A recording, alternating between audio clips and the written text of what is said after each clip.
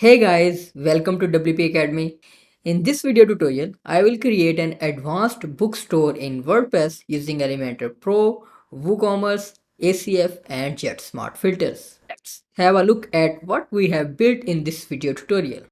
A modern and elegant homepage with dynamic content.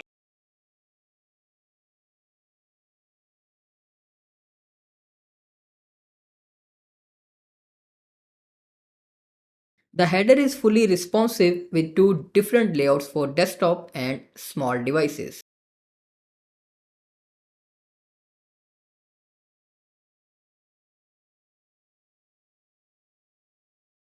The product archive page have advanced Ajax-based filters.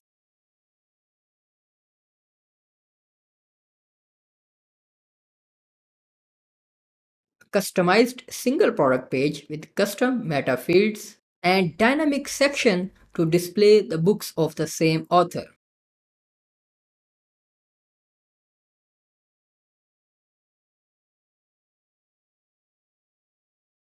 Dedicated authors archive built using a custom shortcode.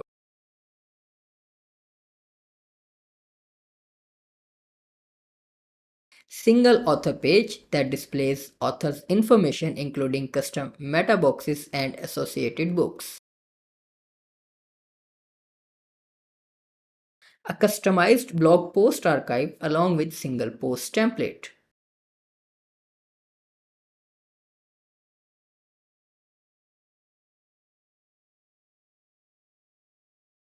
And all the other layouts for different pages like 404, my account, cart, checkout, and single page. Everything is built from scratch on this website using Elementor's theme builder. You will learn how to create custom meta boxes and taxonomies for WooCommerce using ACF.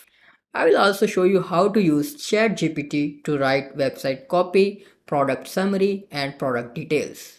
I have used some custom CSS code to style different elements and pages of this website. I have also created two custom shortcodes to display the authors in a list or grid format. I have compiled all the code into a custom theme that you can download for free along with the other assets that are used in this video tutorial. The link is available in the video description. This is going to be a long tutorial, so you should watch it step by step. I have added chapters or timestamps in the video description so you can navigate through the video easily. You can also purchase this ready-made solution to use on your personal or commercial projects for just $99. And you can also hire us to build amazing websites for your business. Before moving forward, make sure you have subscribed to our channel, and if you are watching this intro video on Facebook or other social media platforms, then check the video description or comments for the full video tutorial link. Okay guys, so let's get started with this tutorial. First of all, download the assets file from the video from the link in the video description, and then extract it on your local computer. You will see something like this. In this assets folder, I have provided all the assets, graphics and relevant code, or even child theme and modified child theme of this tutorial, so you can use it accordingly. But I have not provided but I have not provided the book covers because I am using these book covers from Amazon, so they might be copyright protected and I can share them or distribute them. You will have to use your own book covers. Obviously you are going to build a bookstore, so you will have to add your own products or own books. I will just use them for the sake of this tutorial to demonstrate you how things will look. But I have provided all the other assets like icons, author images, or other graphics.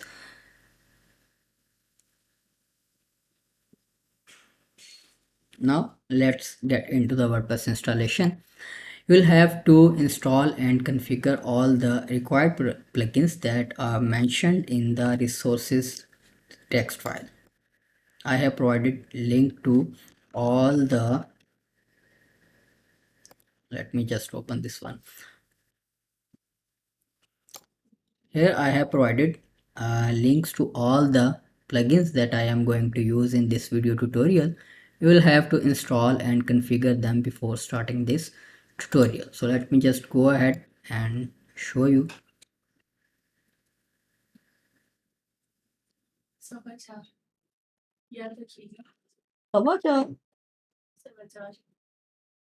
अच्छा।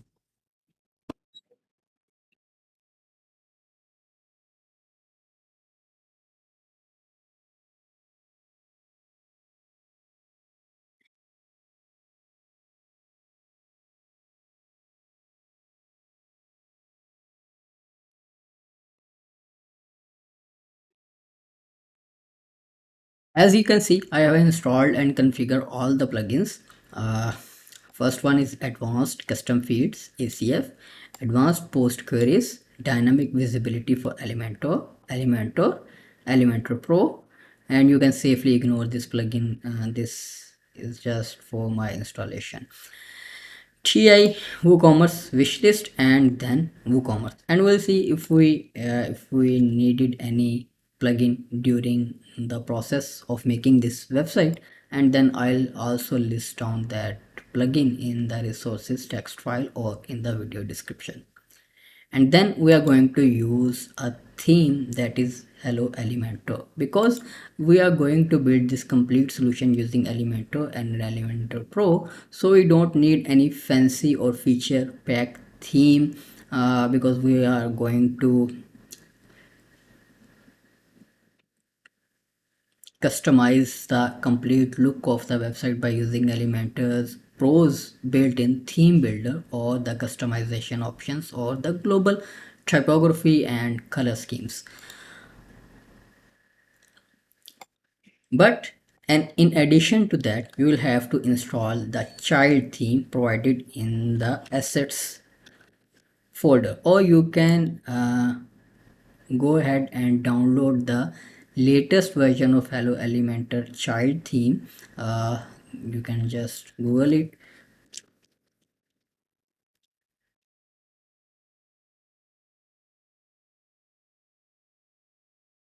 The theme is available on this GitHub repository.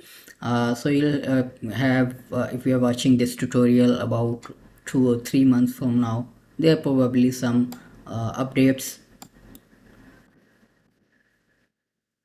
to this theme, so you should always use updated theme file.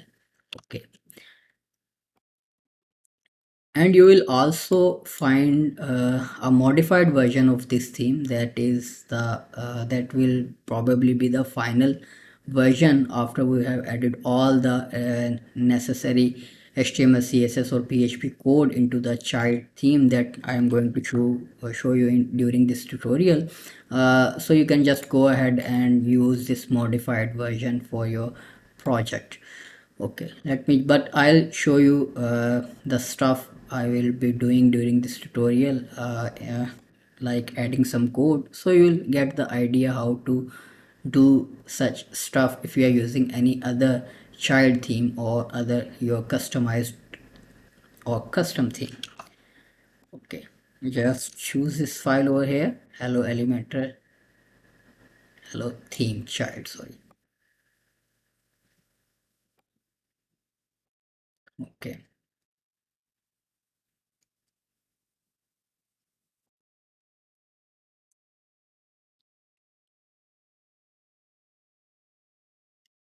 let me just explain you why we are going to use a child theme.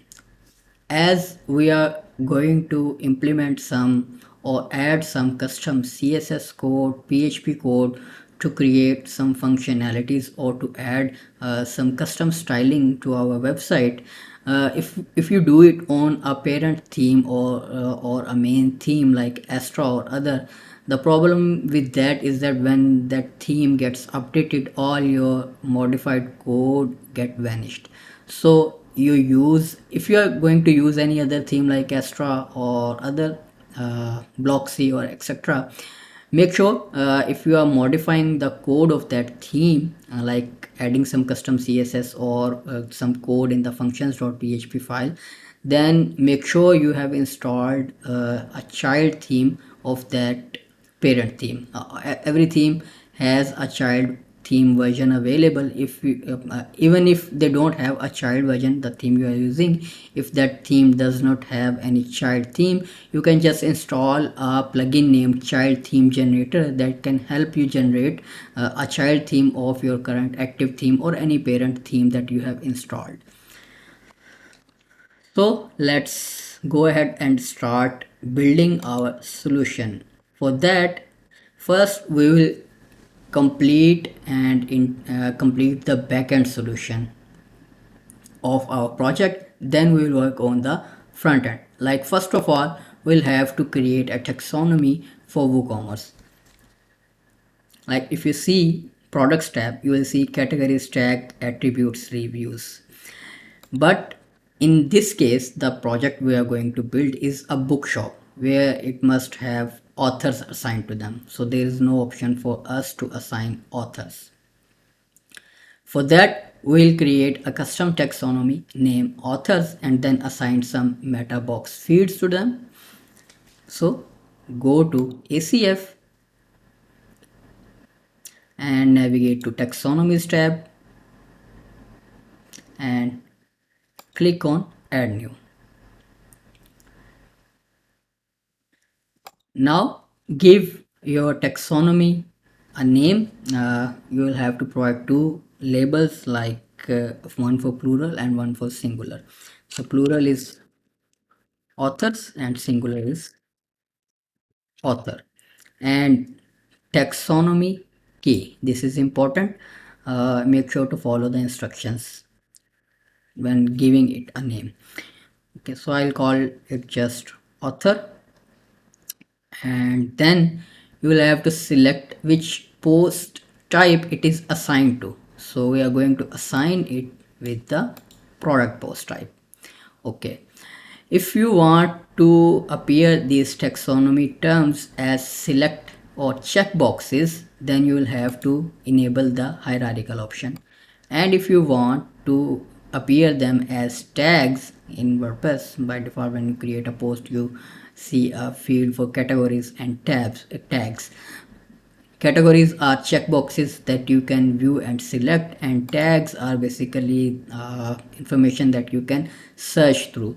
So the concept behind is really simple, that hierarchical terms can have parent and child items, while the tags are individual items or information. So in our author's case, the we really don't have any parent or child concept, so we can use them as tags, or they should be used as tags, but I am making them hierarchical just to have a nice looking checkbox selection, so I can see quickly most used authors, or see the information through. So I will, so I can easily select through them, and I don't have to type through them. And even if I,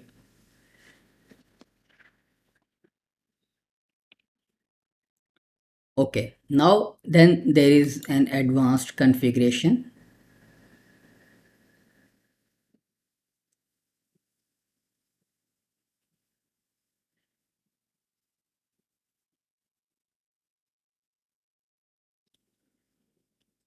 and you can go through them and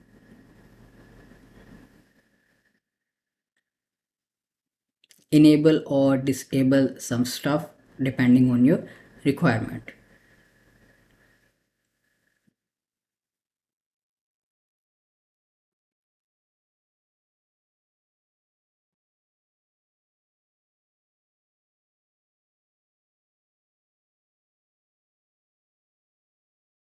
You can modify the labels if you want, and the visibility, basically where you want to show your custom meta box.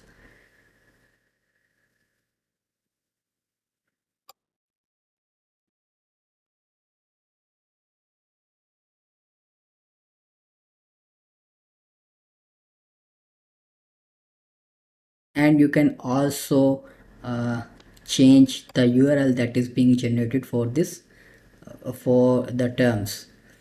You can have a custom slug, like if you don't want author to be appeared in the URL, you can replace it with some other text or value, but I'll just use the taxonomy key. Okay, now hit save changes.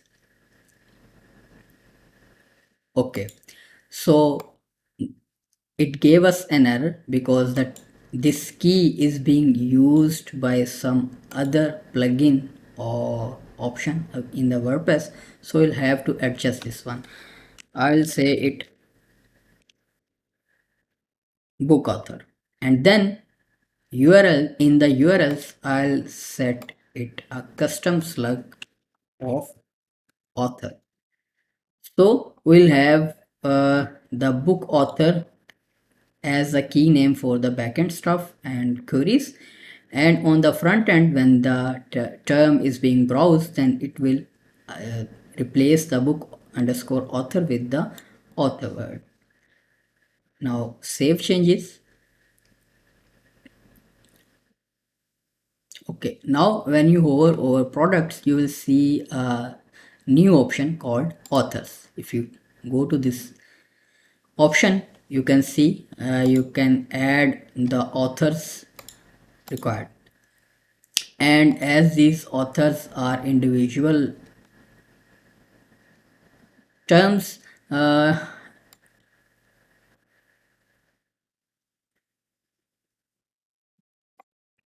okay, now we need some extra information here, like we want to set an image for that author, or description can be used as bio or information about the author, but we'll have to add some more information like some social media links of that or particular author, so people can click on them and visit their websites or their social profiles. So to create custom meta boxes for this taxonomy, go to ACF, and then create a new field group. I'll call it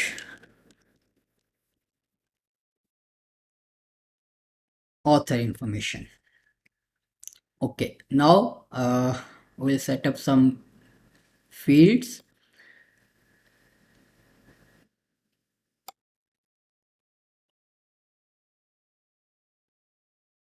like the first one will be an image, and I'll call it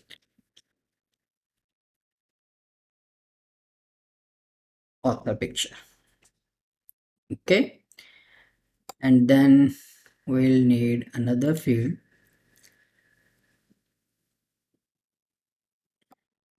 for the social links. We'll use URL, or the first one we're going to create is author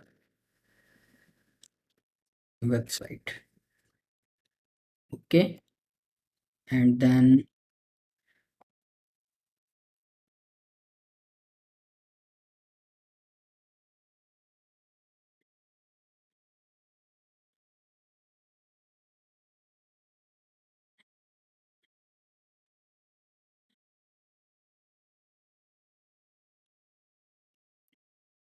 and you can add any more links or fields that you want to assign with that author taxonomy. And then when you have finished creating your fields, just go to below this settings section and select forms taxonomy from this drop down is equal to the taxonomy you have created, that is author. Now this information or fields group will be displayed only on the author's taxonomy terms. Save changes, and now when you go to products, authors, you will see all this new information populated over here. Now we can assign or add some information to these fields.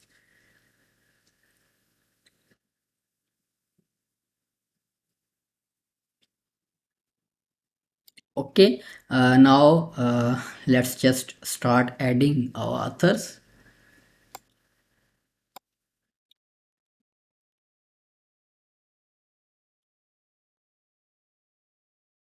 And I'll use some dummy text over here for the demo. Let's just open up Lipsum.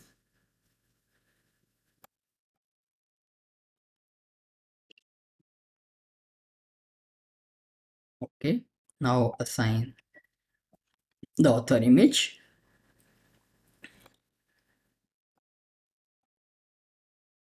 You will find them in the authors folder, and obviously you can add your own images or data.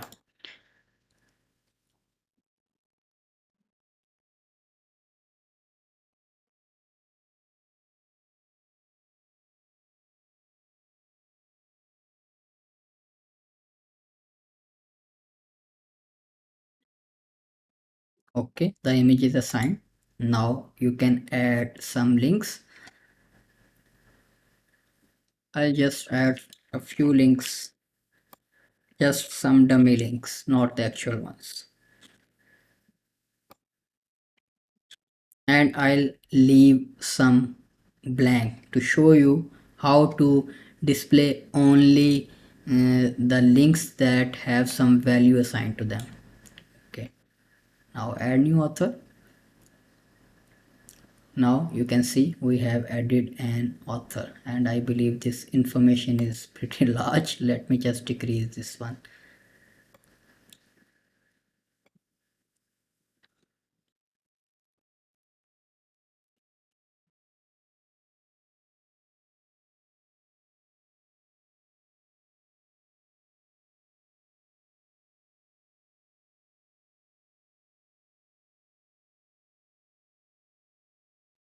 And let me just show you how you can generate information about some particular author using ChatGPT. Open up chat.openai.com.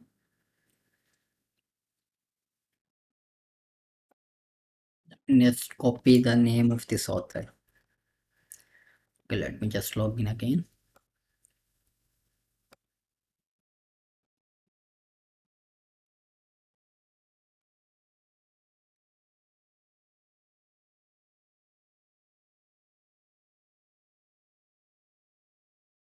Okay, here we are.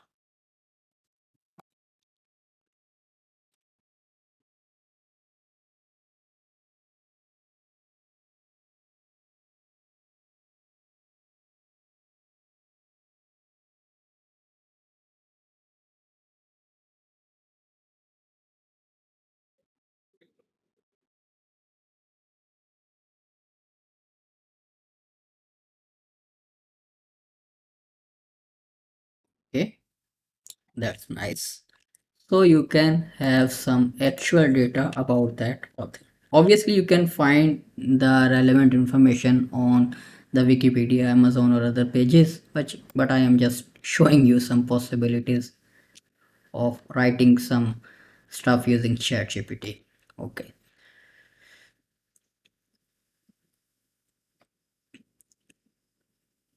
Now we have added an author and assigned some information to it. Let me just add all the authors that we will be using during this tutorial to assign to books.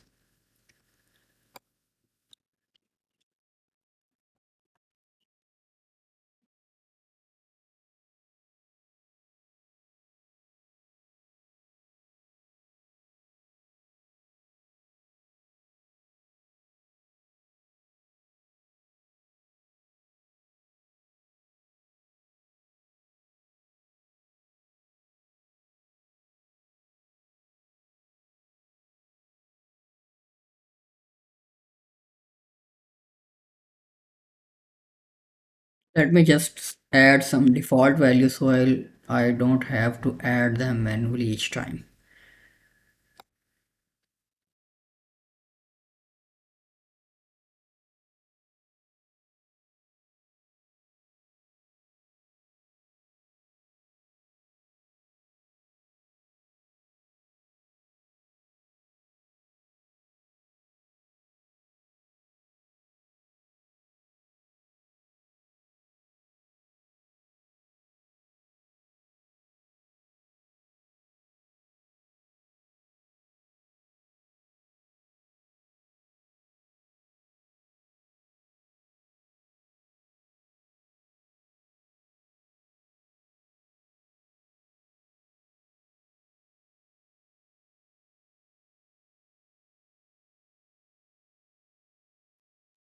Okay, so now I have added all the authors that were required, or some authors that we will be using during this tutorial. Now next step is to create some categories for our books or this store. Go to categories, and then I'll create some categories. You can obviously create your own however you like. I'll just add some popular categories related to books.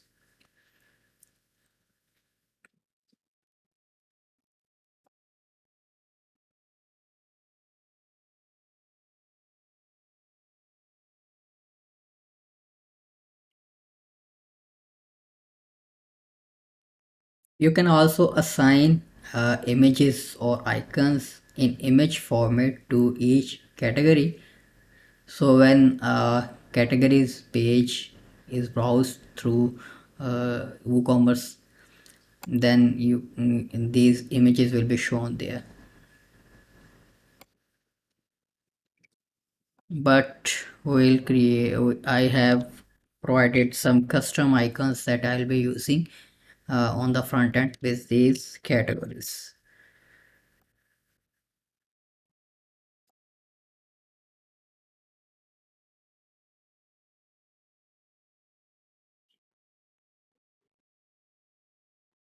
Okay, that's enough. Now if you go to products and click add new, you see the default options for a WooCommerce product, like its title, product description, some data like price and inventory or shipping or attributes. But we want to show some extra information like you see on a bookshop or a bookstore like Amazon, eBay or stuff. You see some other bunch of information available with that book, like its publication date or language or download sample or some stuff. So how do we do that?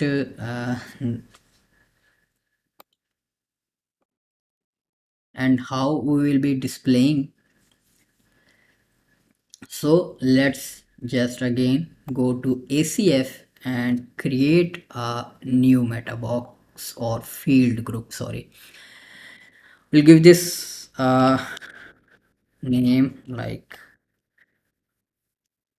book information, and then we'll add some fields to it.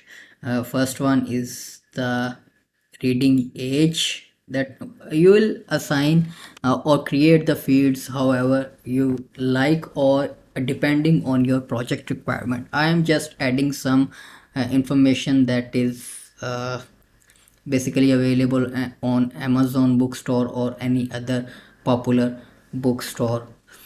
So uh, reading age, we can have this as a text field, and add the information accordingly. So but we'll prefix its field name with some custom value, so it does not conflict with any other field name created by any other plugins that you might have installed or using on that project. So We'll keep the label simple, but the field name should have a custom prefix so that it does not conflict.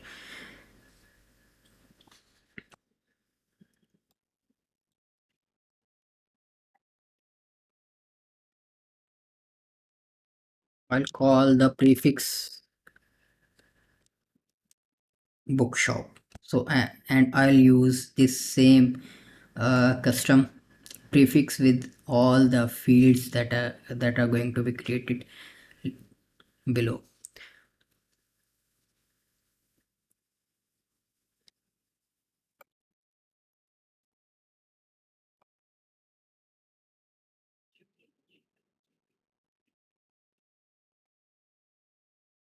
You can have this field as a select box.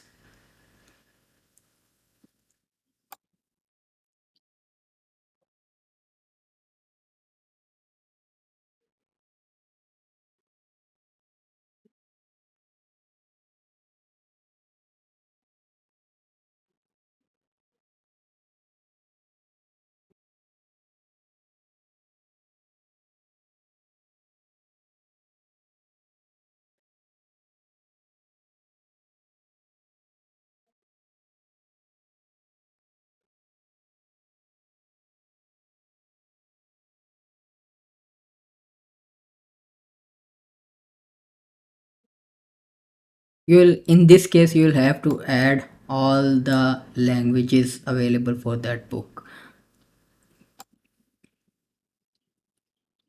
or you can simply have this as a text field and just input the value.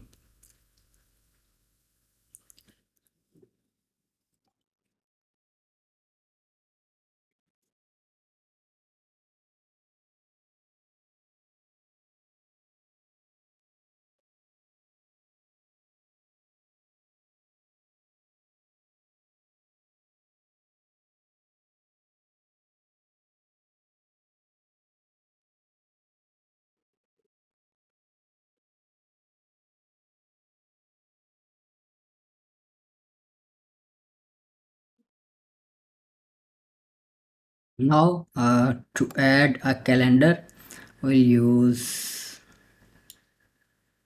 date picker,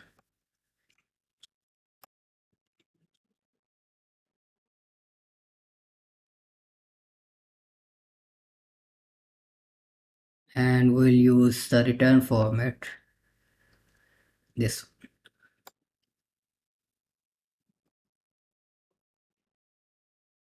And now I will add a file field, name it as download sample. Add an option to upload a PDF or other file format as a sample that will be showing on the front end, so user can download it. I see this feature on many websites, on book selling websites basically, that have this feature where you can download the sample of a digital book before buying the actual product. So you can also go to validation and limit this file type. I'll set this one as PDF. You don't want to have the functionality for the client to upload any dangerous file, so he get into some trouble later on. You can restrict the file size or its format. So here in the validation,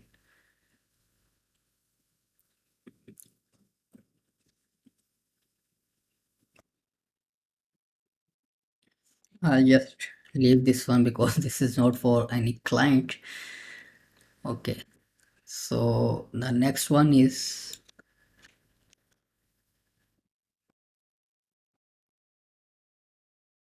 a number field with the name of print length.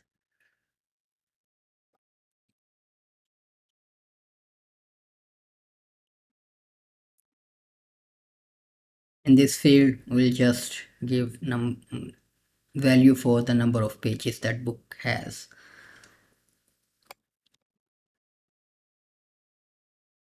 Next one is a text field, basically dimensions.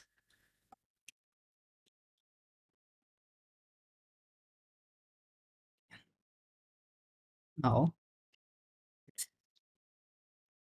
weight.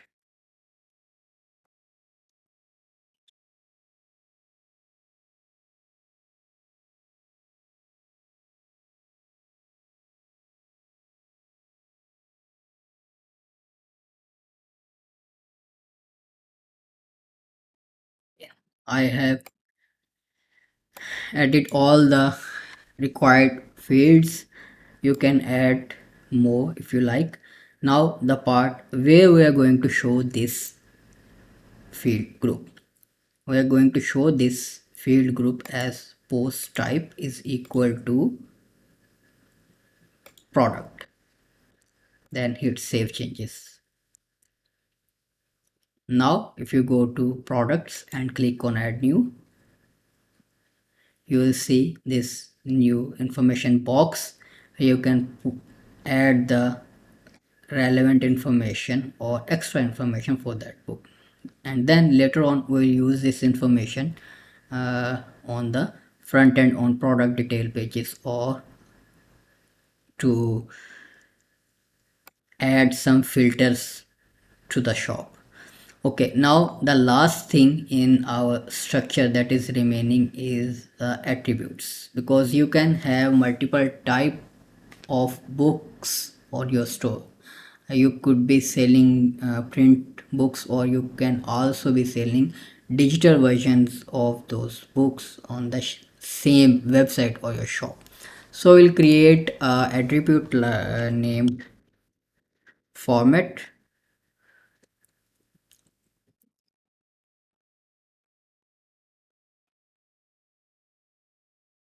and then we'll assign appropriate values, basically the formats you are offering on your bookstore. Sorry, we'll add the terms in configure terms section.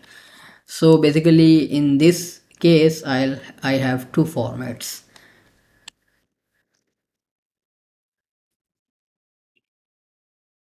printed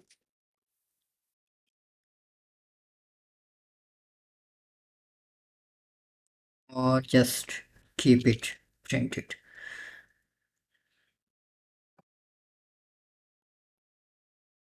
and digital. You can add more formats like Audible or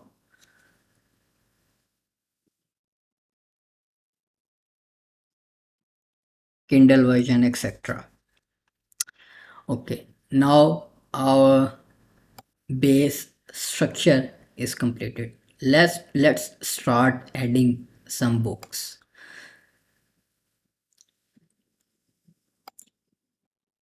So I have some book covers with their names in my local directory.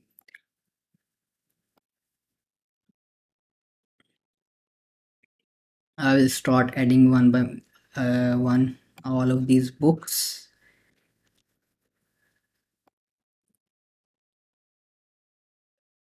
I've assigned the names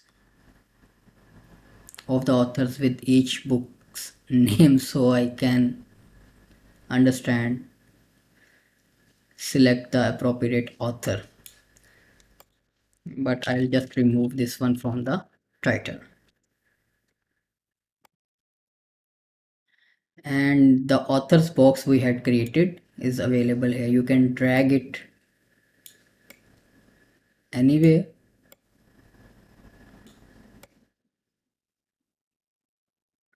Okay, so the author of this book is this. Okay, now I can again write some information about the book using ChatGPT.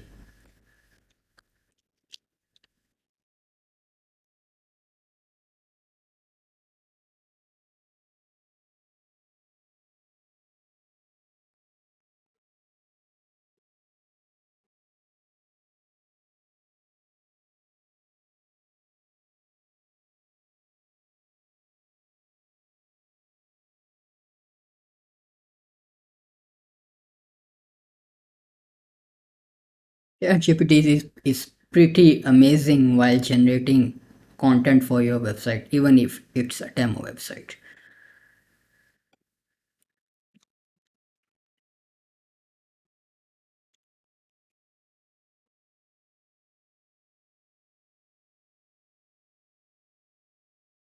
I'll just make sure I am providing correct information to ChatGPT so I can have the correct output. Okay, see, it's amazingly generating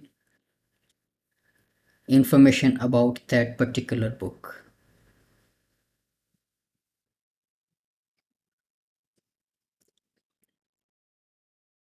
Okay, now it's time to set the product image.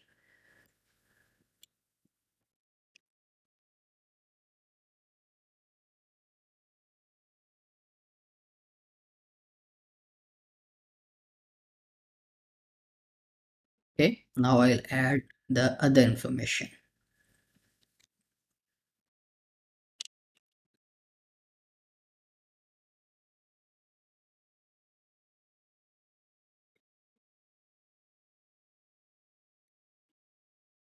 See, I have some language selections over here.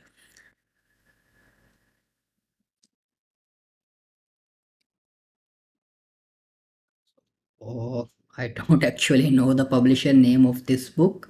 We can just Google it,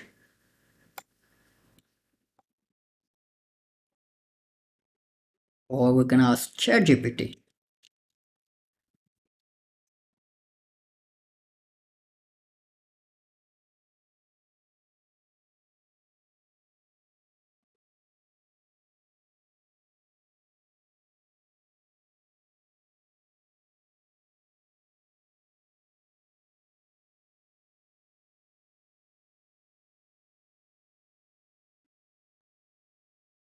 Okay,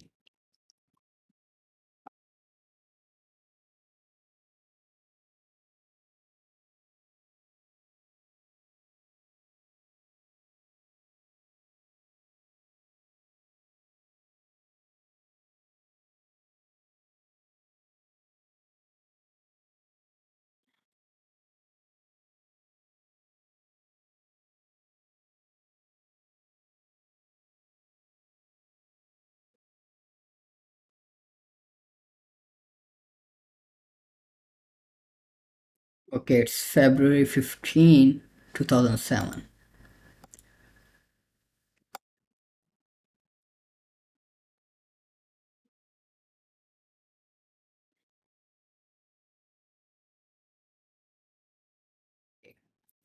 Now I'll add some a sample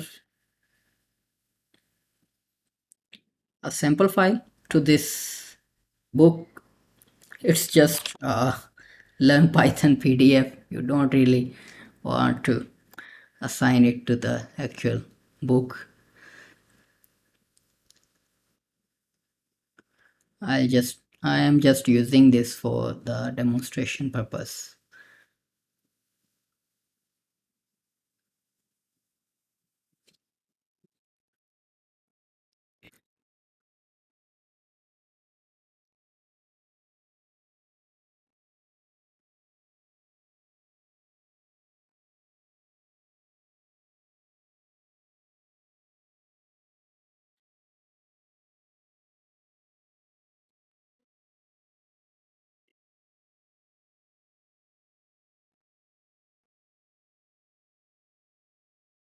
Okay, I have added all the related information to that book using ChatGPT. Okay, so now the category. So let's figure out what should be the category for this book.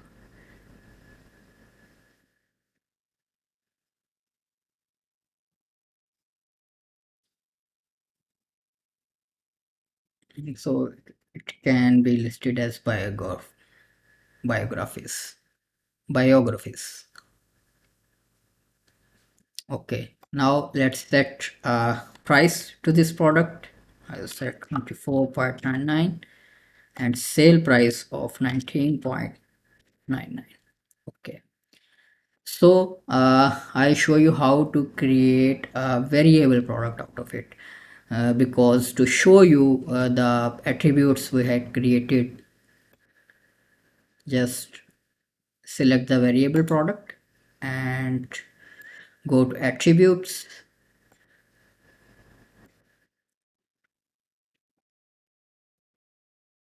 select format.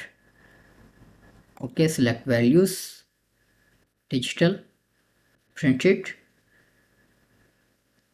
Okay, save attributes and then go to variations and generate variations. Okay.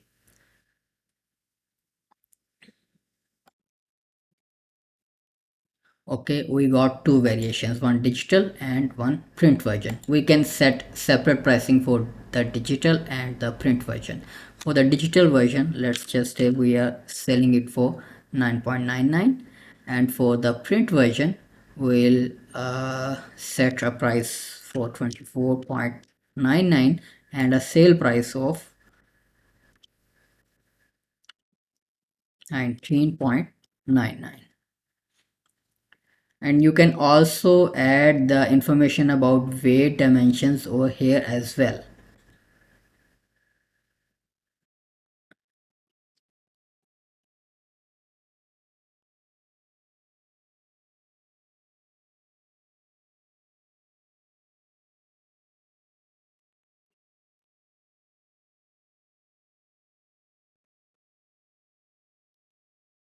Okay, now let's save changes, and we'll have to assign book cover.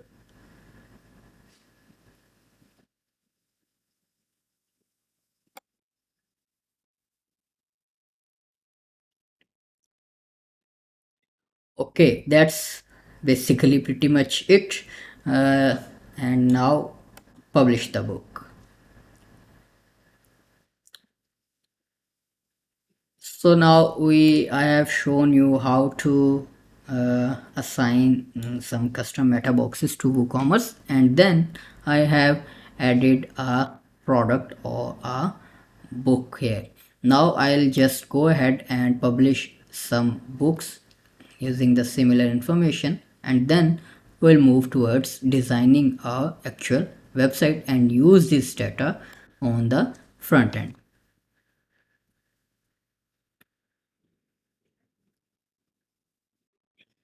Okay, so now that we have built the backend system of our website, now let's start building the front end.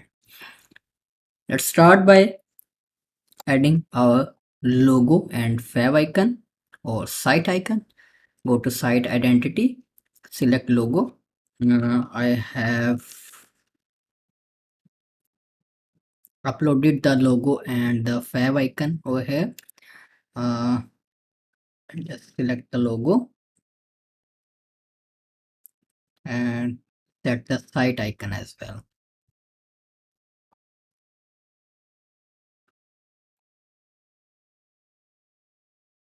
Okay, let's just publish this one, and now navigate to templates and theme builder.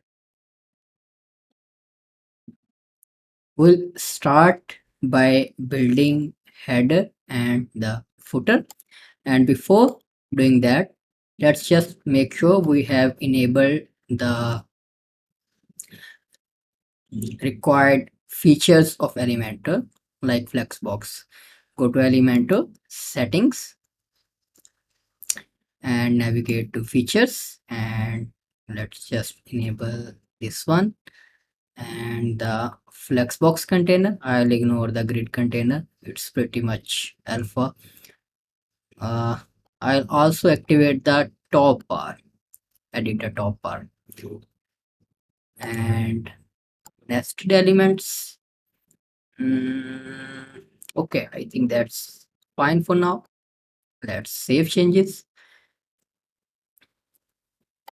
Okay, let's start by building our header. Go to header and click on add new to add the new header template.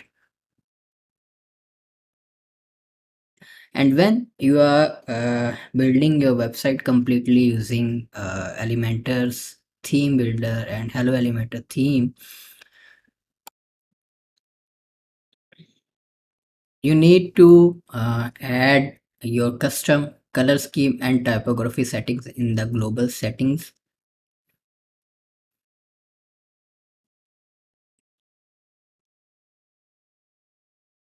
I have provided the colors and the typography settings in the resources.txt file available in the assets folder that you have downloaded from the video description.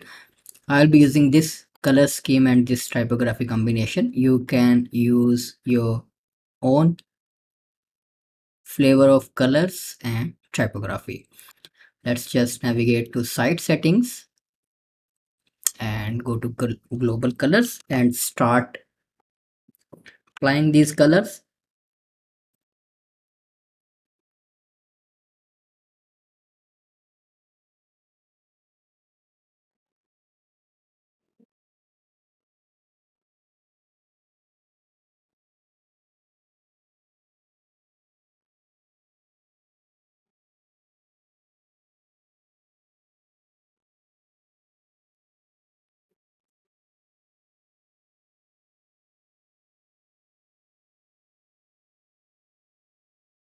Okay, all the colors have been added.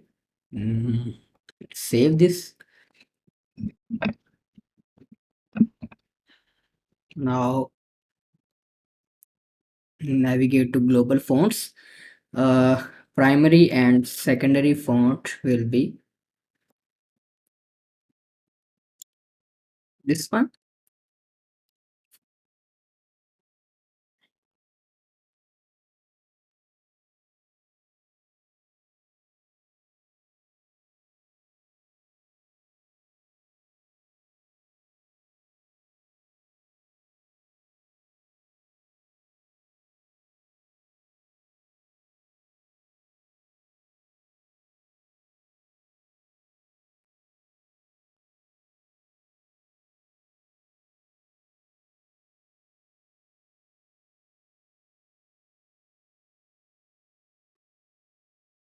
And text and accent will be railway. Let's save changes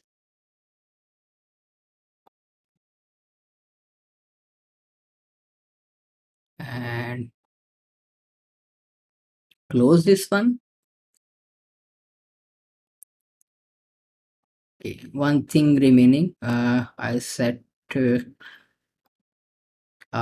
background color to the whole website that I have saved the light background. Save changes and close this one. Now let's start building our header. Let's first rename this template. I'll call this header and I'll change its HTML tag to header. You can pick a pre-made header template by the Elementor, or you can just build your own.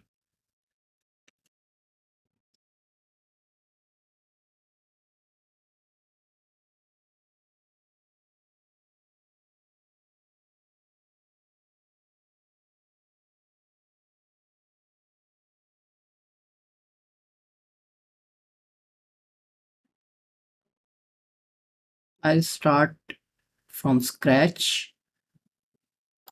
Let's just create a new container to boxed, and you can also optionally increase the default container's width. From the layout, I'll set this one to 1440 to have the container widths for larger screens. Okay, let's just close this one.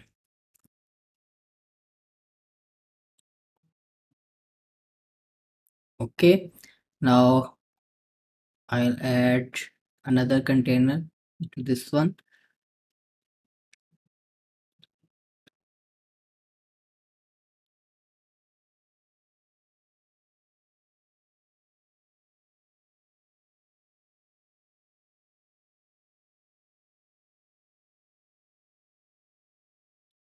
Let's just change the direction of the parent container to a row, and I'll align the items to center, and I'll change its background color to white, and we forgot to add white color. Let's just pick white color and add it to the global colors as well, so we can reuse this color.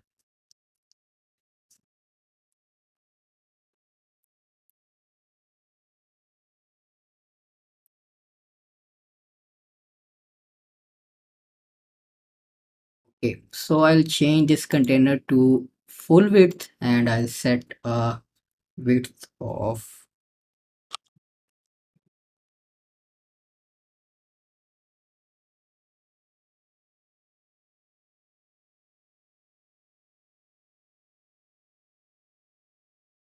about 60% to this one, and I'll duplicate this one and change its width to 40%. Okay, now let's start building our header. I have created,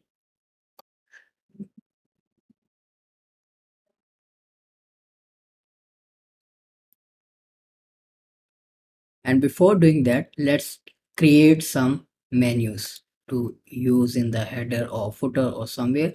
Let's just start by building a menu for the header for the time being now, and then we'll create some other menus for the footer as the tutorial progresses. I'll call this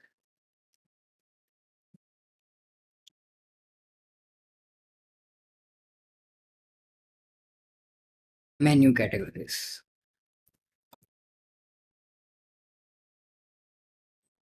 and let's just enable the authors and product categories from the screen options. And now I am going to create a drop down menu of categories. Like hovering or clicking over it will bring down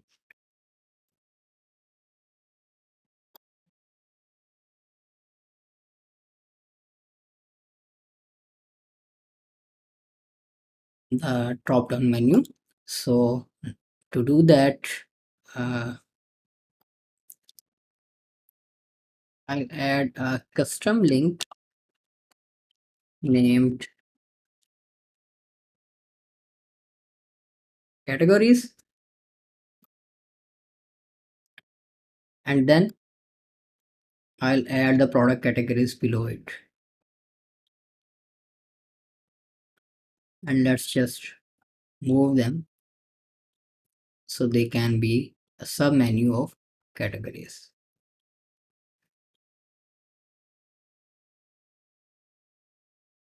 Okay, save changes. Okay, let's publish this template. I'll show this header on entire website and reload this one, so we'll have the updated data from the backend.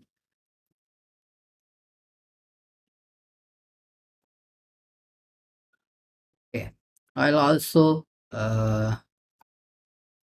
change the direction of this container to row, so we can align the items in this container side by side. So let's start by adding a menu widget.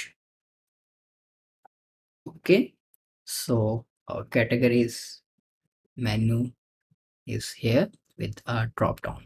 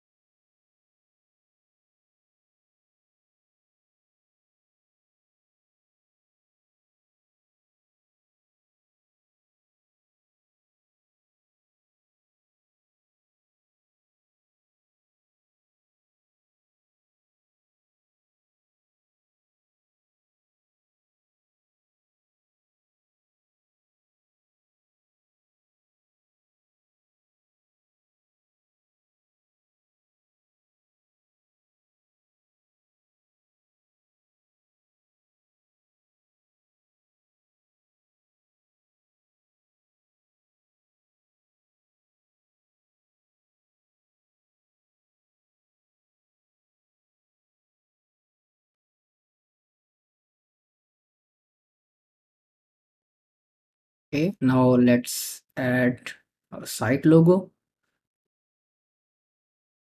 Okay, and I'll adjust its width to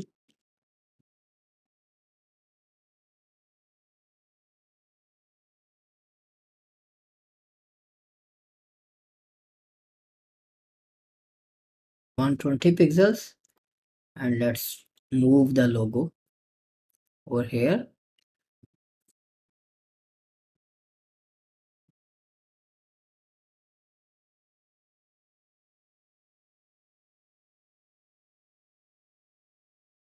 And now let's add a search form over here.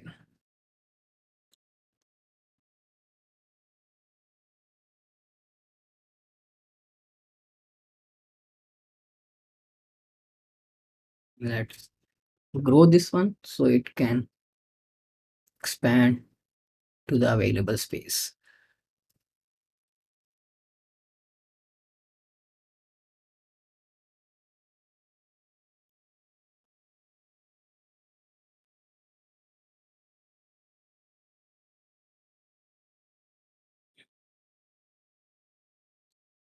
And the default menu widget available in Elementor, the older one, they have just released a mega menu or advanced menu widget that is not currently the stable one.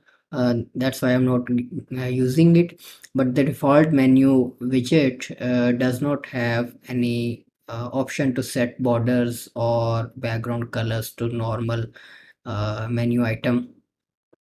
So I'll just apply some custom CSS over here, and you will get all the CSS code in the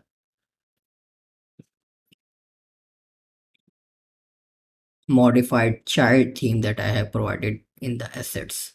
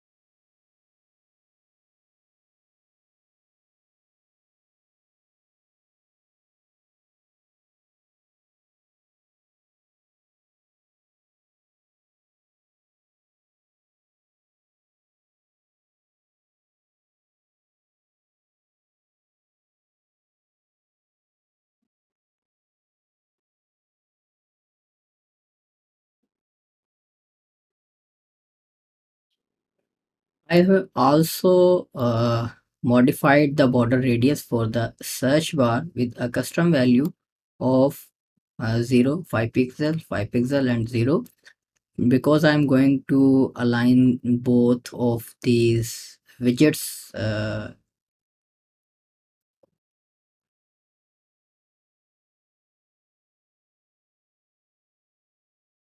together. And to do that, I'll just select the main container and I'll go to layout and remove the gap between elements. And now I'll just add a margin from right to the logo, so it can have some space. Okay, now we'll have to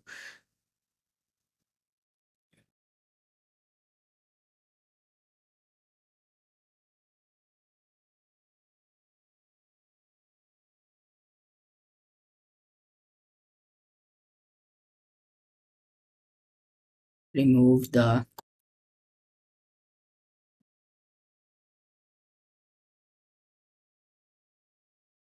border.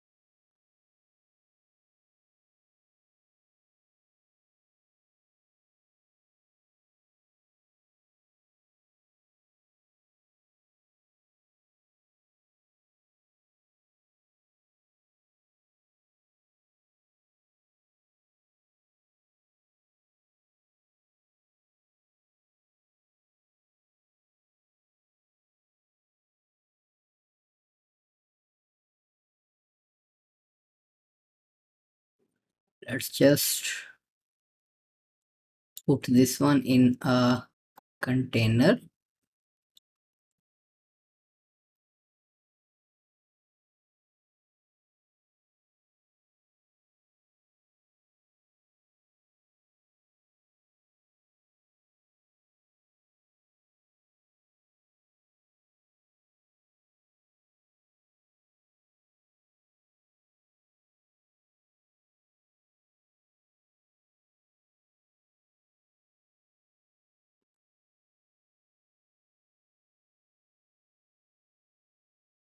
And set a background to this container with a border radius of 5 pixels. Right. And let's change the main menu color to white.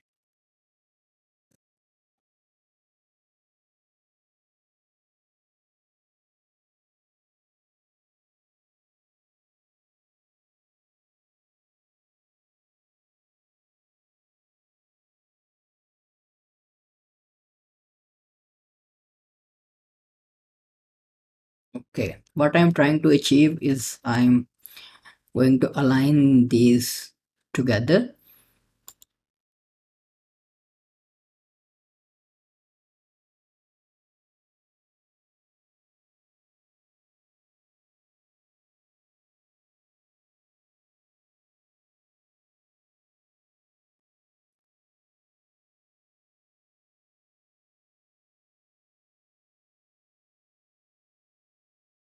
Okay, I think that's fine. Let's just increase the padding for the drop down. Okay, that looks nice. Okay, now to the right we go.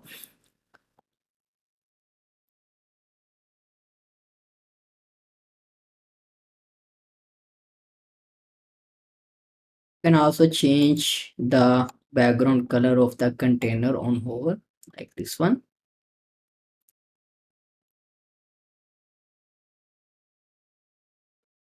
Okay, now let's use some icons and buttons in the right container. I'll start by adding a button.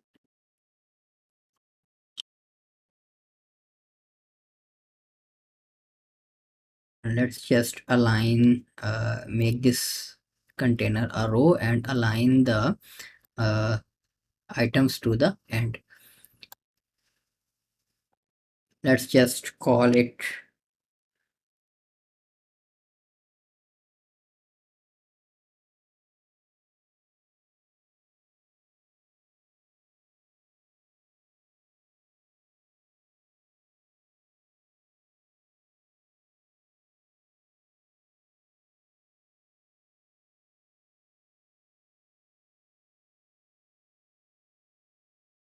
login or sign up. Make the button a bit larger and then go to visibility. Remember that we have installed the dynamic visibility plugin for the Elementor. It helps us show or hide certain elements on different conditions. So I'm going to show this button to the non-logged in or visitors only. So turn on the visibility and go to select display mode to show and go to users and role and select visitors non-logged in, and then just duplicate this button and let's just link this with my account.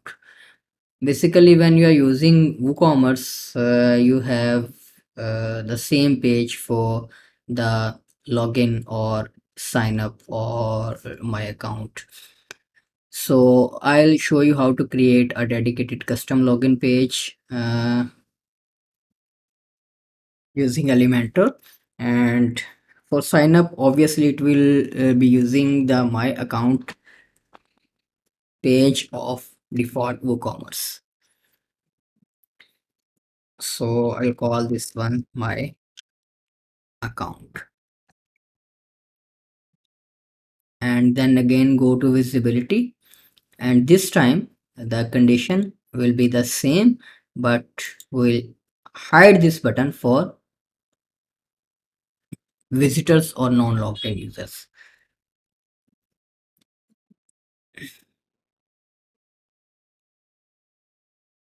And let's just call this one login only to save some space in the area.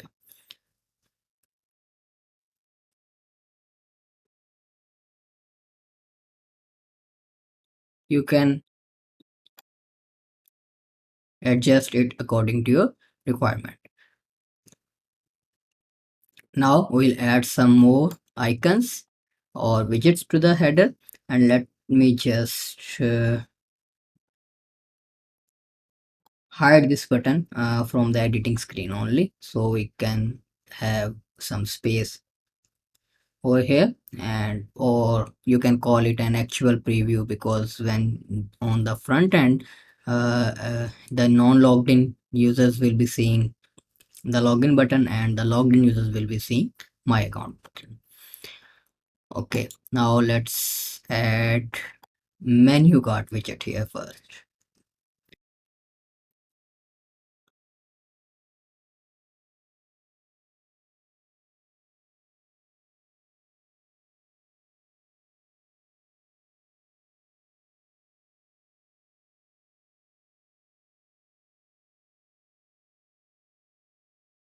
Let's just remove the border and typography to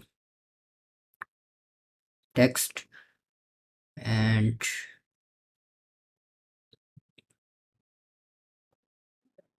let's just increase the distance of the items indicator.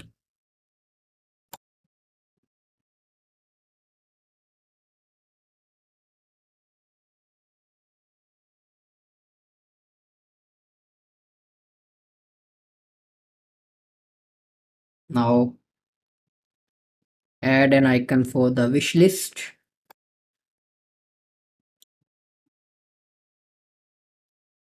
We'll use a heart shape, and I have also downloaded some custom icons that you can use.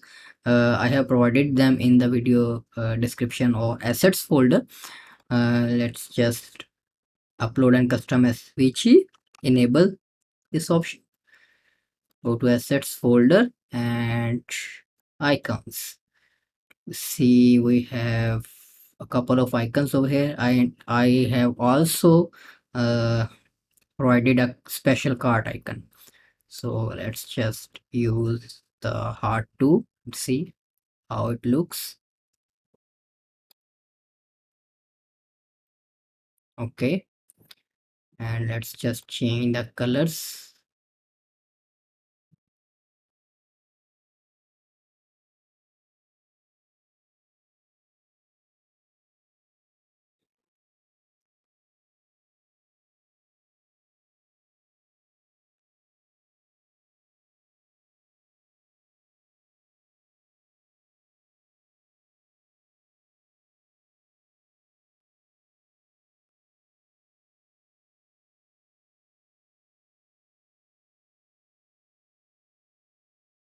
Okay, you see there is some space below the icon. You can remove it by adding a negative margin from the bottom. I think that's fine. And let's just change the cart icon as well. And let's just remove the subtotal from here. Uh, to add a custom cart icon, you can select the custom option from here and then upload SVG, select the cart icon.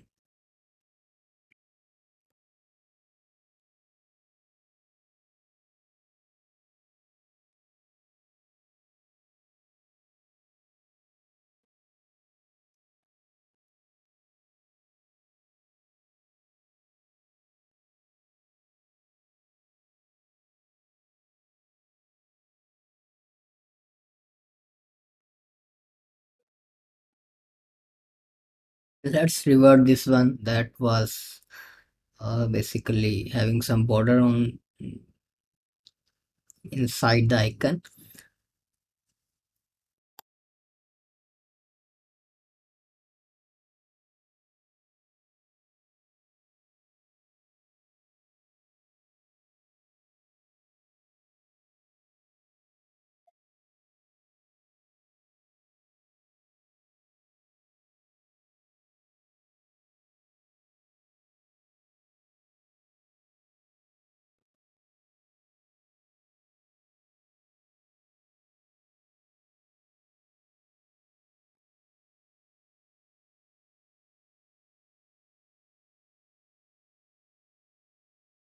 Let's give them some space.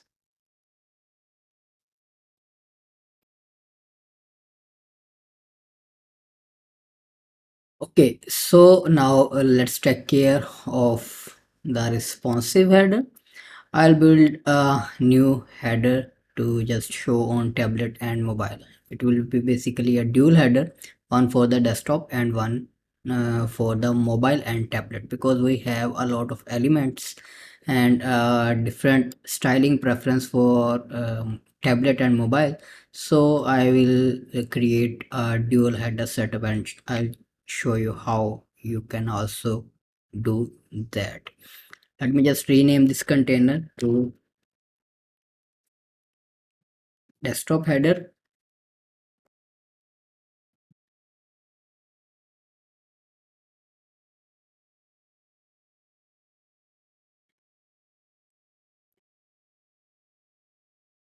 and I'll duplicate this one and I'll name this mobile header. Now let's select the desktop header and go to visibility tab, turn on the visibility and display mode to show, and then we select the device and browser.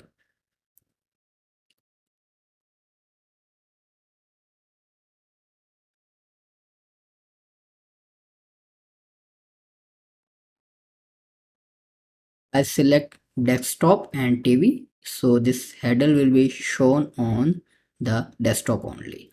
And then select the responsive header, go to visibility and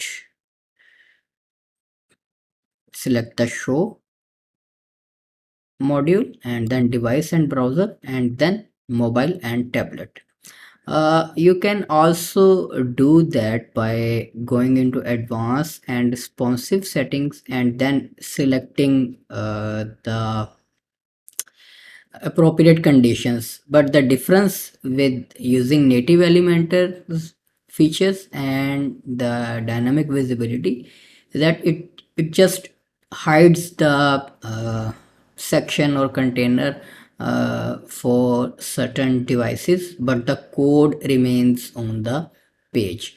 But while using the dynamic visibility, it also removes the element and the code from the page, so the user will only see the appropriate header code.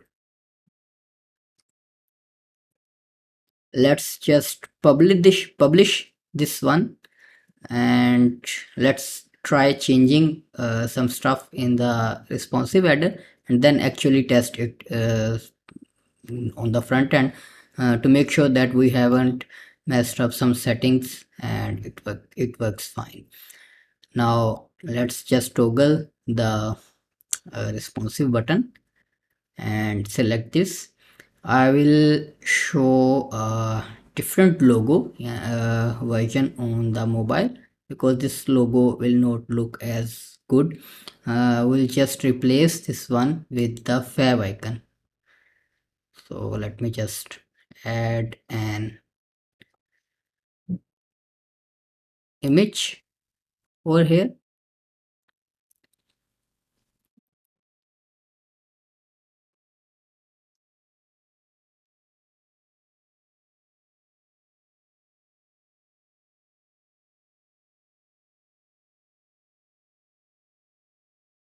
and I'll choose the image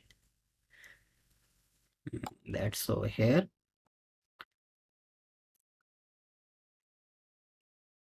and also remove let's just not remove it, change it to full screen so it will just show a search icon and I'll move this one over here. Okay, now let's just move the image up front and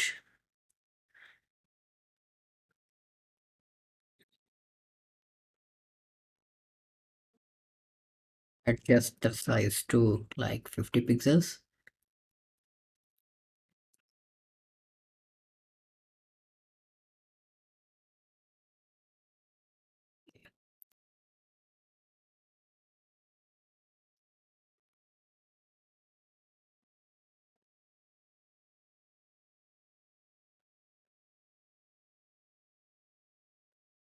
Let's just decrease the width of this container to like 30% and this one to 70%. And I'll also delete these buttons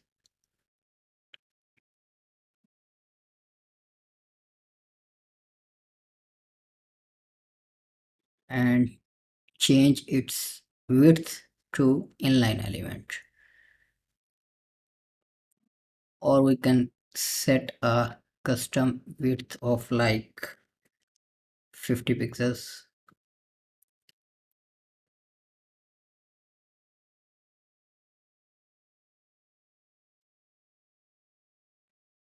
Then select this container and see everything aligns well. Okay, now let's just style the button.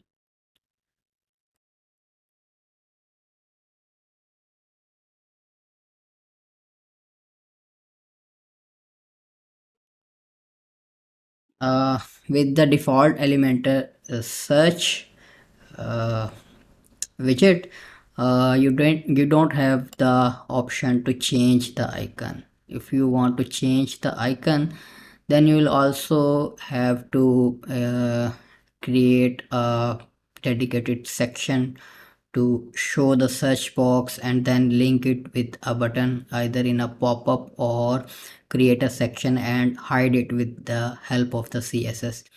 Let me just apply a border radius to this image as well so they look nice and well. Okay, for now for the account and the login, we can use some icons. Let's just duplicate this one uh, and change the icon. Search for user. Now for mobile, we can simply use a singular page of WooCommerce My Account, because this page has the ability to log in and sign up. Because this page has both features, login and sign up on the same page. So if you want a more customized icon like these line icons, you can download them from Icon Finder or any similar website.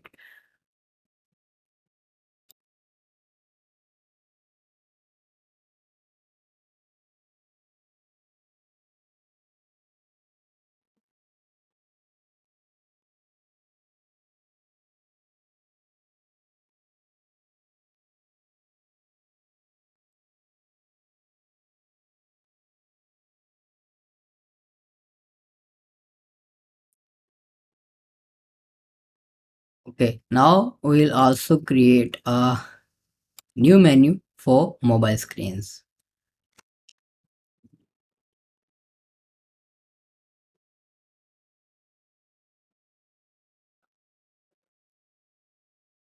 Okay, let's just now add all of the categories directly over here.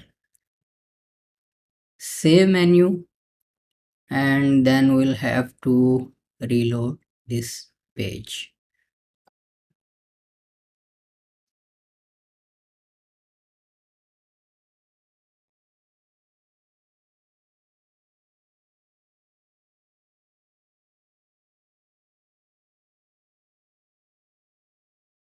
Okay, so now select the menu that we have just created, mobile menu.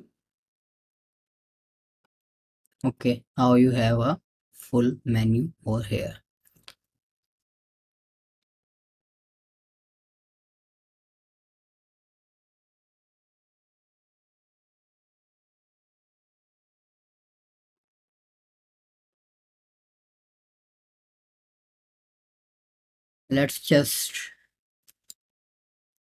Let's make this header a sticky one.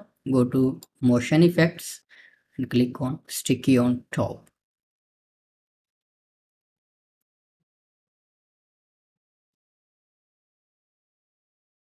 and add a higher z index value so it overlaps on all the elements on the page.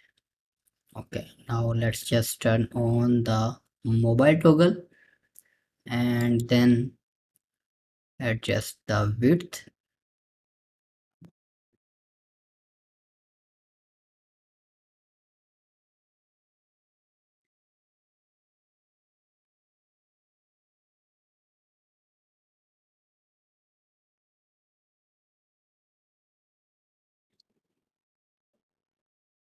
Select the main container, go to layout and select the no wrap option.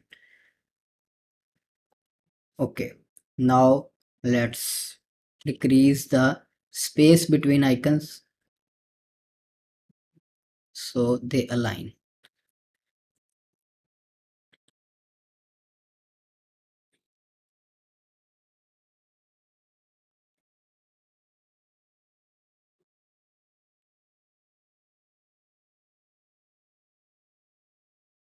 You can also change the positions of certain elements on certain screen resolutions. If you want the menu to be shown on the left, let's just remove the padding from this container. Okay, publish. Now let's just have a final preview on the front end.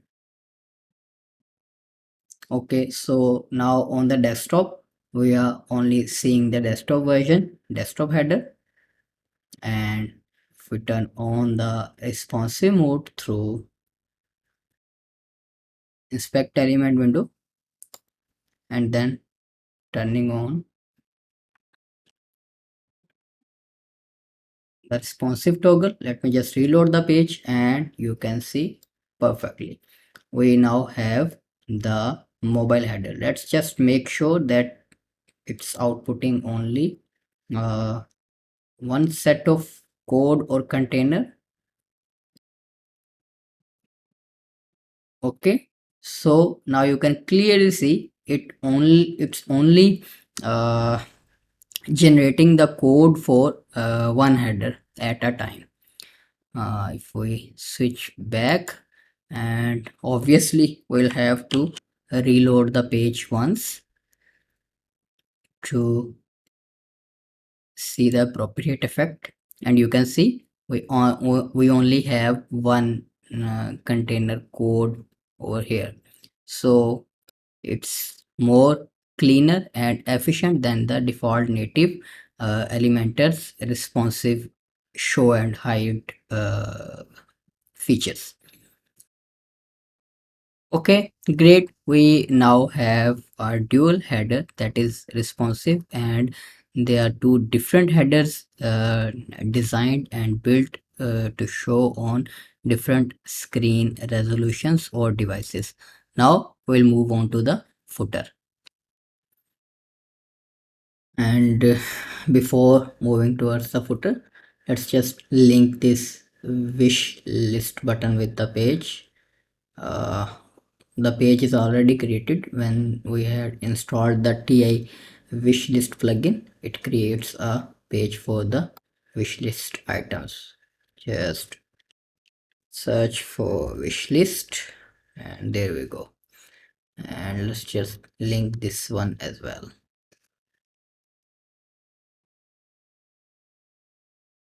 Okay, so we are good to go. Now let's get back to the theme builder, and before building the footer, I'll just create a few menus for the footer.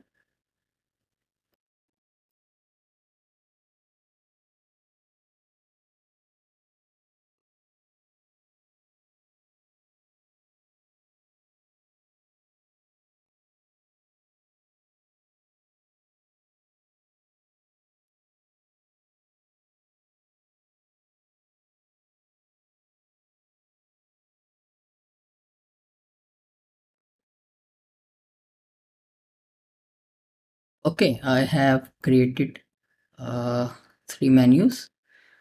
Let's navigate to the footer section and add a new template. We'll just use a pre-made template. We don't waste a lot of time over here. Just pick the appropriate one. I think that looks fine. We'll just change some colors and add our own menus. Okay, let's change the background color of the footer to primary color. Then uh, let's equally distribute these columns.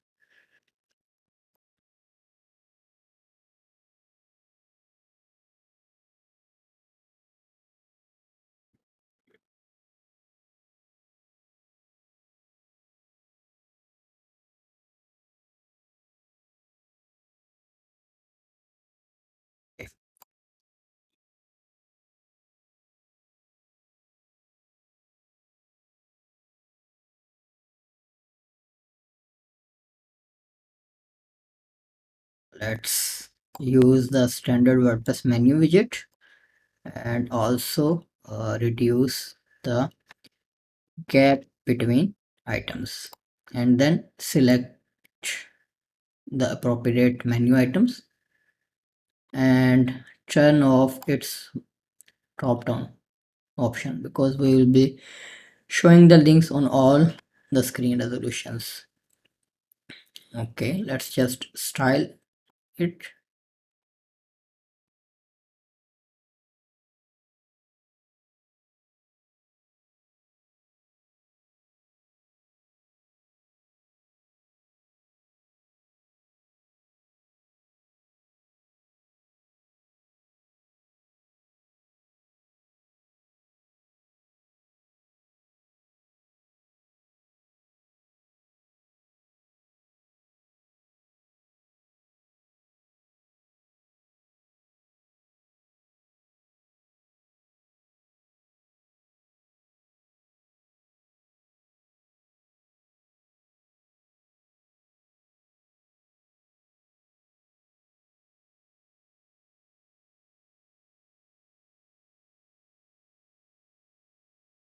Okay, I think that's fine. Since we have imported a ready-made template, it will be mobile responsive, but let's just make sure, because it doesn't look like. I believe we had modified the column widths, so we'll have to adjust them.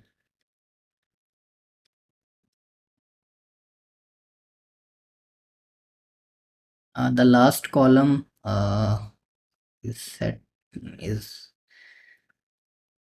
appearing on the front, because on mobile or tablets it's row reversed.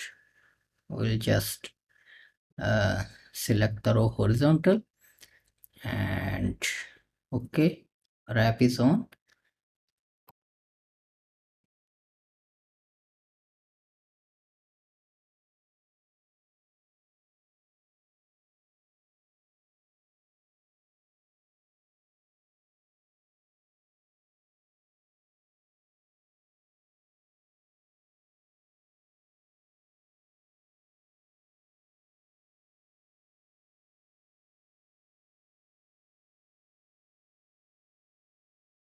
Okay, let's just align them to the center.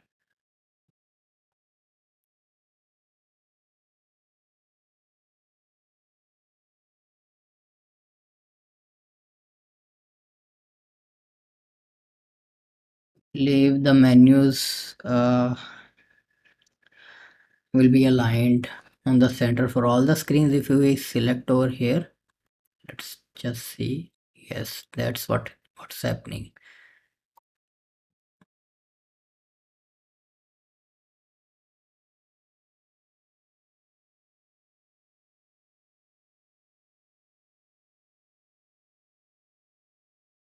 Okay, we can adjust it with the help of some custom CSS.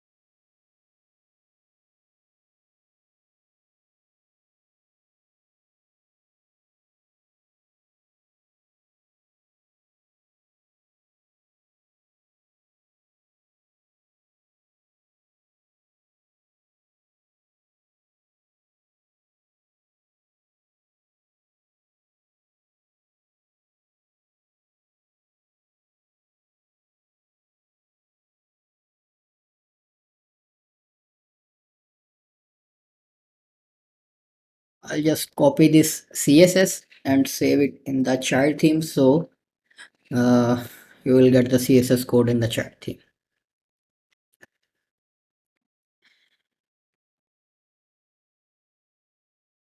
And for that, we will apply some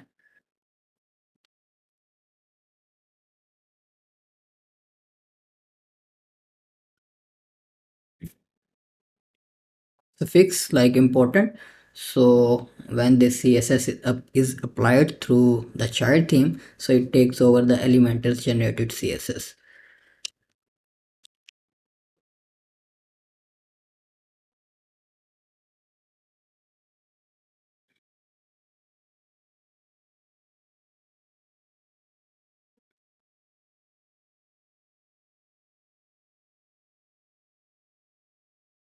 Let's just cut this from here, and if you go to theme file editor, since you had already uh, installed the child theme, you can simply go to style sheet and paste your any custom css over here.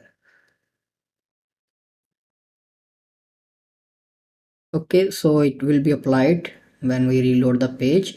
Let's just check out the things on mobile. Okay, so we need some adjusting like margin or containers.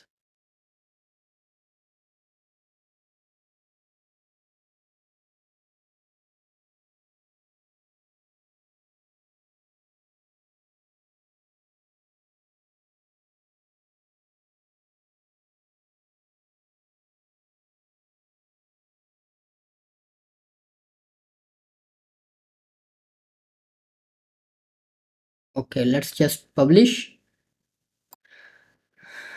the footer on entire website, save and close. Let's just reload and make sure our custom css is also applied and the footer is uh, adjusted accordingly. Okay, great, everything looks fine, just the css. Let's just visit the actual website, and let's just hard reload once, inspect and turn on the responsive, and it's working fine on the front end. We'll just have to hard reload because it's some cache and etc. Now just rename this template to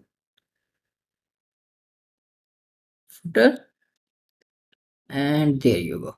We have uh, just created the footer for our website as well. Now the header and the footer is complete,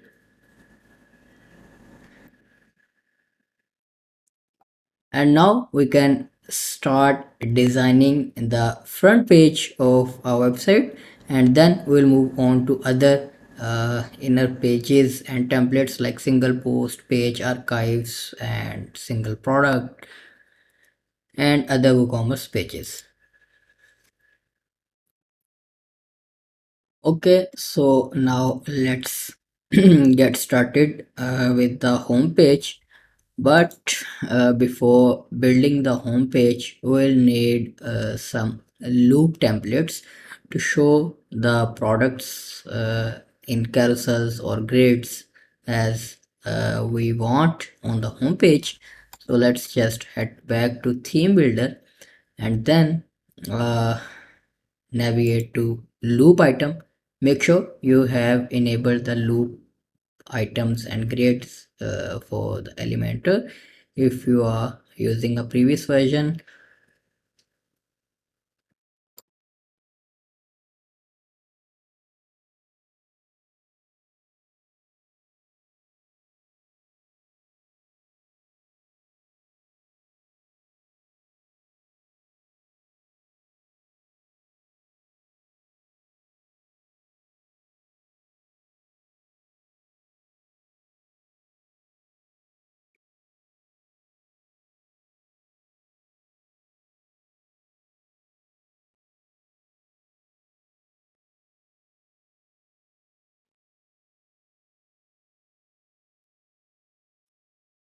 and navigate to the loop item section and click on add new.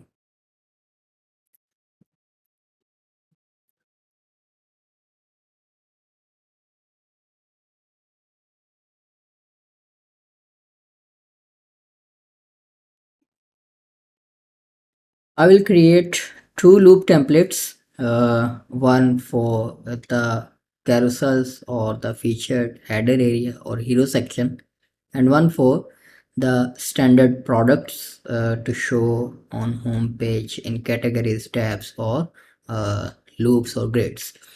So let's just start building our first loop.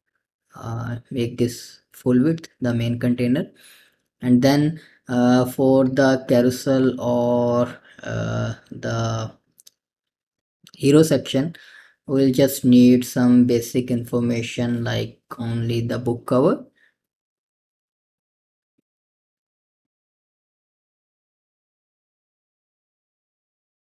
along with its price.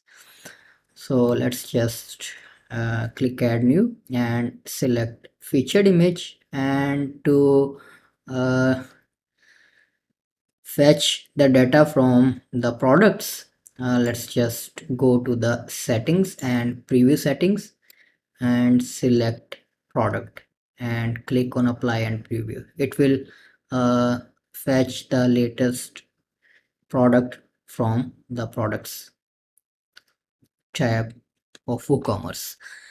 So we have the cover image over here, and let's just apply a border radius to it, and then uh, in the link section, select custom URL and link it with the post URL. So if a user clicks over it, it goes to the single product page.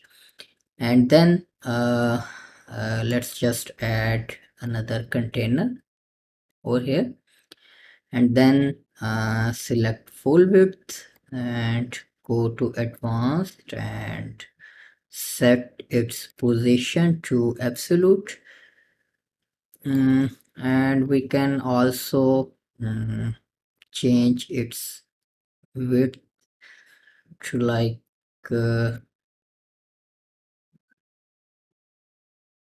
or we can just use the product price. Let me just rename it for like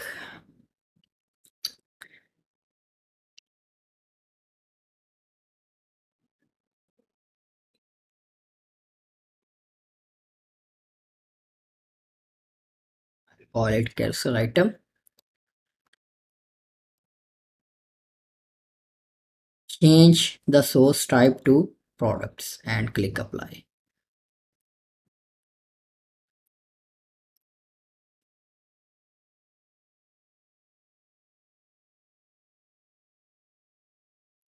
uh, Changing the source type to product will let you have see the appropriate WooCommerce widgets in the first section of your widgets panel.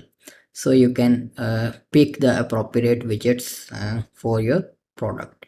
So we'll need product price widget.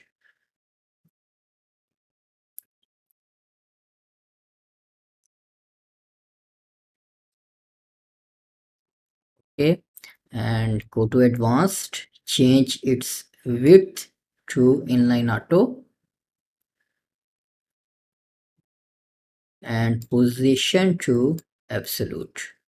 Okay, so you can see we have a bit of margin below the price that will most probably coming from theme or uh, some default styling.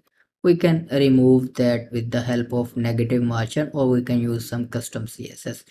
Let's just style it first. Go to uh, background and let's just set a primary background, a dark background with some transparency, and let's change the color of the price to white. Okay, now again we'll show it on the right, and let's just remove the padding from the parent container. Okay, so now let's just adjust some spacing, like 10 pixels from right and 10 pixels from top, and then let's apply some padding, uh, 10 from left and right and 5 from top and bottom. And now let's just see what's bothering it.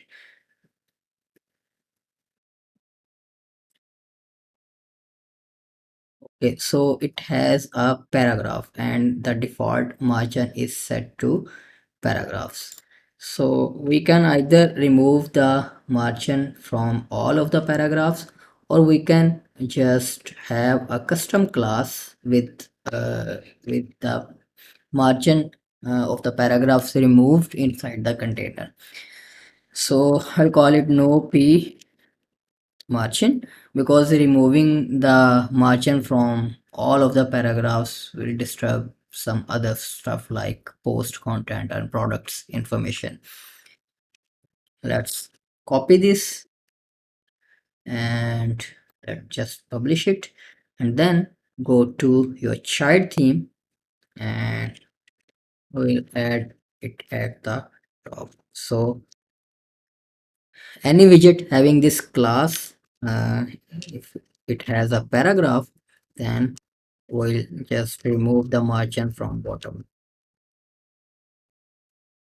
Okay, so that should solve our unnecessary paragraph margin. Okay, let's just reload this.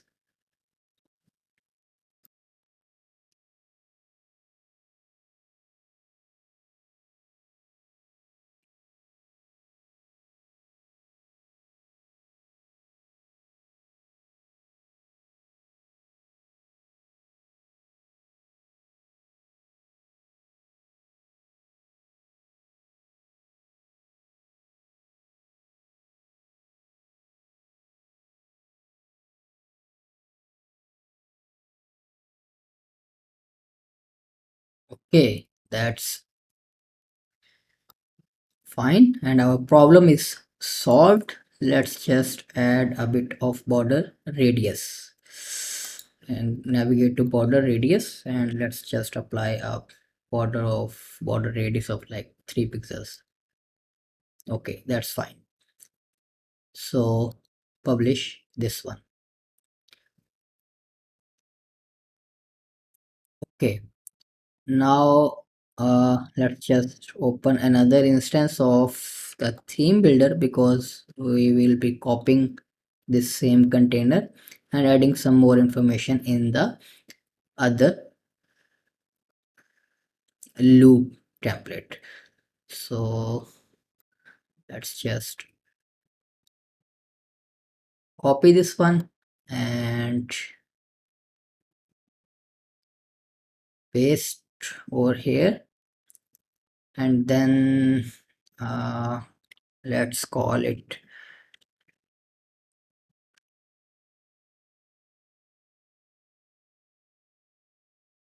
product grid.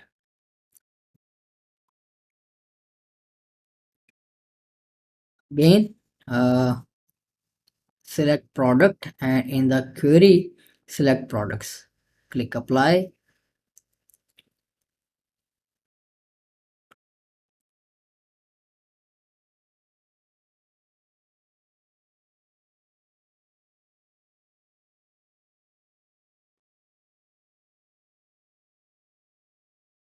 Okay, now let's just add another container inside this container. Sorry, we added the heading.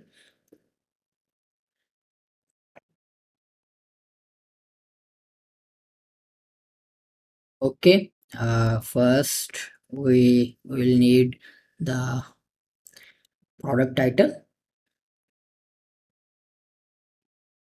and let's just decrease the gap between items. Okay, now let's just style this. I'll use the div HTML tag, and you can select the typography of your choice, like primary or secondary or the text version. I'll also just change the font size. Okay,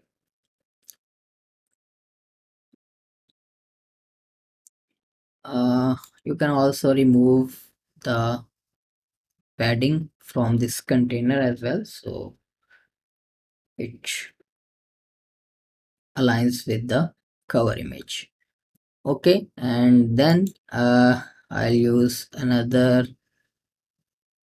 heading widget, or let's just see what the product meta offers.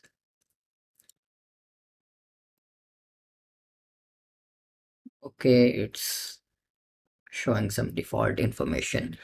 I'll just use a heading element, and then again div container, and from the dynamic tag we'll use post terms, and then select the author,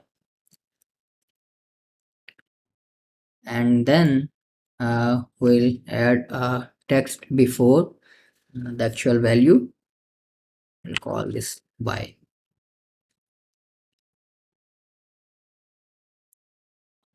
Okay,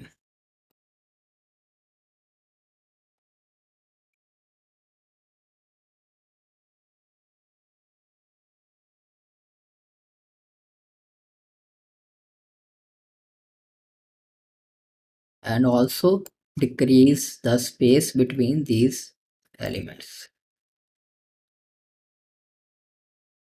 Okay, price is here, title is here, and the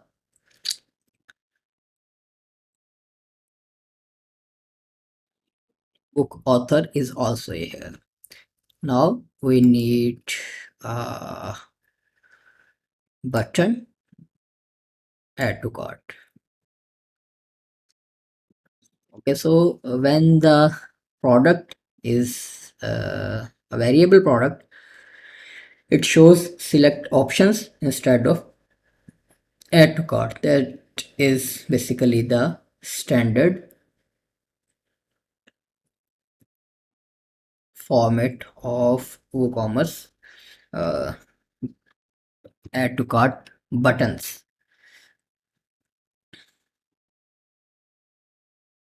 Some themes have a better option, like showing the variations right inside the grid and etc.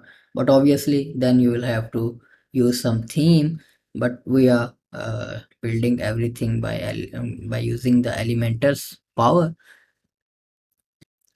so we'll stick with this one. Layout inline to stacked.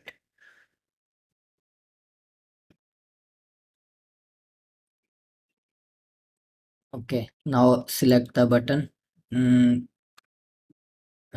make it justified, and let's just adjust the typography and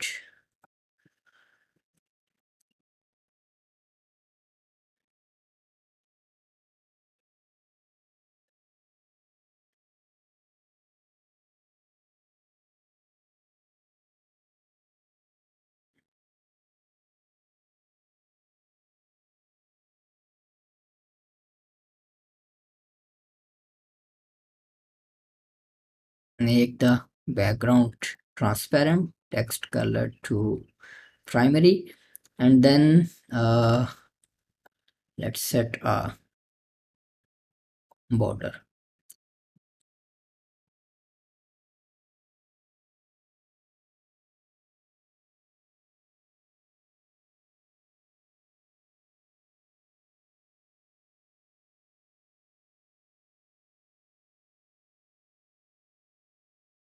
and on over we can switch the colors.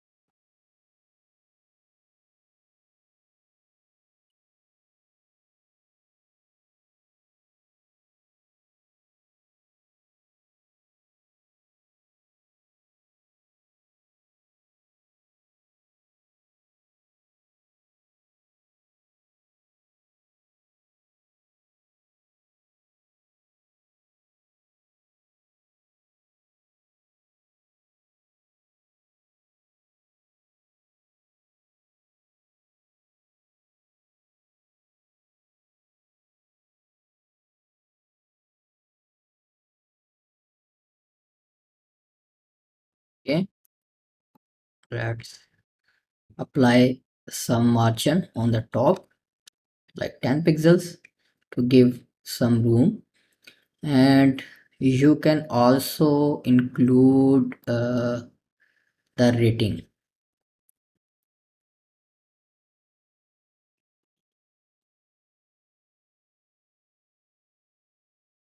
Sorry, I just added the price. This is the product rating.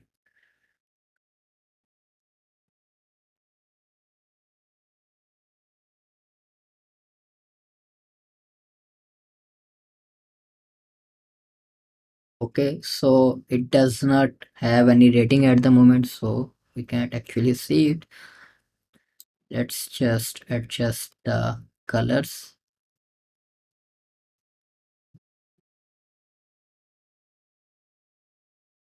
Okay, let's just publish this one. Okay, so now we have two loop items. You can obviously add any widgets you like, and you can also design your loop item to look something different. You can obviously explore some design inspirations from Figma, Dribble, and other websites. And you can also explore some book selling websites and see how they are uh, showing their products or how they have styled their cards, so you can uh, design to your flavor. And let's just take care of the responsiveness as well. For responsive, basically the gap between the grid items is can be handled by the grid, loop grid and loop carousel widget, so we are not adjusting the gap and spacing or the padding around the card over here. So I think everything just looks fine. Okay, so let's just close this one and we'll add some more loop items when needed, like building a custom reviews form and other stuff. So let's head back to the pages, and now let's just create a new page to set on the front page. And let me see, we don't have a blog page. If you run a blog, you can create two pages, one to show as the front page and one for the blog post page. Okay, we'll select the Elementor full width template for this page, publish, and then let's just add another page, and I'll call it blog, and we'll leave the default template selected. Okay, publish this. Now go to settings and reading, and we'll select the home page for the home page and the blog for the post page. Okay, save changes. Now let's get back to pages and then edit the home page and just hit the edit with Elementor button.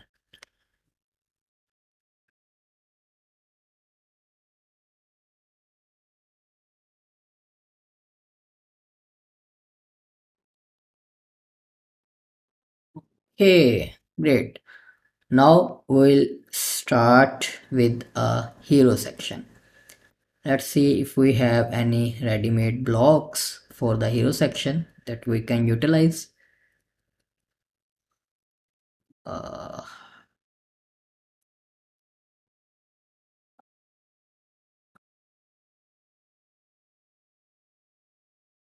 Select the hero category.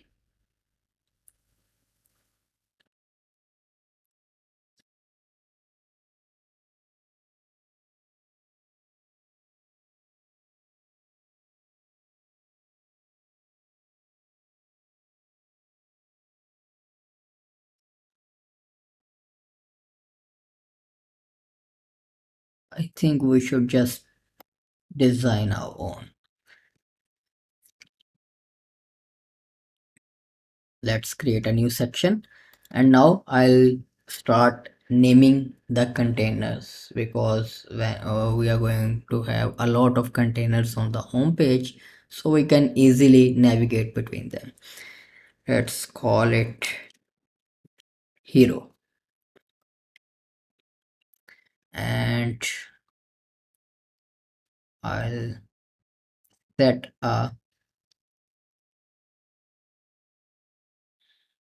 minimum height to this container like 500 pixels, and I'll apply a background color from the accent.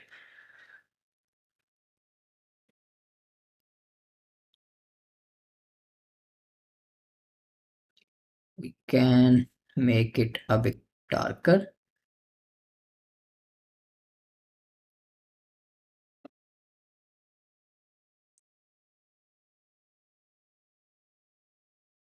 Okay, I think that's fine. Now you can also apply a gradient background to have some more style. And now let's just add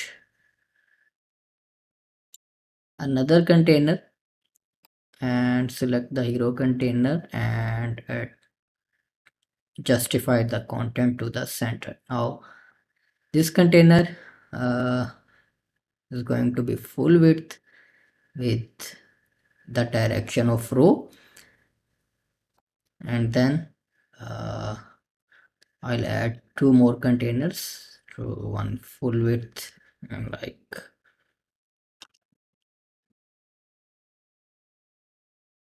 50% width.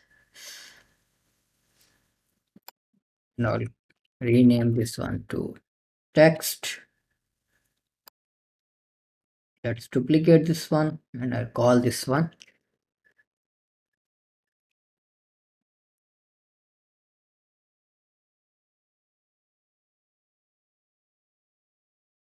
cursor. Okay, let's just drag a heading.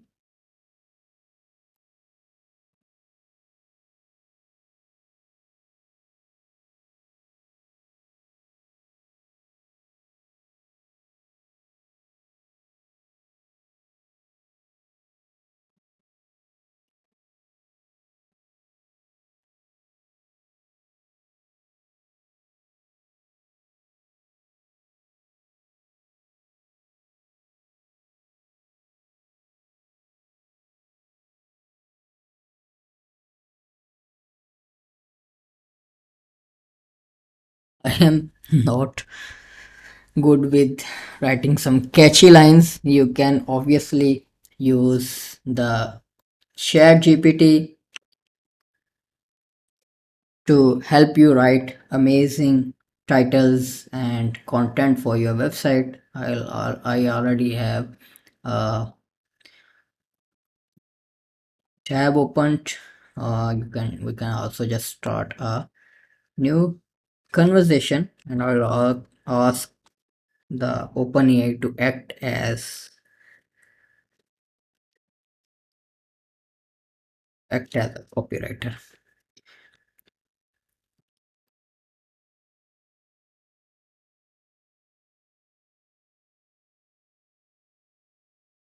just stop, please. Let me give you some instruction.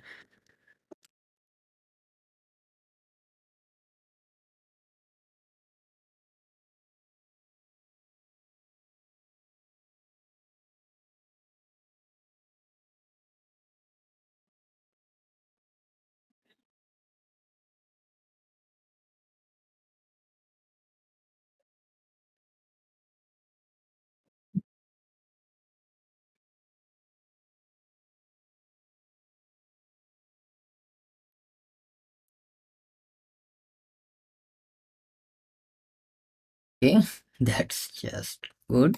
Copy this one and paste it over here. Let's remove the quotes.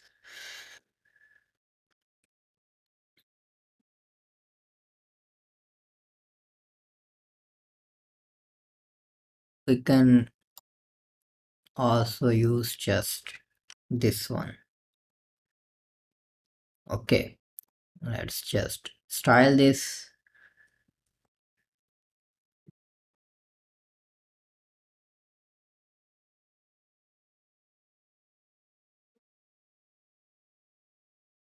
Okay, let's just have a paragraph.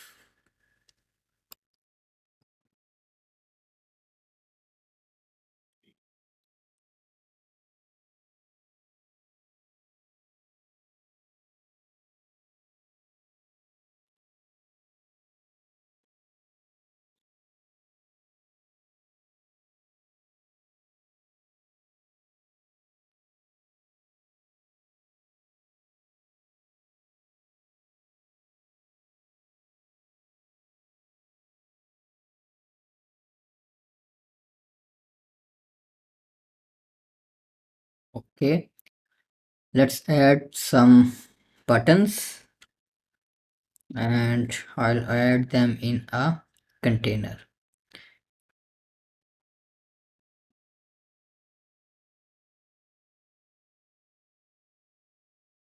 Let's just decrease the padding from the overall container and then just add some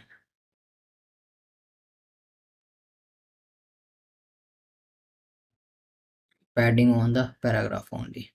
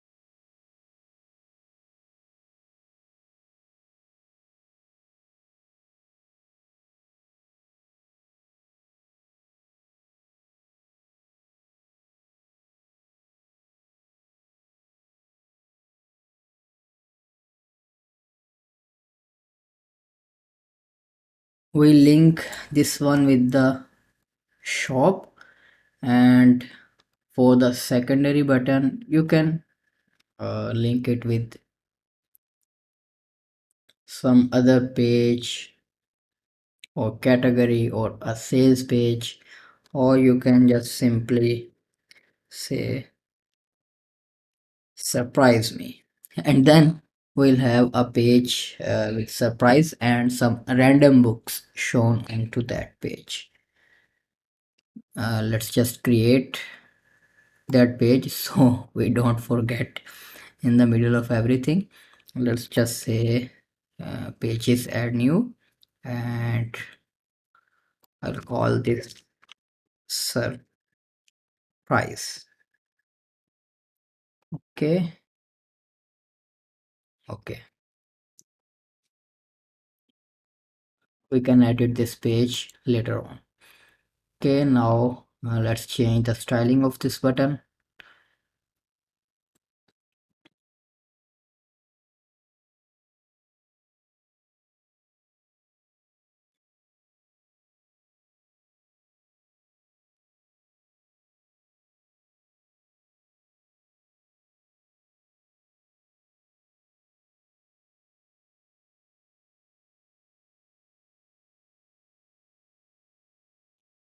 Let's look nice. Okay, get back to business.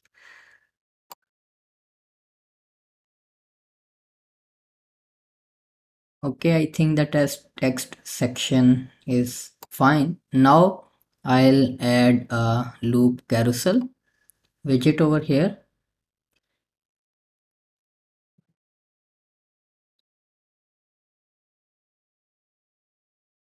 And just select the template type products and start typing the template name, which is carousel.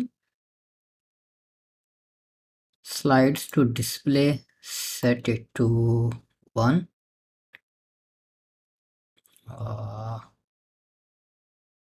That's too big. Let's turn them to 2. Okay. For the pagination, we'll remove the pagination and then go to layout, and equal height is on, but basically the book covers are not the same size.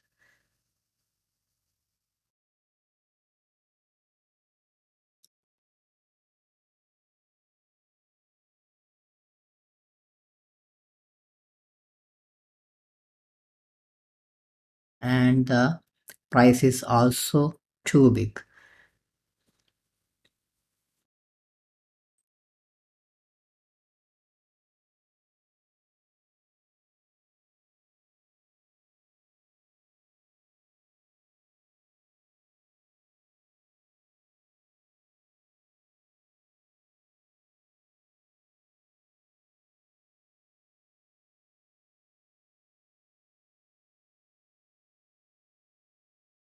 Let's just publish this one and let's sort out the issue. Go to theme builder, and if the price is too big over here, then it will also be big on the other card that we had built. Let's just edit these.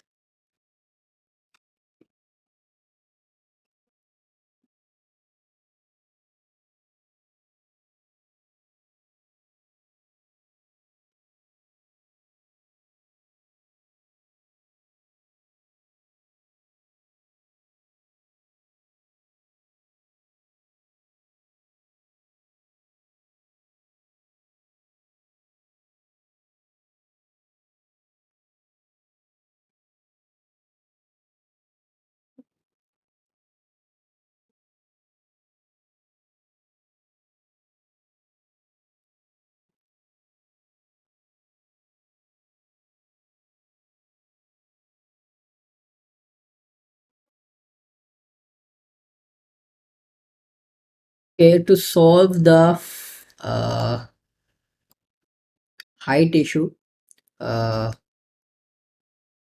the appropriate solution is to basically just upload the appropriate sized images, like same size of all the cover images.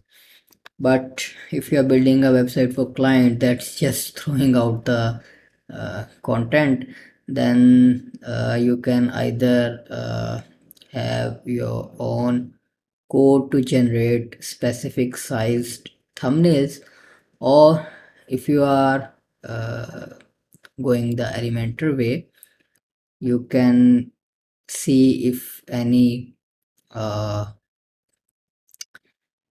size matches your requirement,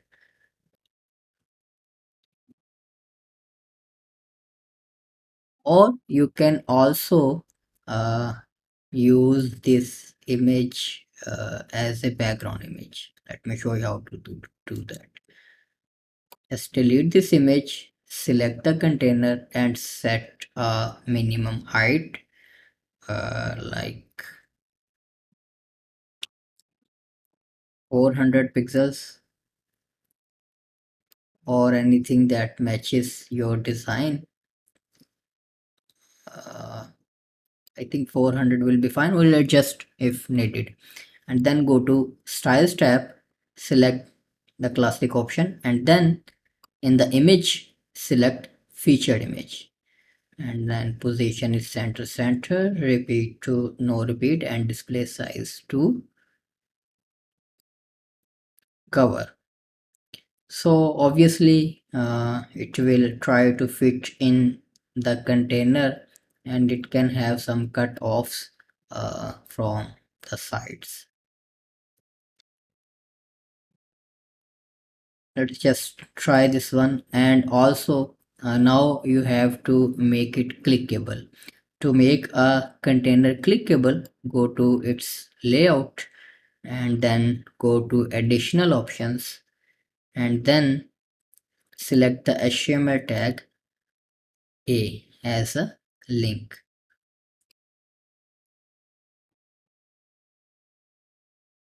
and then select post URL from the dynamic tags.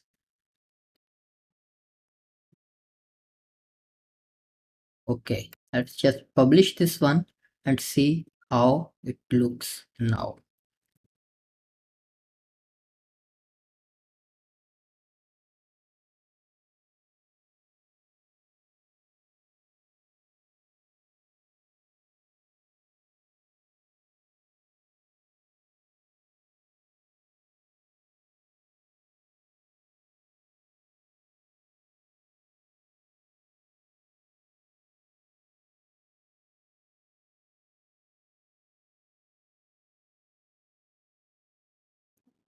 Okay, it's working fine on the front end. Mm,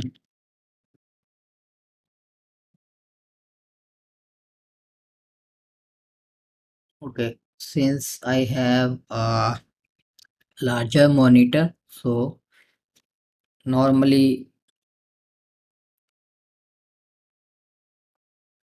and we have used the white containers, we can just simply go to site settings, and for now let's just go to layout and adjust the container widths to 1240.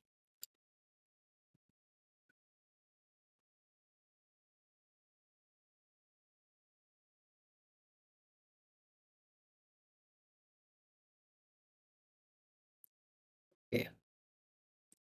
Sometimes when using the background image method, sometimes it does not load the background image for the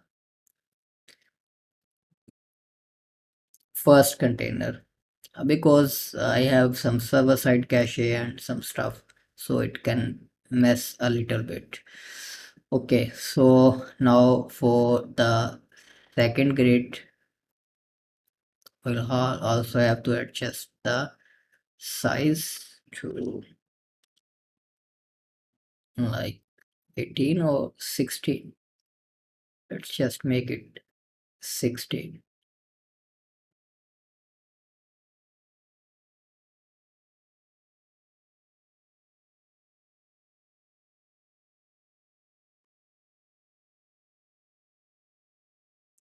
Okay, and we also have to apply some radius that we forgot.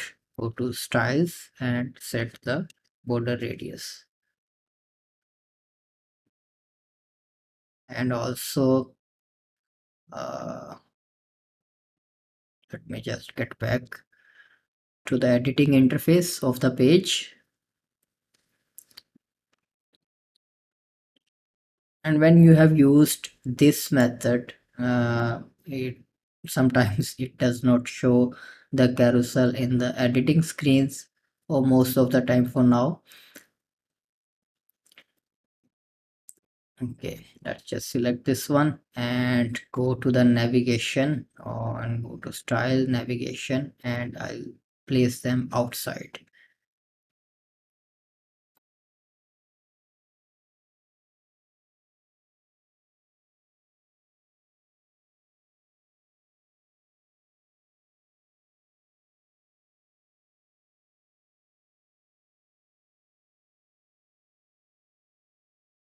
You can also change the icons for the navigation.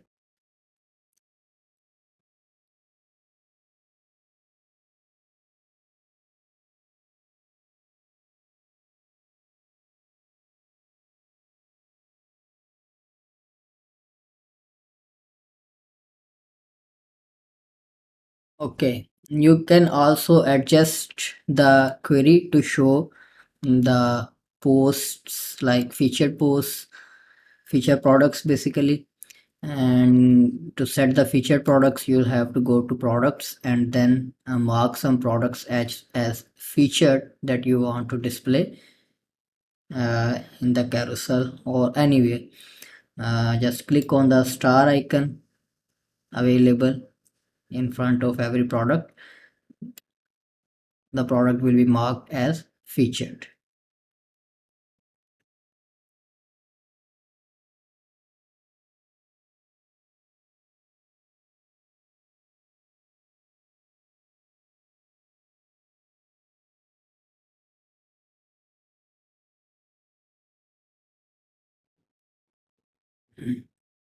So now we'll have only the featured products over here.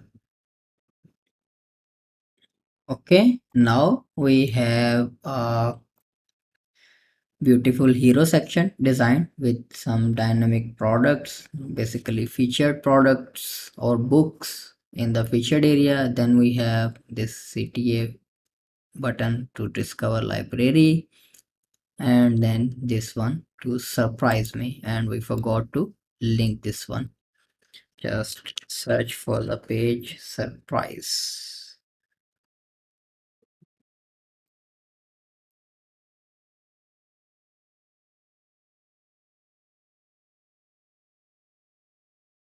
Okay, great. Now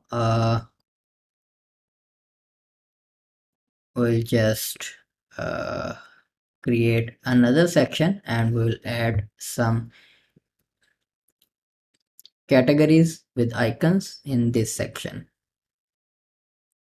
Okay, so now let's design a category section. I have some category icons over here in the assets folder. Now let's just start the design process.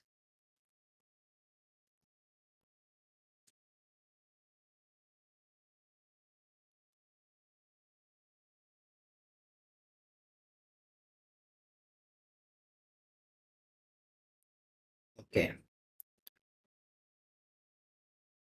so let's give this section a margin from top and the bottom.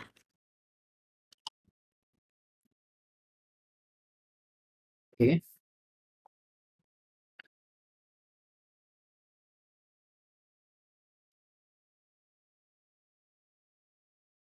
let's call this categories, and one header,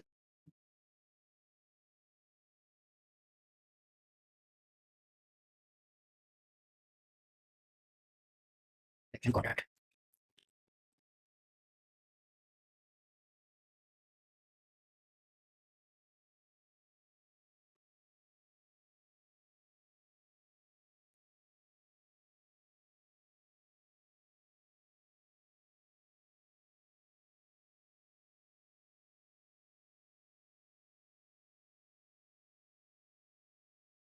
Let's add a heading over here.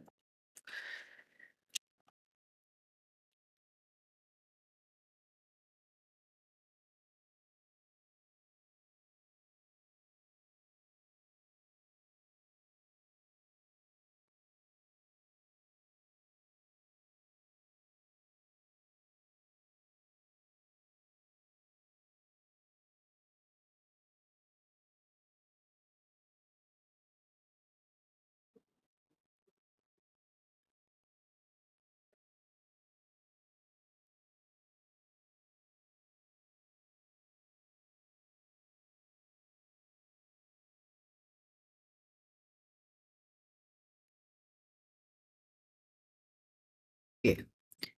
Now this container should be a row, and we can either use icon box widget, or we can have some inner sections to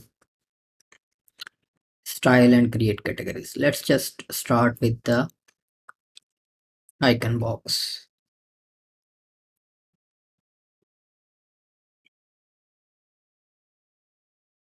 And we'll start uploading the SVG icons that we have over here.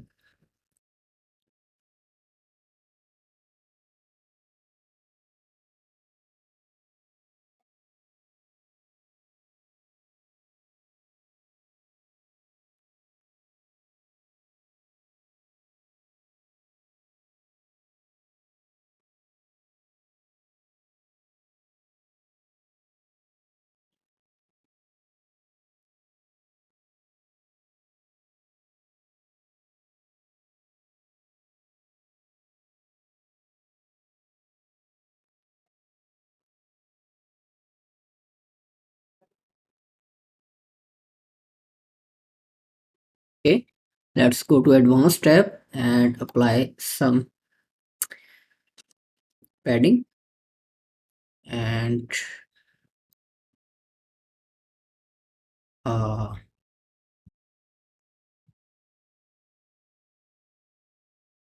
background color. Let's try with the accent light.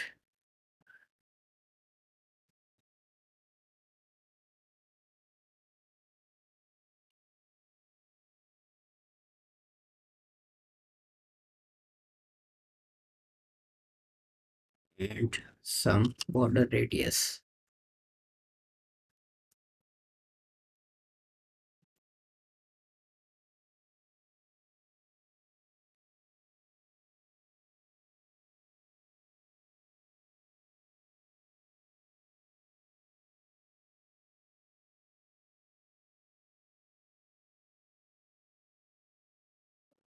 Or we can white background by default and accent light border by default, and then on hover let's change the color of the border to accent and the background to accent light.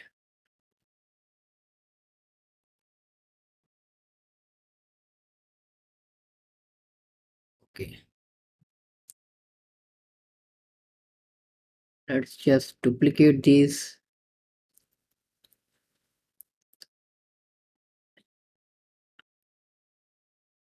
and let's just start adding more icons and categories, and you can also link them with the appropriate product category.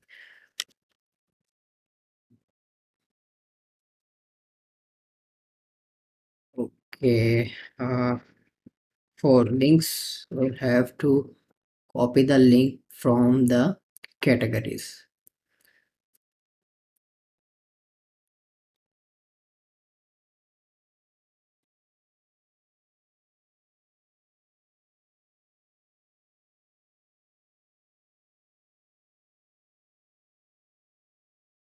Okay, you get the idea. You can just copy paste the links of your categories and then apply the appropriate icons and naming.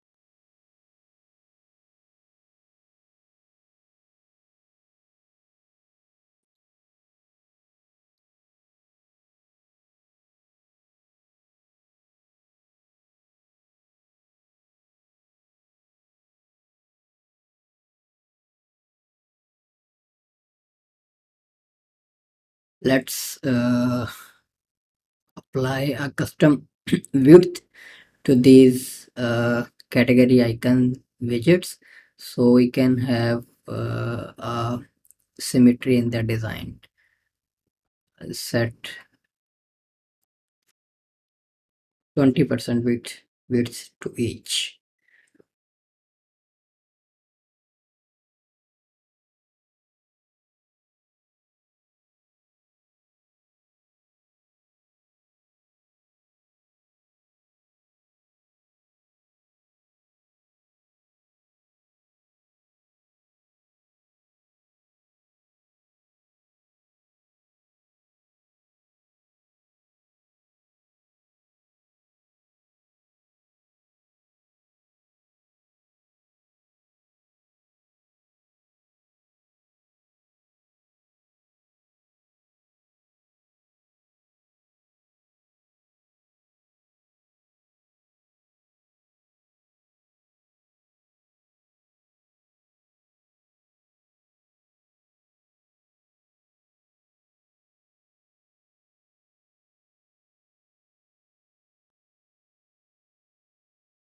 Let's turn on the wrap for these sections.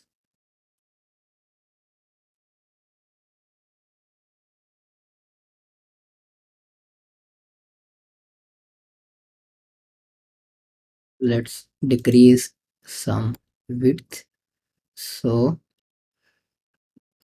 we can have more items in one row.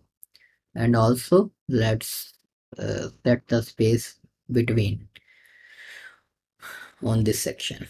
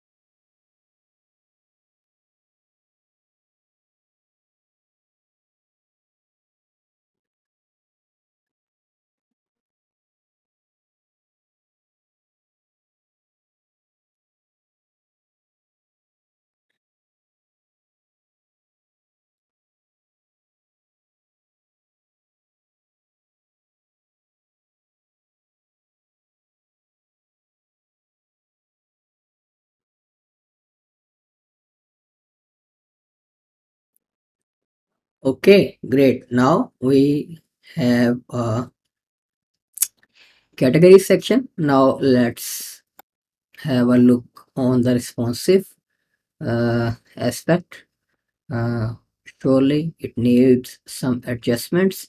Uh, let's say for responsive, let's have 3 tiles in each row for tablet. Let's set it to 30%.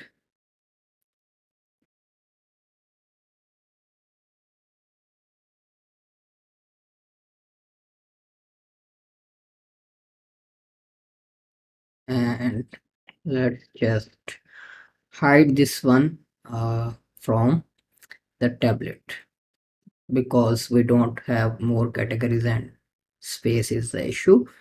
Let's hide this on tablet. And let's also adjust our hero section. uh,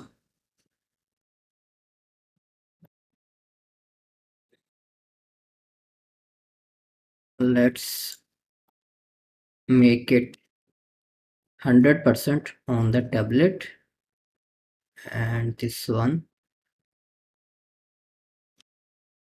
100 as well. And then turn on the wrap on tablet mode.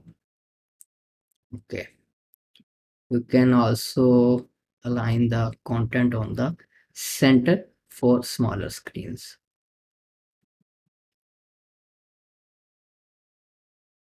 Okay, I think that's fine. That is also fine. Now let's have a look on the mobile screen. Ignore it because we have already designed the header for mobile, tablet and desktop.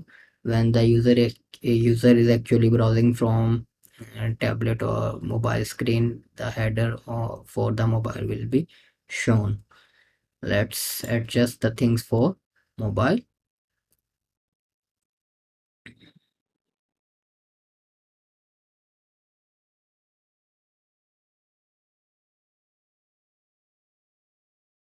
Let's remove the padding from mobile.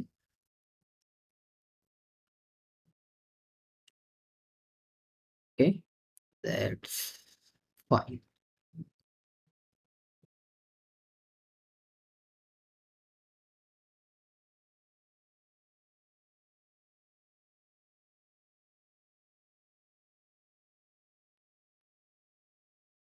Okay, now let's make them 50% on mobile,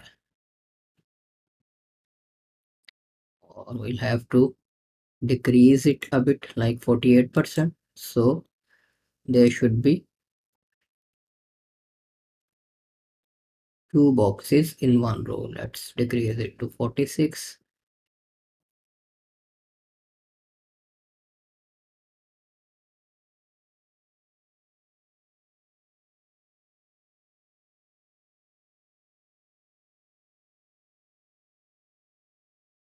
Okay, great. Now we have a good looking design for these sections for mobile as well. I'll be checking and fixing responsive issues as we are progressing through designs, like designing each section and then checking its responsive issues, so we don't have to do that all at the end when we have designed our websites, that sometimes we miss some places, and then your client basically complains, hey, look at it. So let's just keep moving forward. We have now designed the categories block. Now I will design another block and show some products and some authors in a new section. Okay, now let's create a new section.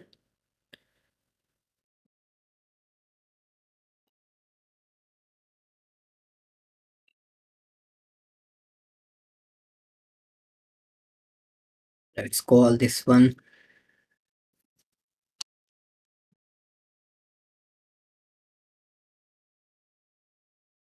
products and authors.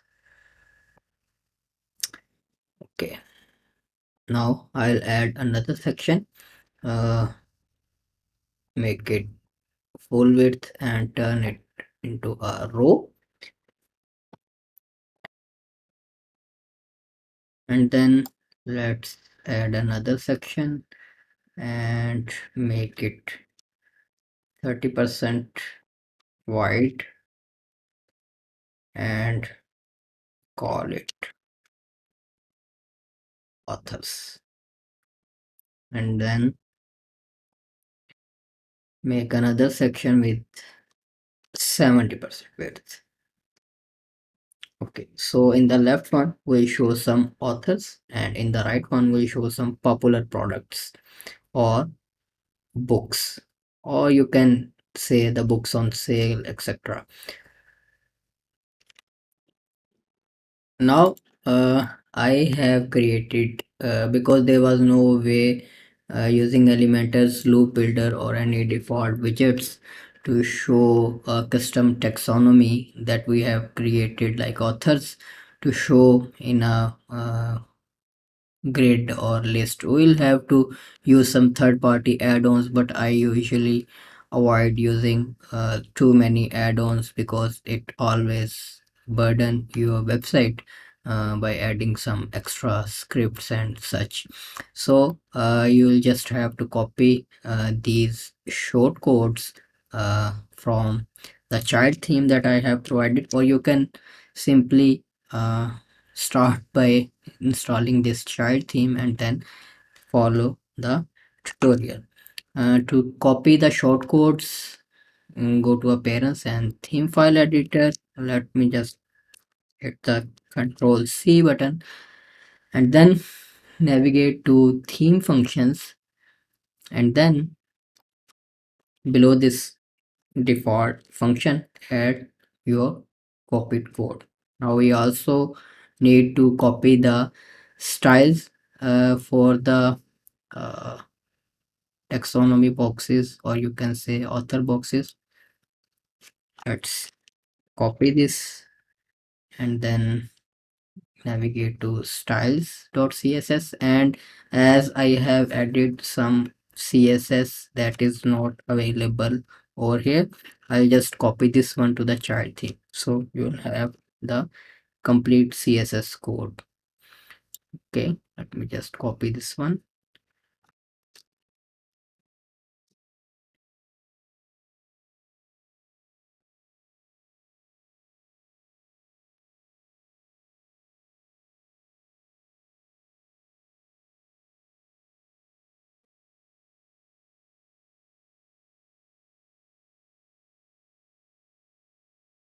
Let's just update this file. Now you can easily use these shortcodes in your website to show the list of authors or the authors in a list widget. You can use this shortcode, and to show the authors in a widget, in a grid, you can use this shortcode. Now the one we need is the WPAC authors list. Just navigate here, and the one thing we forgot is to add a background color to this container.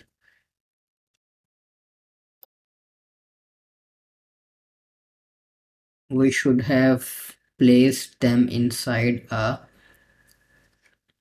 container that we didn't do. Let's just add a new container over here, basically outside the both of these sections, and then move these sections into the container.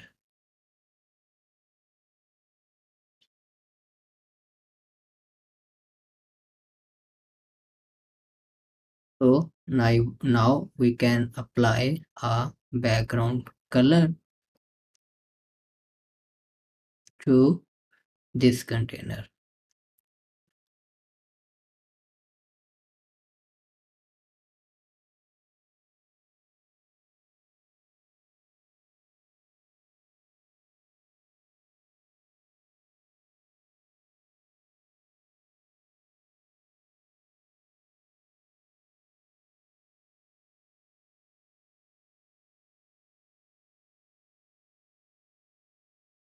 I remove the padding from inner sections.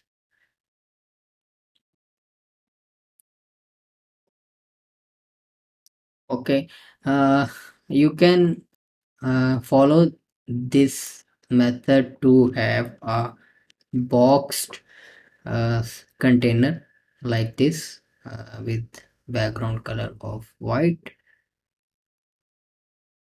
or you can apply the white background to the whole main container.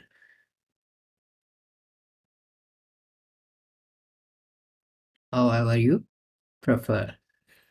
Let me just decrease some margin from top and bottom, and then let's just add some extra padding from top and bottom.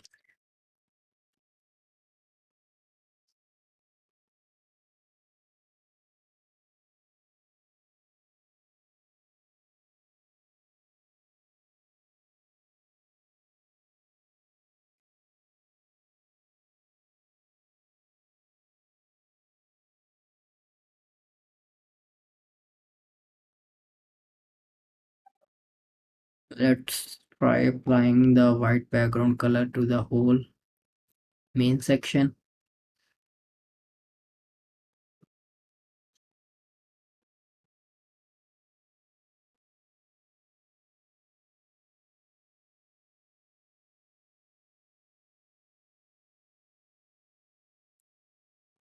Okay, I think that's more appropriate. White background on the whole section looks good enough. Okay, let's head back over here. Now I'll add a background color to these inner sections only.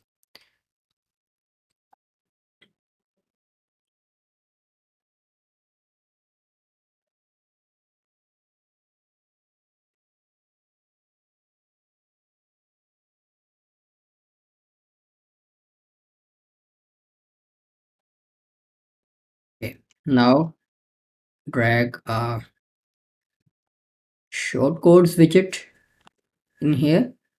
Let me just copy this and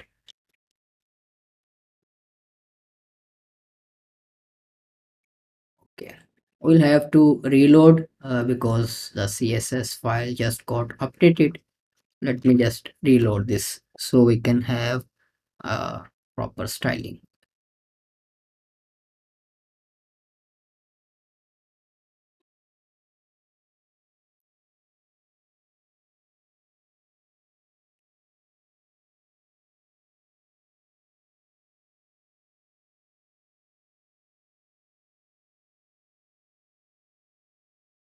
Okay, let's see what's bothering this text. I think there is some spacing issues. Okay,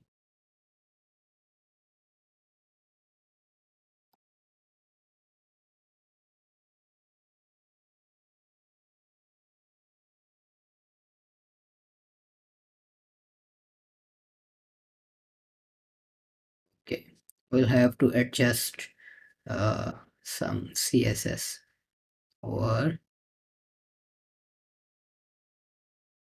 here.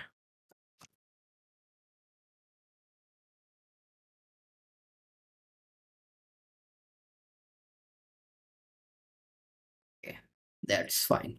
Now it shows the authors and also shows the number of books that author has,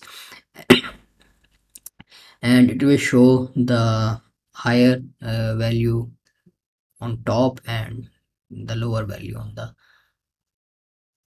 below, like descending order. You can change the behavior or anything that you want in the code. See, for that you will have to have the knowledge of basic WordPress codex. You can also ask ChatGPT or you can Google this one. Okay, see the order is descending and descending by the number,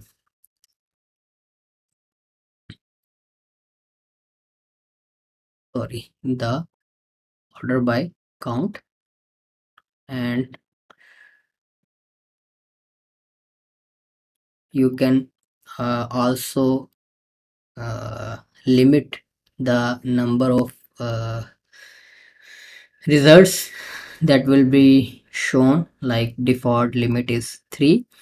You can add a limit attribute in this shortcode to show the to select the number of authors you want to show, like this limit is equal to 5 or 6 or so on. See, it's increasing the results. Okay, now uh, and it will also be linked to the appropriate category automatically. You don't have to link them. These are all linked with the author page or that particular taxonomy page. So let's now just give this section a background color as well, with a border radius of 5 that we are basically using everywhere. Let's increase the space between sections. I'll give this 50 pixels margin or 30 pixels margin from top and 30 from bottom. You can also modify the styling, like changing the color of the border on over to the color that we are generally using everywhere. That's this one. Okay, to modify the color, let's see where is the border applied. Border is applied on to the list element. You can simply use the hover property and change the border color to your accent color. If you want to keep it dynamic, uh, like this, and just publish this one, and let's reload this page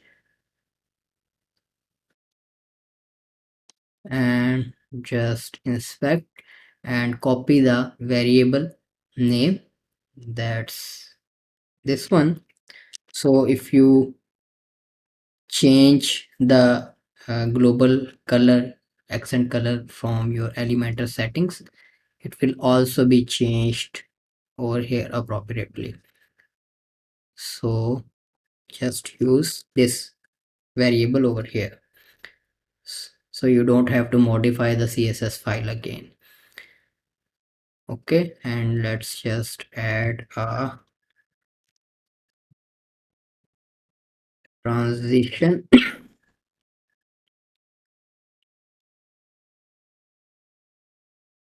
So we'll have some nice fade effect. Okay, okay, let's reload this page.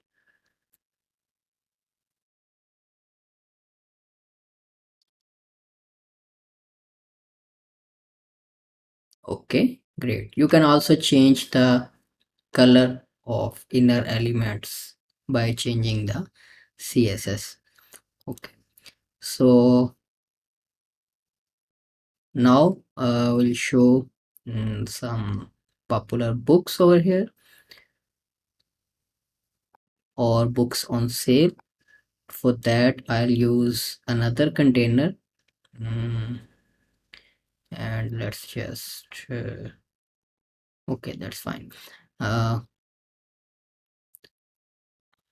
Change this to row.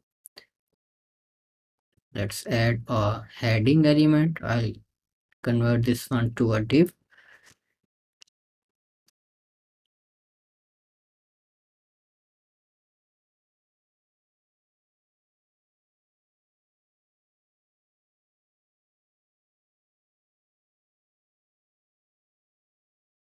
Okay. Now I'll use a countdown widget over here, and let's make the space between, and then let's adjust the styling of this countdown widget, and I'll set this an evergreen timer. It's basically another uh, marketing point of view stuff that you see on many websites that they encourage users to buy the products because the sale is ending soon, and normally it's an evergreen timer. Whenever you are browsing the website, it always starts from some hours. So you can also do that by turning it to an evergreen timer and setting the number of hours for that to expire, like I say 23 hours, and I'll just hide the days, so it's hours, minutes and seconds.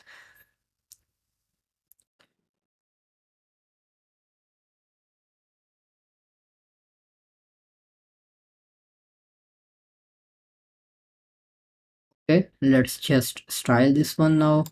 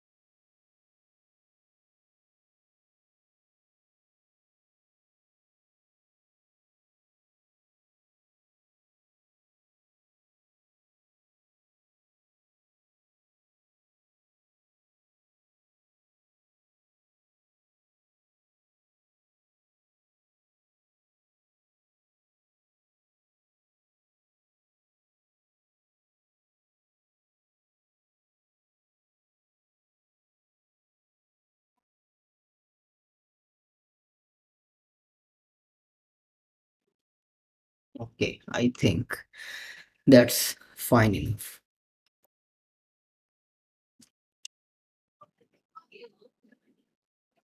Okay, now let's add another container, and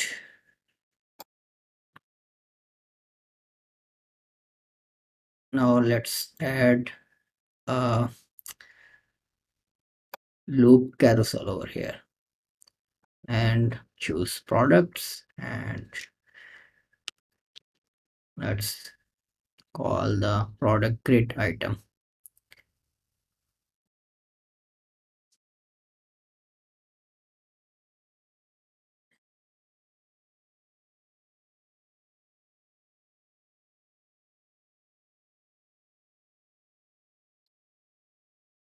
Okay, it definitely needs some adjustment, like we are facing the same issue of book cover that we fixed in the carousel by uh, applying the featured image as a background image of a container. So let's just publish this one, and we also need to remove the quantity box from over here. Okay, let's just navigate to templates and theme builder, and then loop item,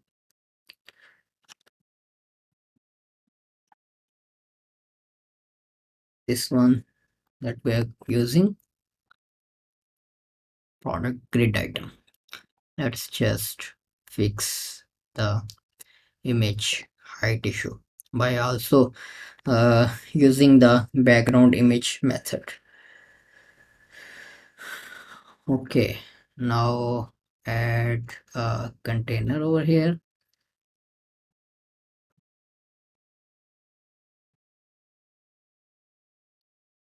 and set it to full width. Remove its padding, apply a border radius of 5 pixels. Let's delete the image, select this container and set a minimum height to of like 300 pixels would be enough, I believe. Now go to styles and choose the featured image as the background.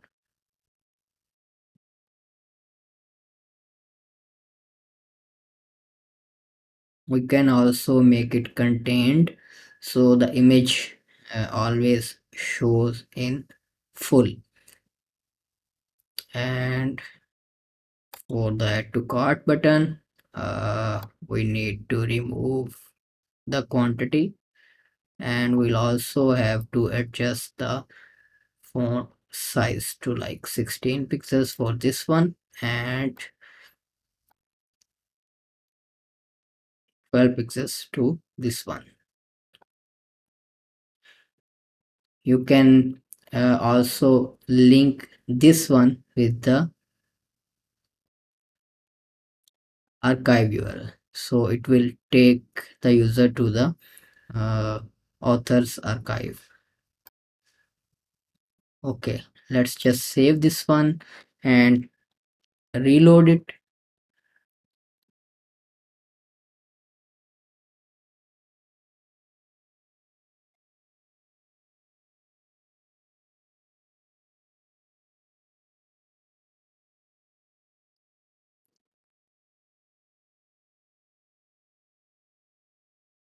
Okay, let's adjust.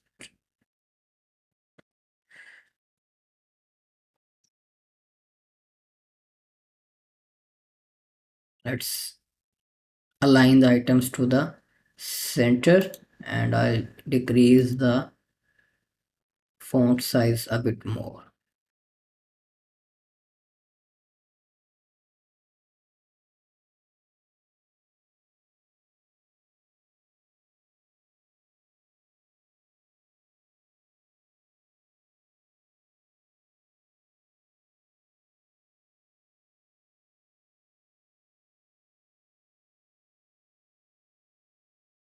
Let's have an actual preview on the front end.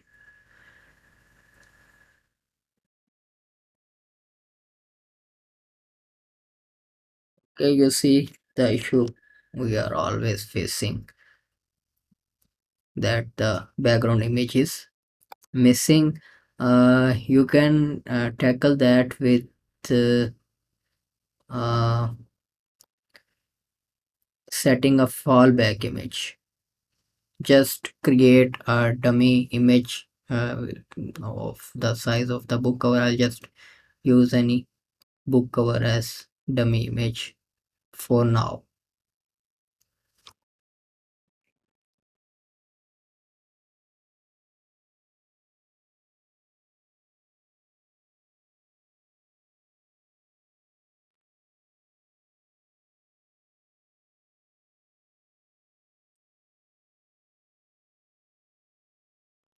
Okay, let's just try changing the display size to cover, because the price and other stuff is messing up a bit.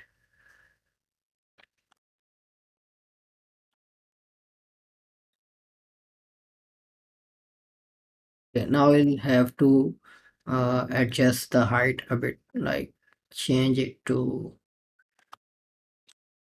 350 maybe.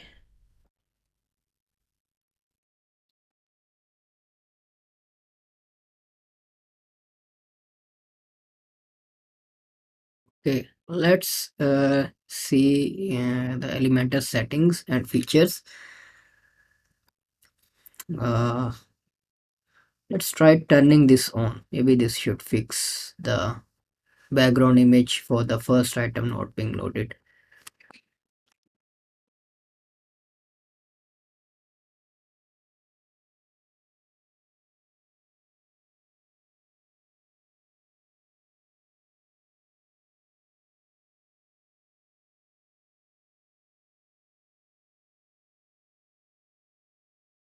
But by the way, you will not have such issue if you are using appropriate image sizes in the first place, because on the websites like Amazon, eBay and other big websites, they are always using an appropriate image size for the products. So if you are building this website for a client, you should always set a mechanism to upload appropriate sized images for the products, or the one I told you that you can always add your own image size in the theme functions by going into appearance, theme file editor, and there is a PHP code that you can use to add your own image size.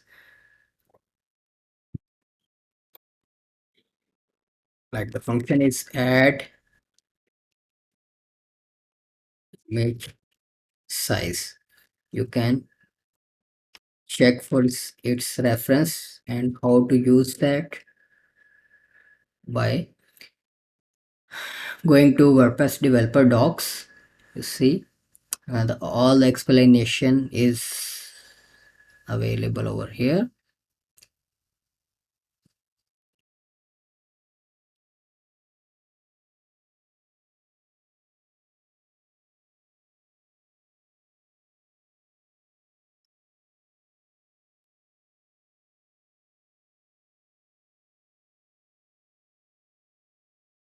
Okay, this is the appropriate way to apply the function.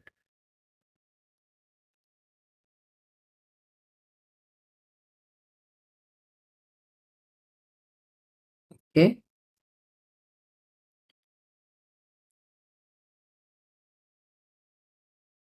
we'll use the crop method. Let me call it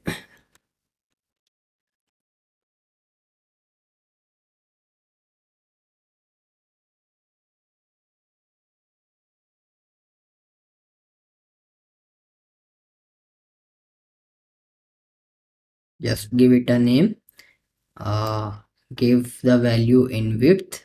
I'll call it 300 and give a value in height. It should always be higher because our products, basically books, are in vertical. Let me call it uh, let's just see how is the size of this.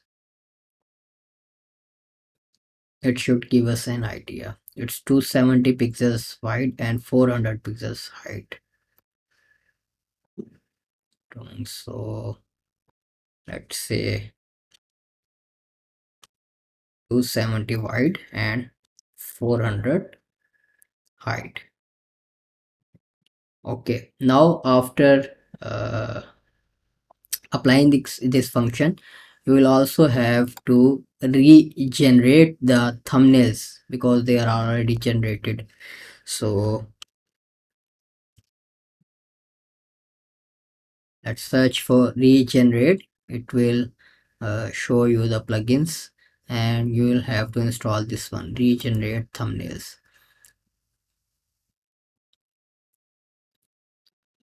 Okay, activate this one and now go to tools and hit the regenerate thumbnails button, and let's just generate the thumbnails for only featured images.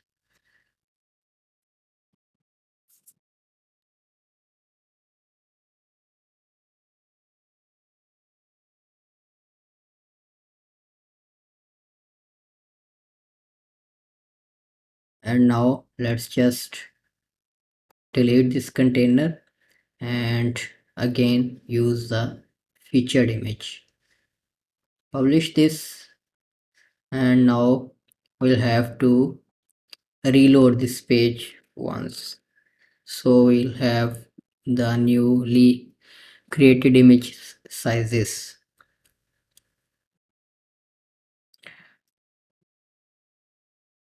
Okay, now select the image. You should see the uh, name of the image size that you have created through functions.php. Now select this one and okay.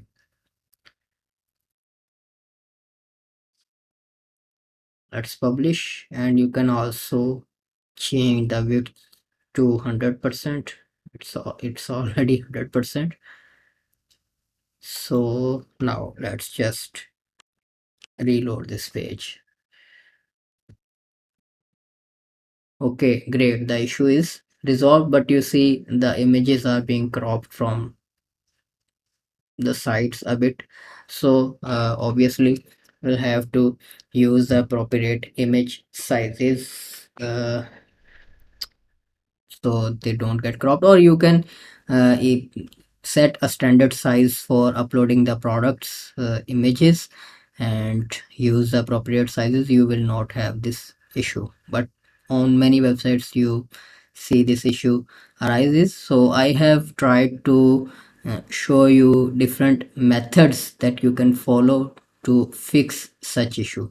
And if you are using any theme like Astra and other Ocean WP or other premium theme, they already have applied coded the functions right into the theme, so the products look good into their grids. But since we are using Elementor to build the system, so we are doing everything in the Elementor way.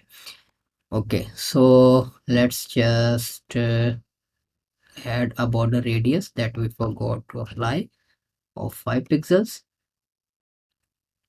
and we'll have to reload this page as well.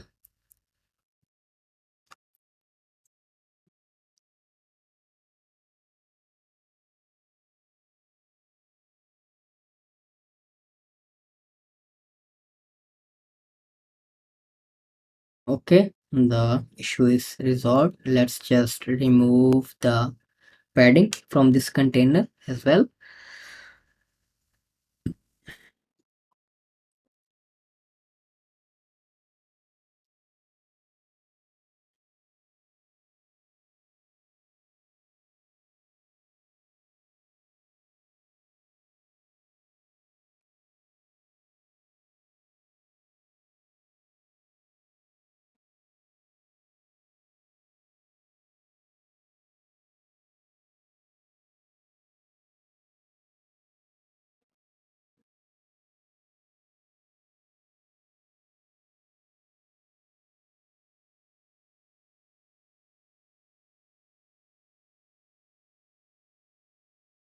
Okay.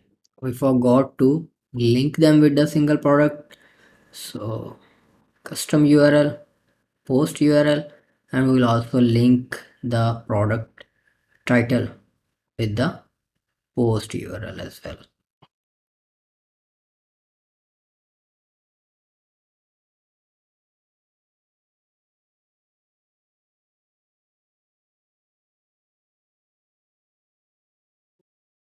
Let's just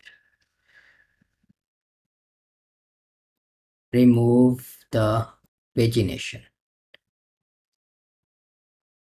and select a different icon for the previous and next.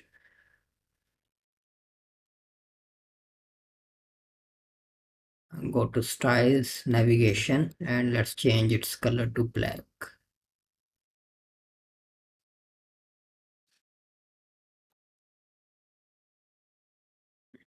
Or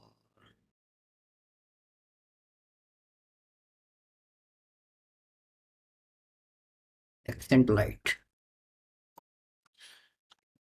Okay,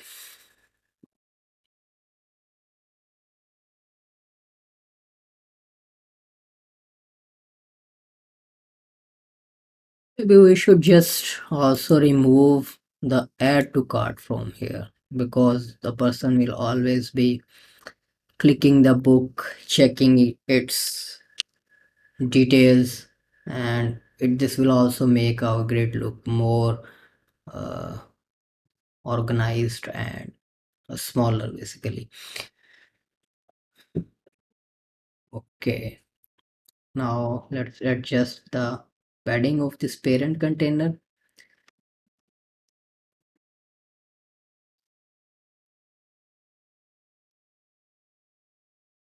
and just reload this one.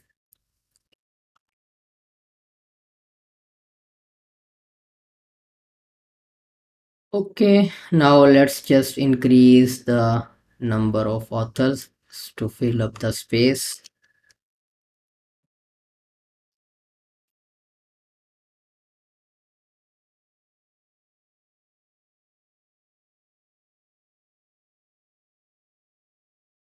Or you can increase the number of books, but that will make the grid a bit smaller and you'll have to adjust everything. I think that's fine. Okay.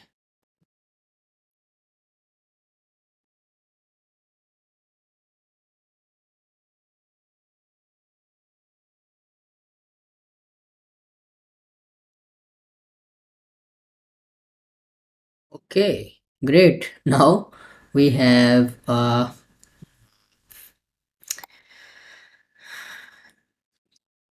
popular or featured book section along with popular authors. And now let's create another section with an Elementor tabbed widget to show different categories on the home page and the books available in those categories. Okay, so now let's create another section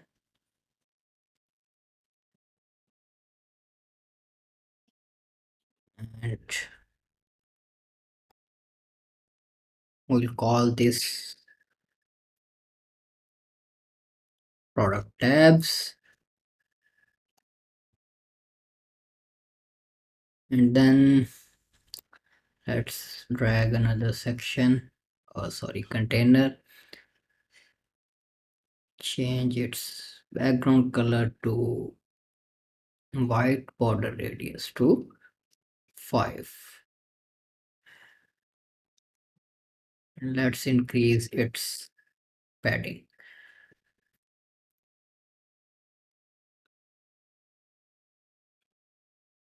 Okay, now you need to make sure that you have enabled the nested elements feature because the newer tabs will be available after the nested elements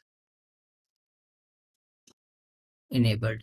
Okay, activate this one, and this also requires the flexbox container to be active. So now let's search for the tabs. Okay, now we have a beautiful tab widget that we can use to show books from different categories right on the front page. Uh, okay, let's just use the left tab version.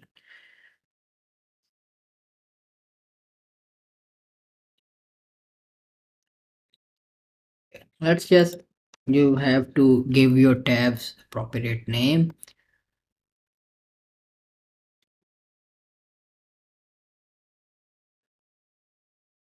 Or the categories that you want to show on the home page. Let's just pick 3 or 4 of them. uh,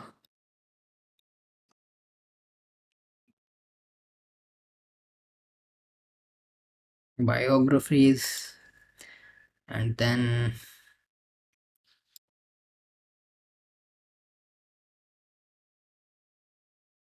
business,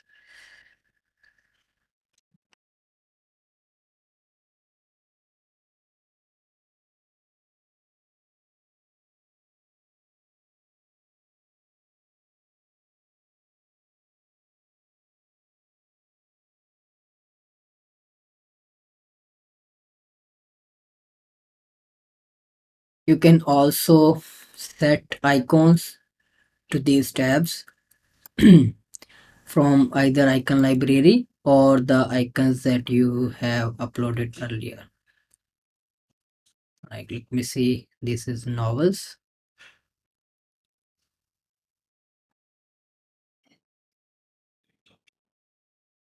But if you are using an SVG icon, uh, then the hover and active tab will not have the color reflected on the icon as well.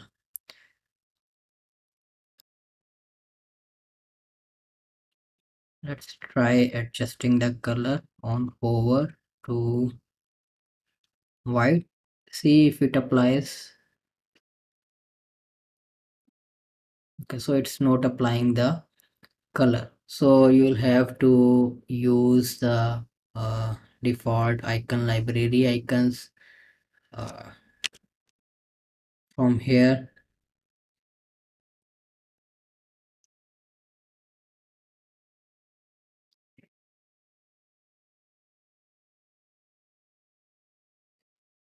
I'll just set it to none.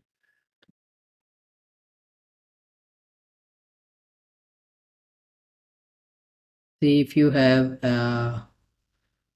okay, so you can have the appropriate effect by uploading two icons.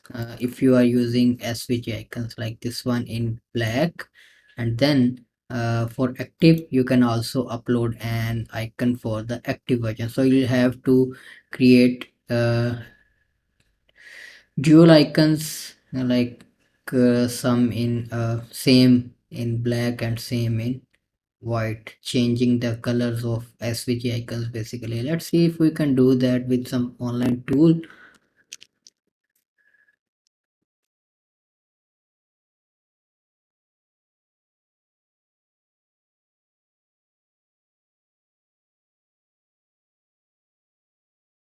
Okay, we definitely have some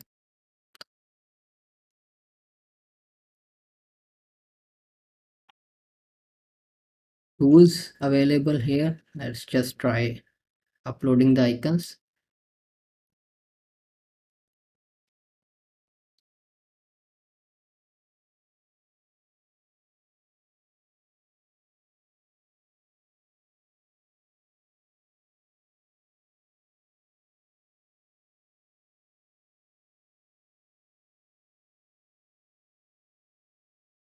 Okay,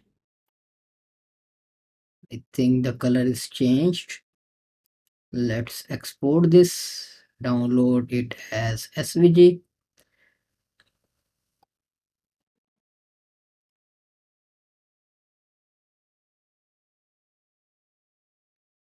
Let me just move these icons into the assets folder.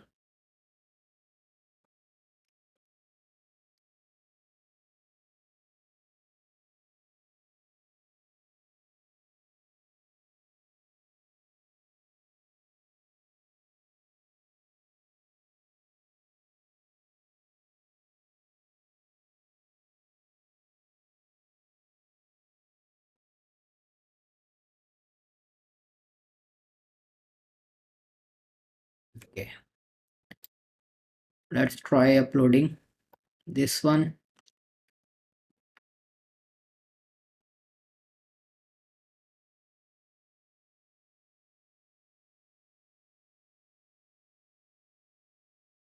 Let me prefix it with the light text.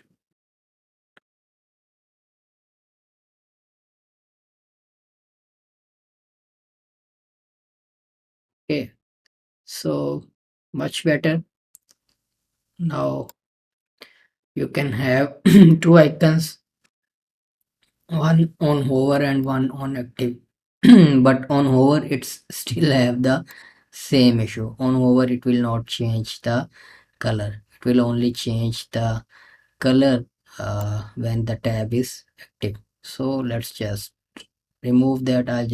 I I have just given you path to follow if you want to have uh, the custom icons and with appropriate colors, or you can simply use the built-in icon library, so they will not have, because those are font based icons, so they will not have this issue.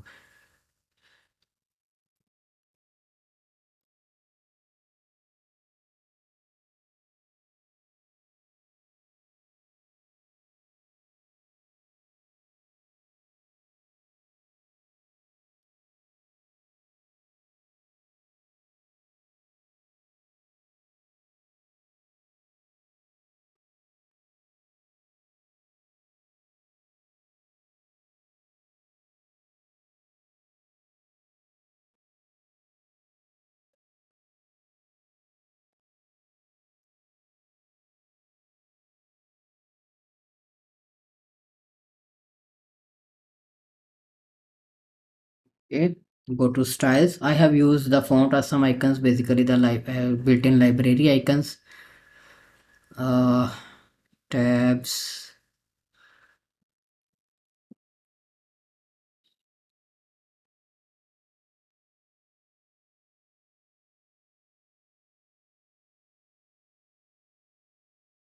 Okay, align title to the left.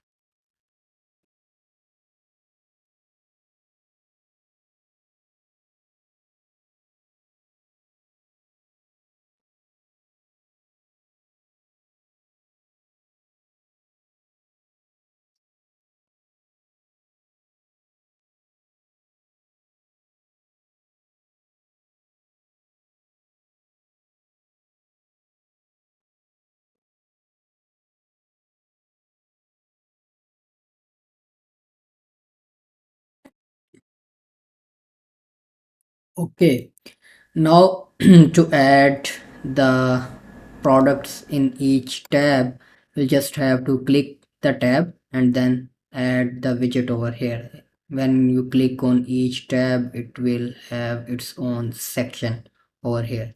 You just have to add the widget, and I'll just copy this widget and paste it over here.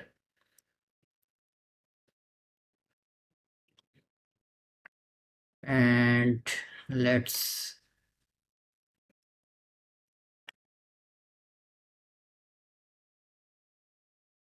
adjust the width of the tabs.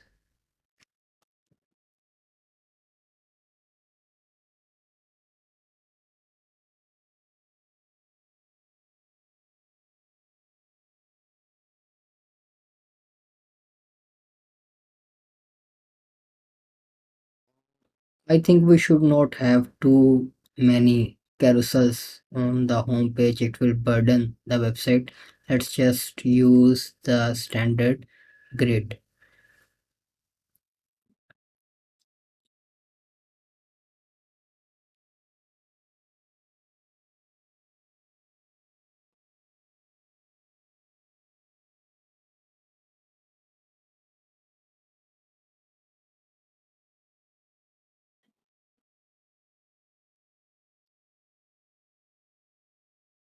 Let's try changing the tabs alignment to, I think this looks better.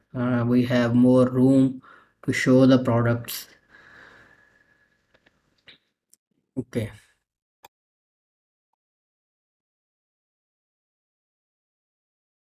now you will have to adjust the query and show only the products from that category. Term select product category novels. Okay, and then just copy this grid and then keep pasting in all of the tabs and then adjusting the query.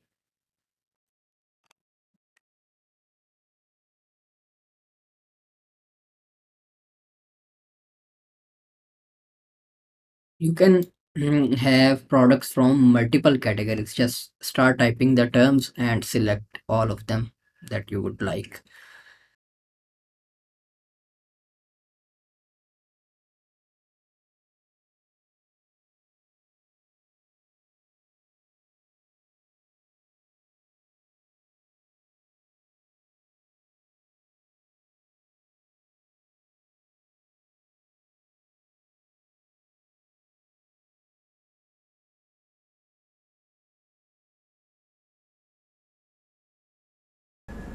Now we have a tabbed widget on the home page that is showing books from different categories.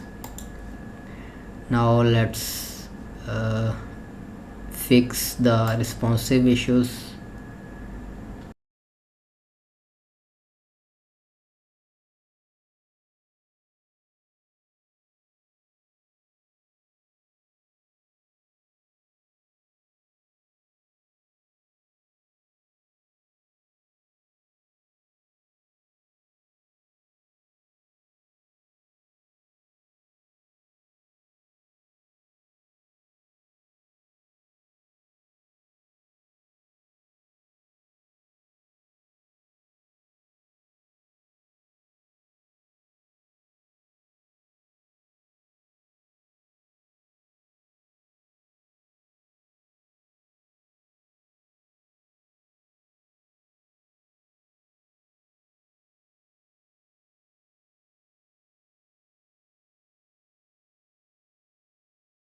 Okay, that's fine. Now let's have a preview of our home page that we have designed so far.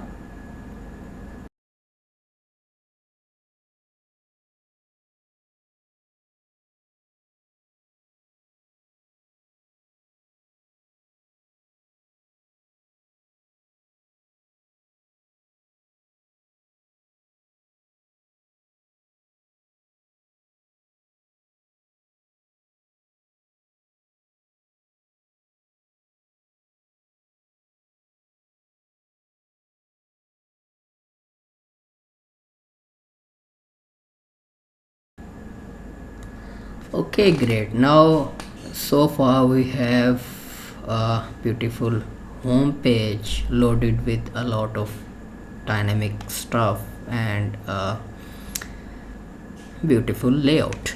So let's move ahead and let's see what we can do further on the home page. I think we should have a subscription box and a section for blog posts, and that's it.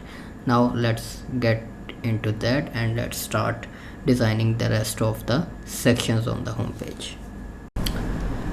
Okay, now I think we should add the subscription box in the footer instead of the home page, so the visitor will see the subscription box throughout the website, and this can help us increase the chances of user to get subscribed to our newsletter or mailing list. Let's just head back to theme builder, go to footer, and I'll quickly add a subscription box into the footer.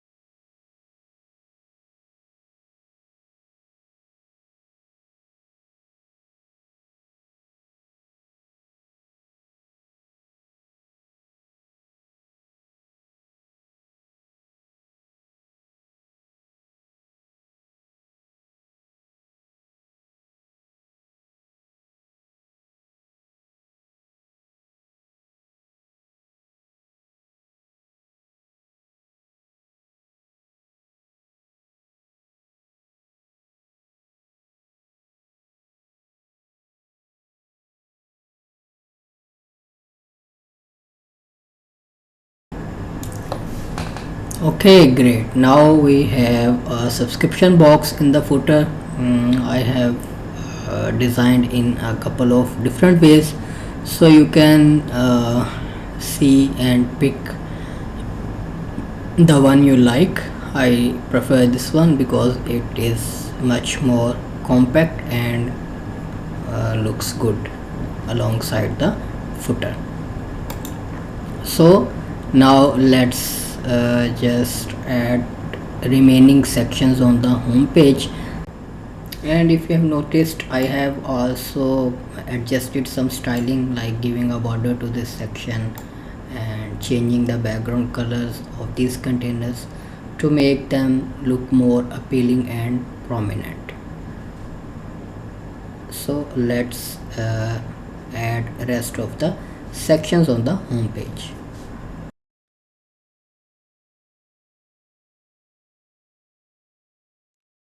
Okay, so now let's add the remaining two sections.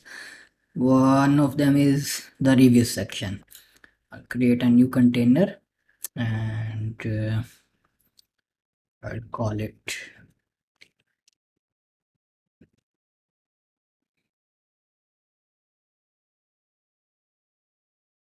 reviews.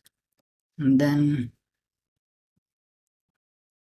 I'll add another container and let's set it to full width and turn it into a row, or change the direction of items inside this container to row.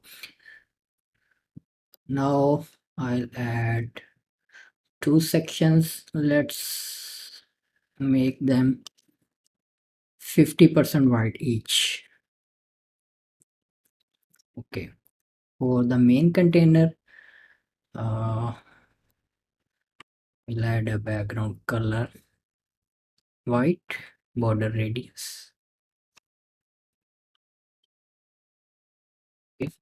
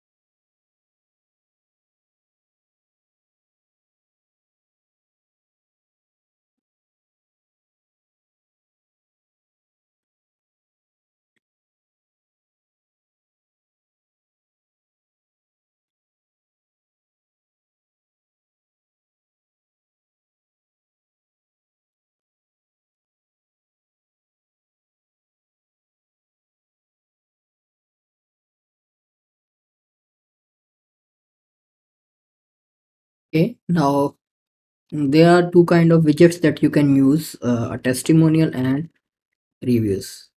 There is a testimonial carousel and a reviews carousel. Let's drag the reviews carousel.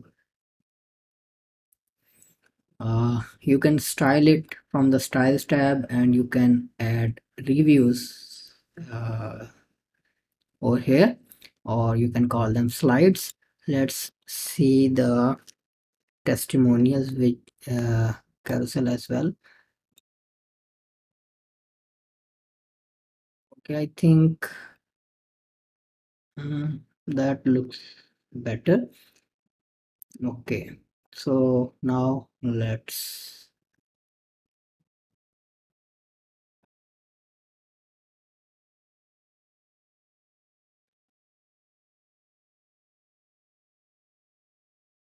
turn the direction to row and make it stretch.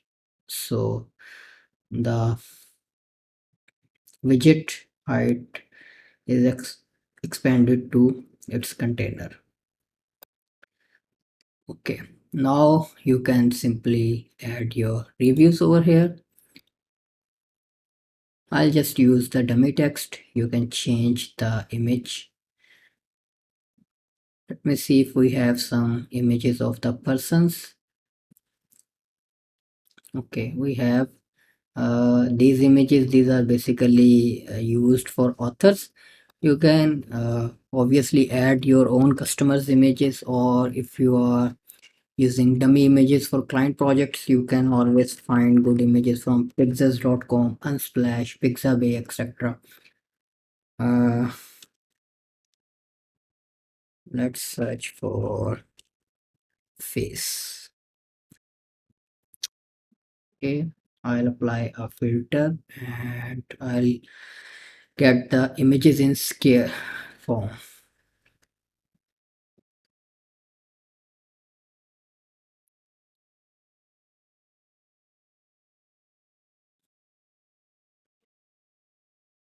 I'll download a smaller version of about like 300x 300 pixels.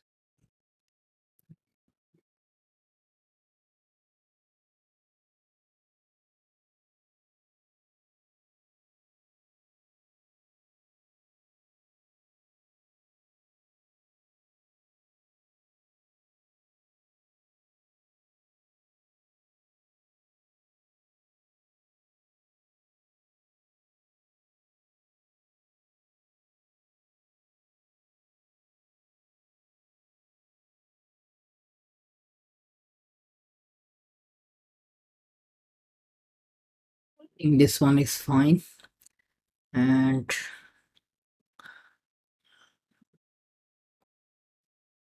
let's add some more images.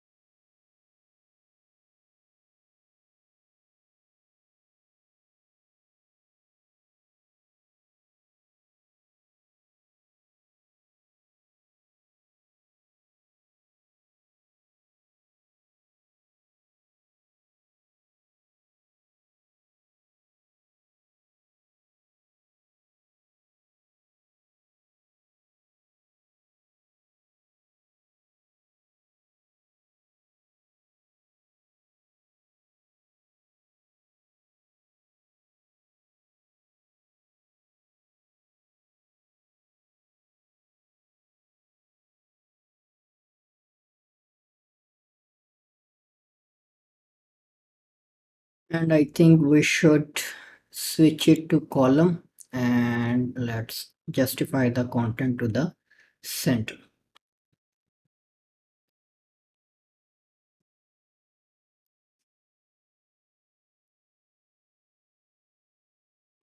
We don't have an option to change the arrows, so we'll have to stick with the default ones.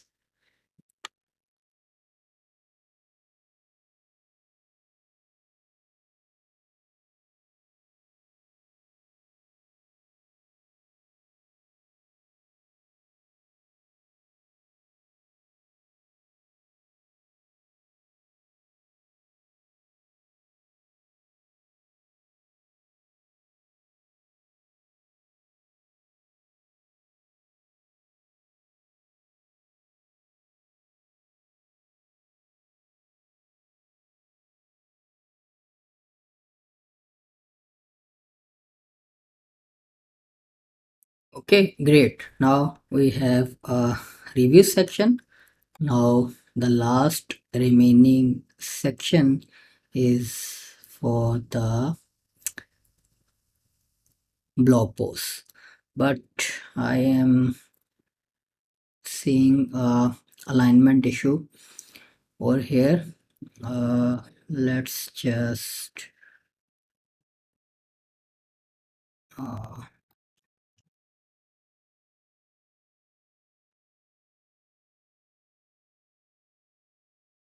add another container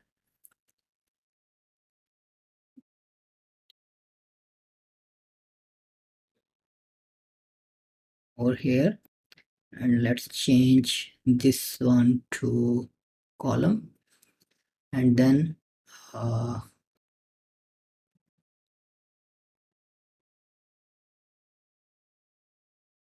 let's move these containers inside this one.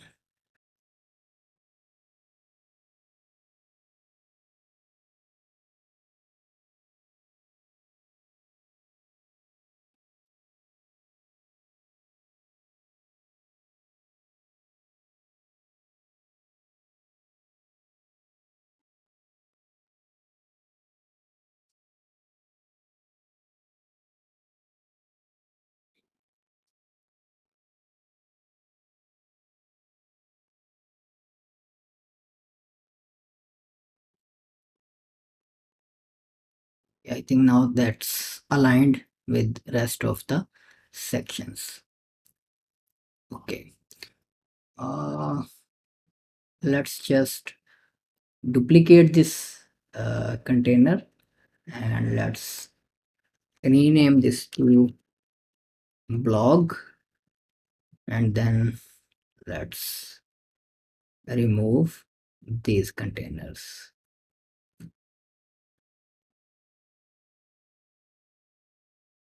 and let's turn this to a column, and this one should be full width, and let me just equalize the padding to like 20 pixels.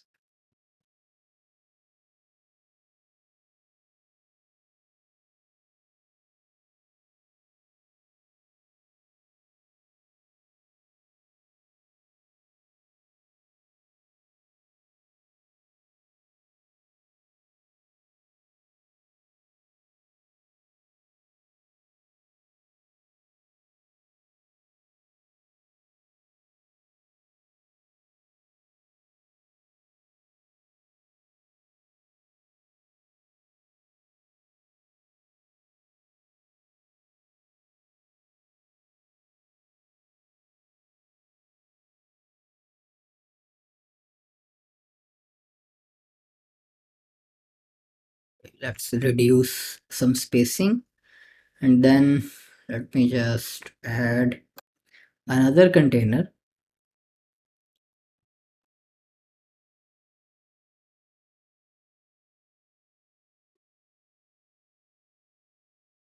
and let's uh, remove the gap between elements, and then here you can use the regular blog post widget of Elementor,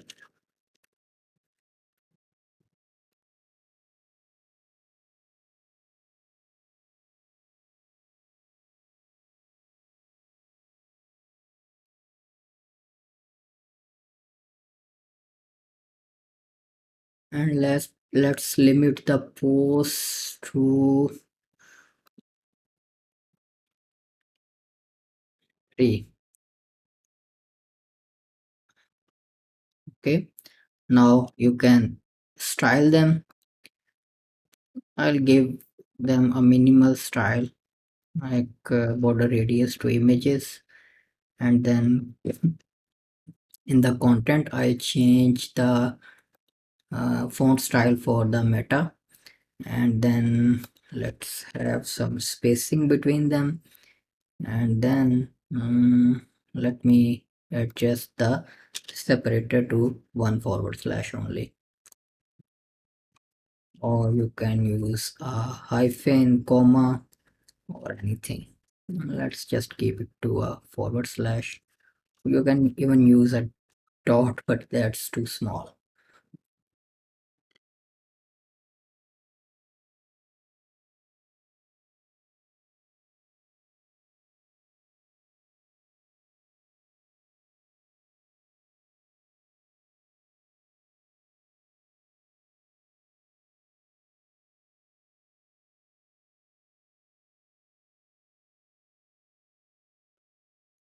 Okay, that's fine. You can also rename the text for read more button. You can also style it according to your requirement. And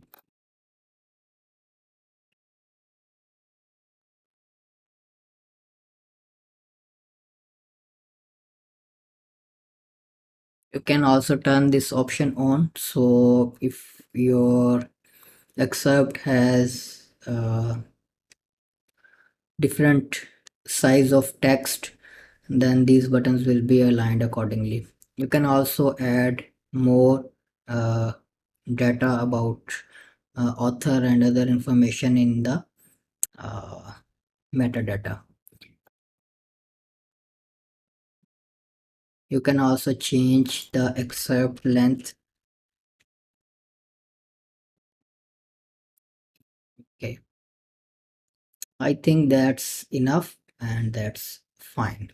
Let's have a final look at the responsiveness of these sections. Okay, it definitely needs some adjustments. Let's make this one full width on tablet,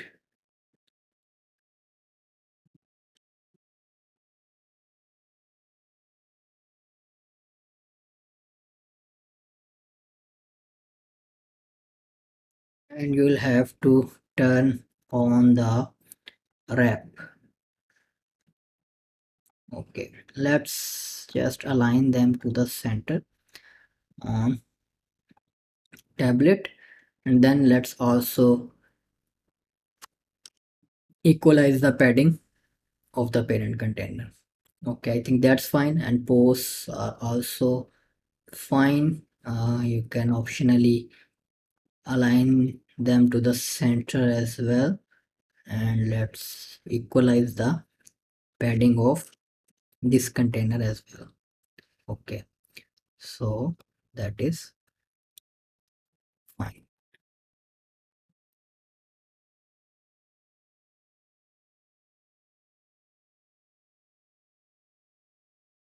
Okay, now let's navigate to the mobile screen, and everything just looks fine. This section definitely needs some spacing. Let me adjust the spacing on mobile to like 10 pixels, and also remove the spacing from this container so reviews have some more space. And then we can also change the font size to like 14 pixels so we have more room and text. Okay, let's change the text style to normal. Okay, that's fine. Now let's just publish this one, and finally we have a complete home page. Let's just have a final preview of the home page, and we have a bit of trouble with the carousel.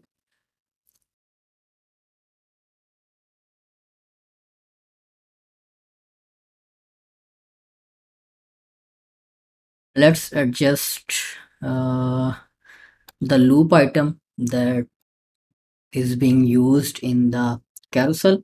Remember that we had used the background image method to fix the size, uh, and The little issue or problem with that is that when you make this container a clickable container as a whole, and if it has some elements that are a link inside this container, so it will have some troubles. So let's just remove this, turn it to a default container, and then let's just remove the background image method, and then let's just use the featured image.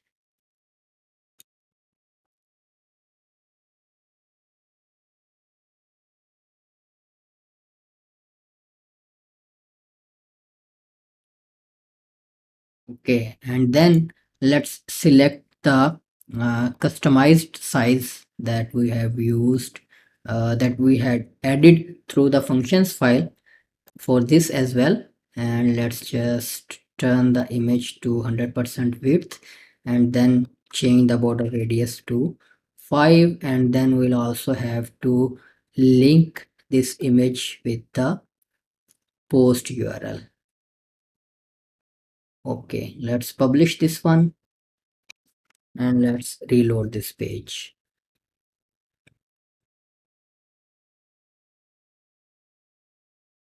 And now we have a carousel issue fixed, along with any image issues that we had with the background image method, that for some reason if you reload the page, the image for the first container is not was not displaying. So that should also fix this one. Okay, now we are back to standard methods with the help of a bit of code that we have added with add image sizes. Okay, so now we have a fully functional home page. Fully functional. We didn't edit links to these categories. I'll add them later on, but you can add them on your own, and rest of the stuff is just fine. And if you want to change the sizes and colors of these links for certain screen resolutions, you will have to adjust the CSS. Just go to theme file editor, and then edit the style.css file. You can see all of the sizes and CSS is available over here. You can, let's see it. Here is the font size for the small list, and we'll use the grid later on. And if you want to change the size for certain screen resolutions, you can use any of these rules. I have already added them. For mobile screens, you should copy the CSS code over here, and then change the font size accordingly. Okay, so now our home page is ready.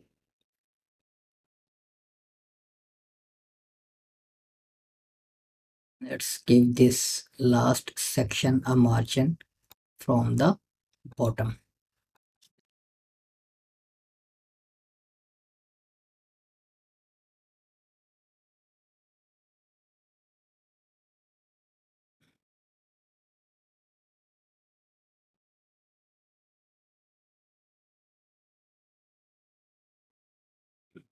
Okay, so this was the most consuming part of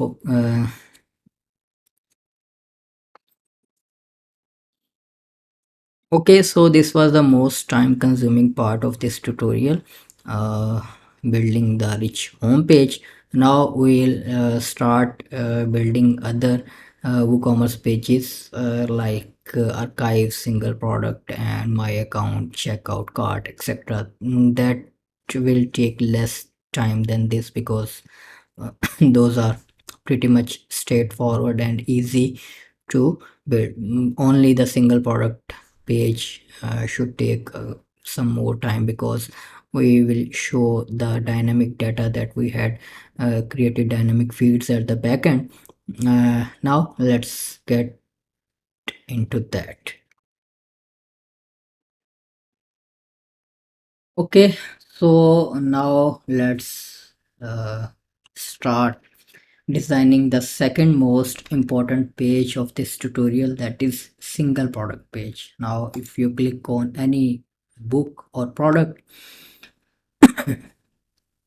you see this default WooCommerce page. If you are using any other theme than Hello Elementor, then every theme has some styling for these standard WooCommerce pages. If you are using Astra, Cadence, and any other theme like that, that should work out of the box, and you will have a pretty nice page than this one. But obviously, the issue is that we have created some custom meta boxes for the books, and we have some authors, and the uh, data is pretty much different than the standard WooCommerce products. You see, we have added this data, so now we'll also have to or want to show this data on the front end as well. And to do that, we'll have to create a custom template using Elementor's theme builder to show the appropriate data that we want. Let me just close some tabs. Let's just close the home page. We don't need it. Let's just close this one as well and close the footer, and let's close this one, and let's get back to basic theme builder, and let's close this one. Okay, so now to build a custom template for single product page, we will have single product section over here. Let's just add a new template, and then you will see some pre-made templates by Elementor. You can use them, but we're going to design everything from scratch. And let's just rename this template to single product.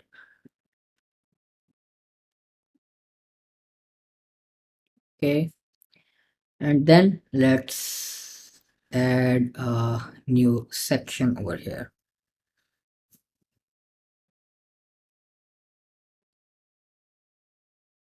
and let's give this section a margin from top and bottom,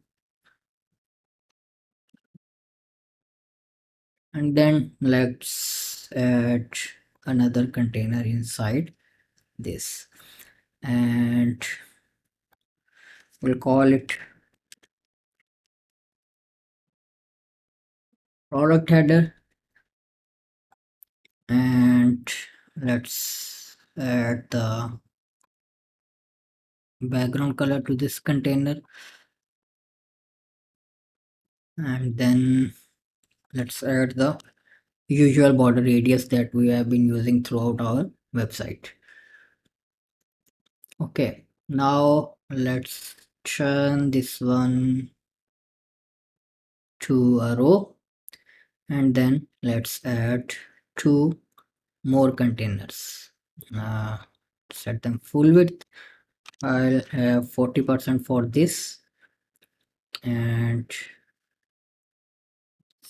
60% for this.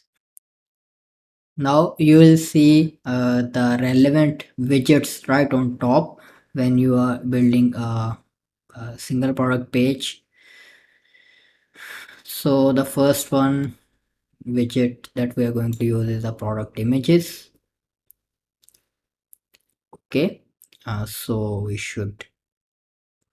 you can enable or disable this sale flash icon or text. Let's see what books are on the sale. So let's just make this one on sale, uh,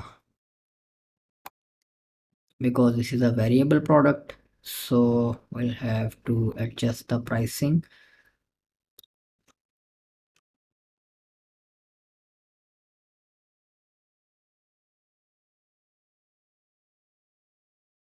Okay, let's update this. And let's publish this one first. Add a condition to include it on all the product. Save and close, and let's just reload this page so we'll have the updated information about the product.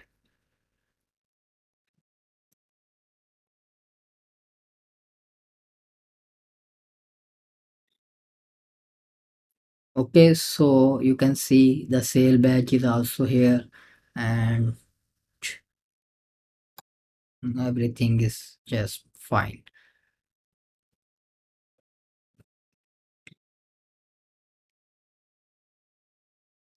Typically you will have thumbnails if you are designing any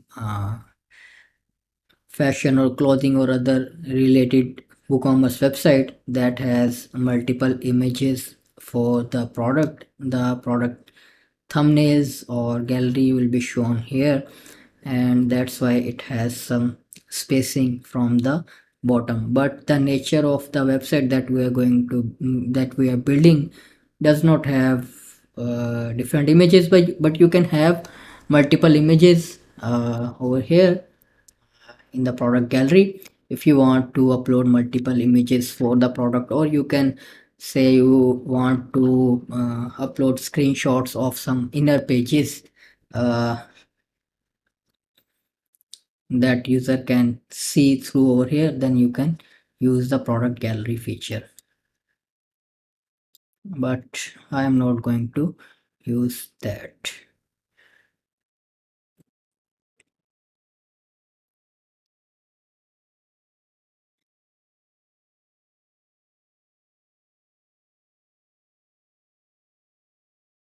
Okay, so now on the right side, let's just add a border radius to this as well. Okay, now on the right side will show the actual product data. And if you have noticed that you don't have the ability to change the style of this sale badge, let's see if we have it in the customizer. Let's go to appearance and customize. uh,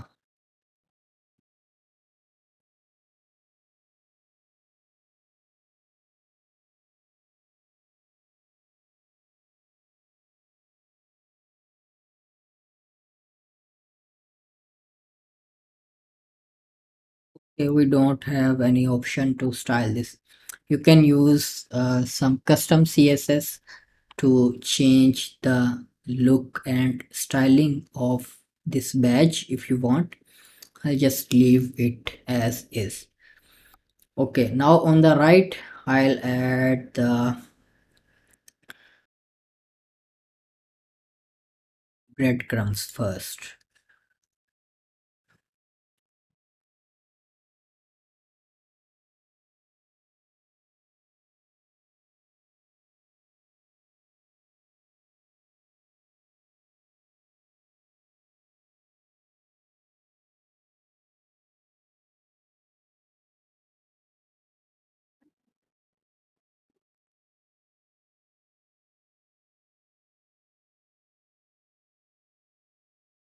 Okay, there is some space at the bottom. Let's see what's causing the space. There should be a margin. Okay, so it's standard navigation with WooCommerce breadcrumb class. uh, we can remove the bottom margin uh, by adding this css uh, to the theme file editor.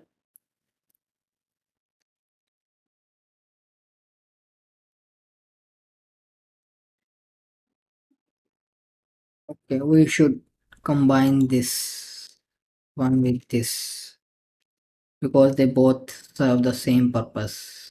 Okay, let's publish this and let's reload this page.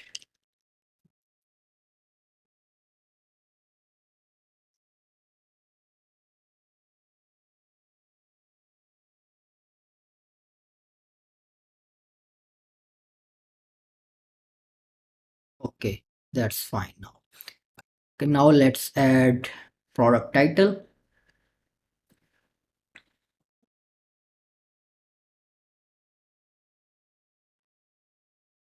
Let's adjust the size.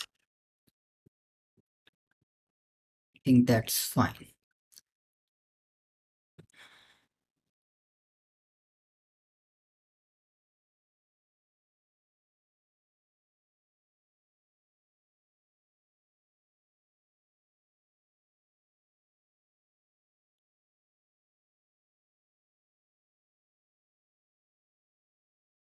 Okay, now the product price.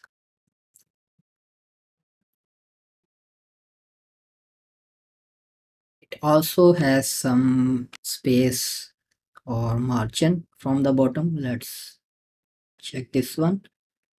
Okay, I'll also remove the margin for this paragraph, and I'll make sure that it only applies to the single product page. We don't want to disturb the whole styling of the pricing. Let's just reload this one.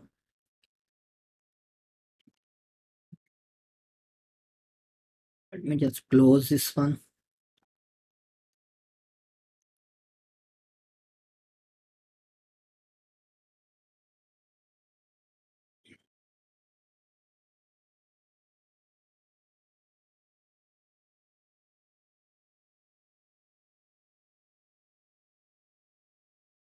And we could have used this class as well. So I think this should be the appropriate method instead of using this, because we already have the margin removed from the paragraph. So let's just reload this one and then try applying the class to see if it really works.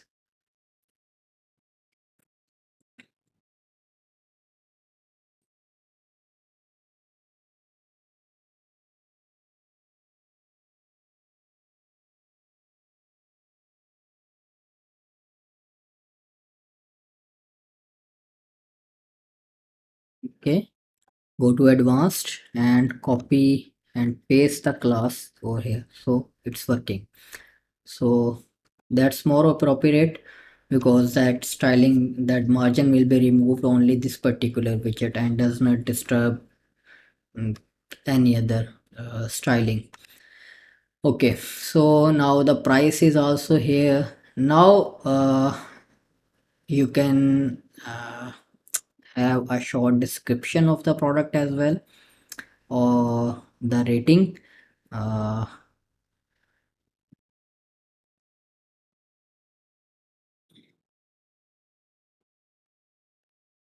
Product rating should go here or anywhere that you like.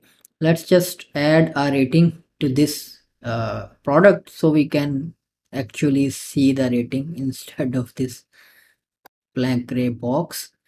Let's go to products and edit that particular product.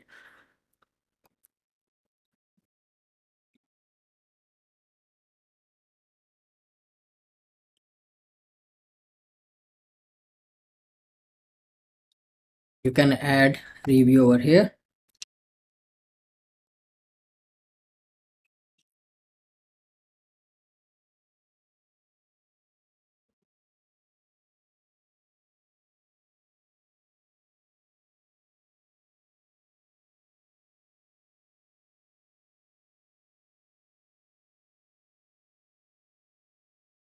Let's edit this one. I don't see an option for the stars. Let's just visit the product page and add the review from here there.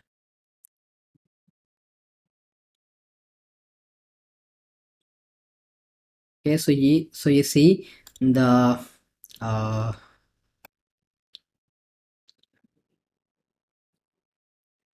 layout is the same, but we have quickly noticed the colors. We'll adjust this one, and we have not added the review section. So let me just quickly add it over here, like product data tabs. We'll style this one later. Okay, let's reload this. Okay, so I'll add the rating from here. I'll just copy this same text.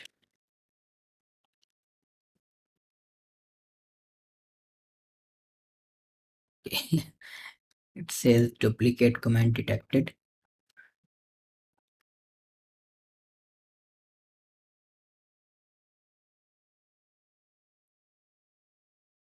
Okay, so now it has the rating along with the information.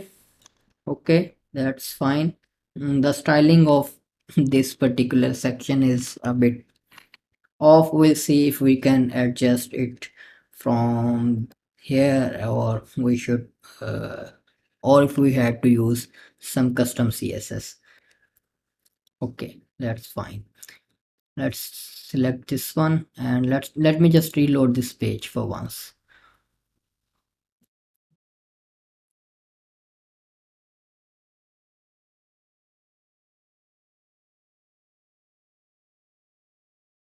Okay, now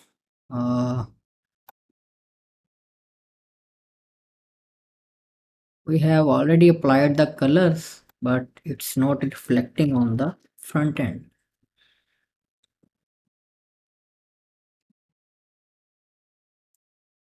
Okay, it's working now.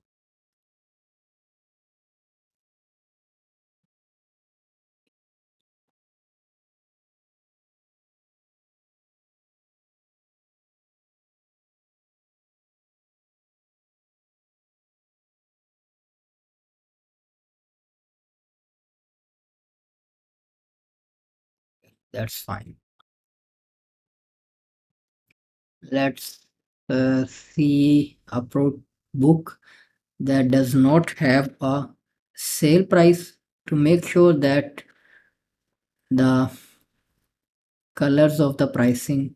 Okay, that's now fine.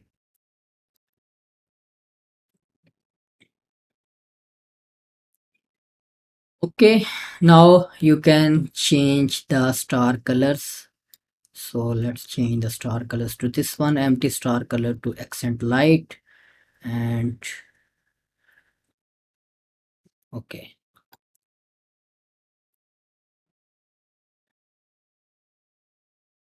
let's change the link color to primary.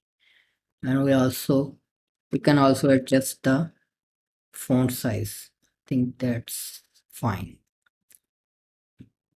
You can also increase or decrease the star size and space between them. Okay, I think this whole information can be aligned more appropriately. Let's just have a look on some other websites to take inspiration from, like Amazon Books or eBay Books.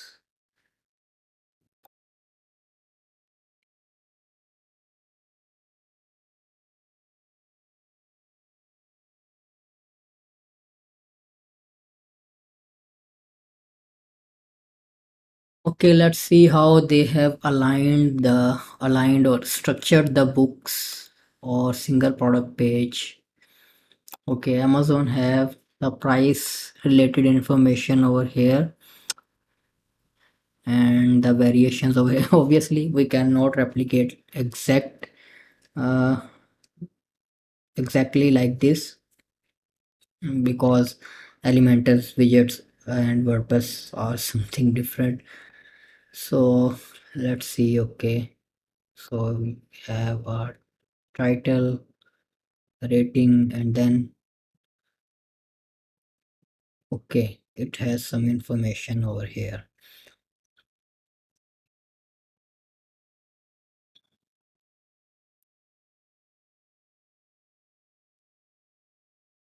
Okay, let's try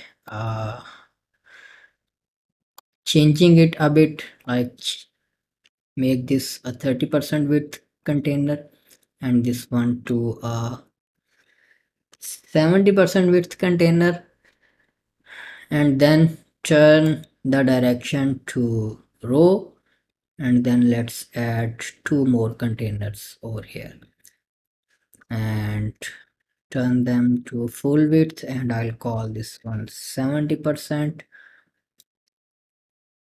Duplicate this and turn it to 30%, and then let's move the information in appropriate sections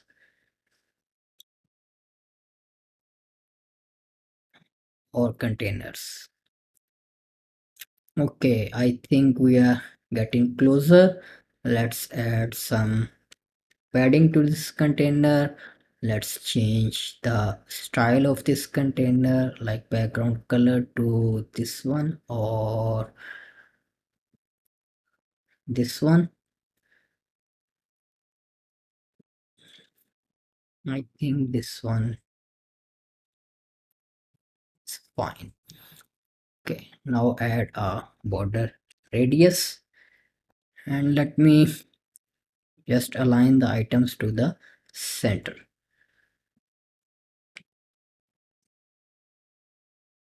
Okay, that gives us some more room to add some more information about the product.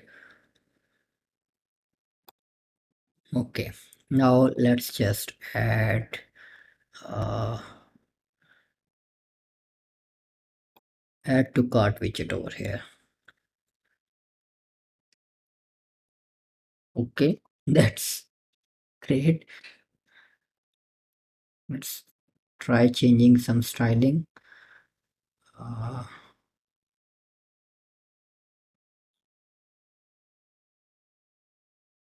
okay, uh, the one thing that we can do is that we can add a better variation of the products.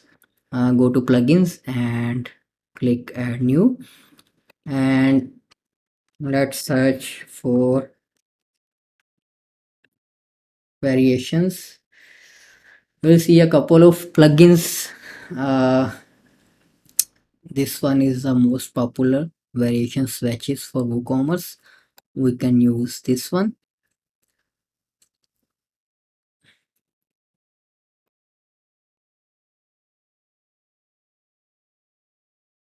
Okay, now it will convert this regular and boring looking drop downs and information to a more suitable design.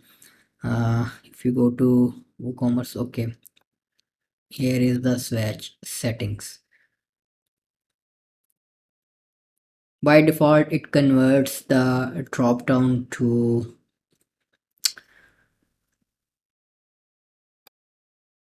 boxes. You can adjust the styling from here, and you can also go to product and attributes and choose the appropriate style for your variations. We only have one attribute of format. uh, you can change this to button. Okay,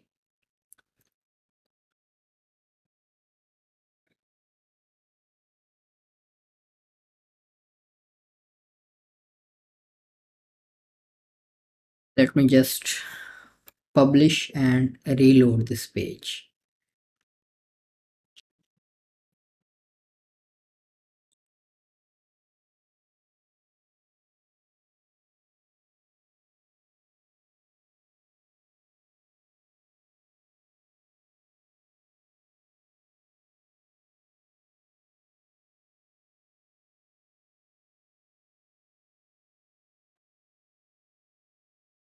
Okay, so now we have two buttons instead of that drop down.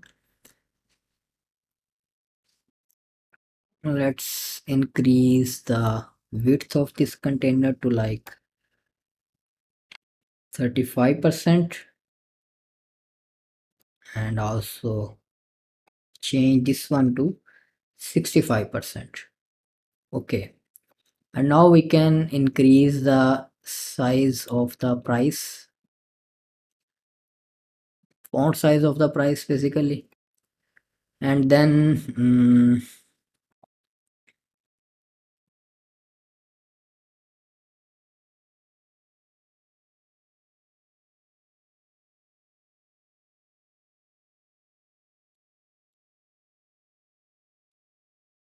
you can switch between the inline auto.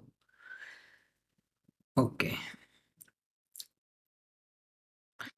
this section has a lot of spacing or margin over here. Let me quickly troubleshoot this one and see how we can fix it.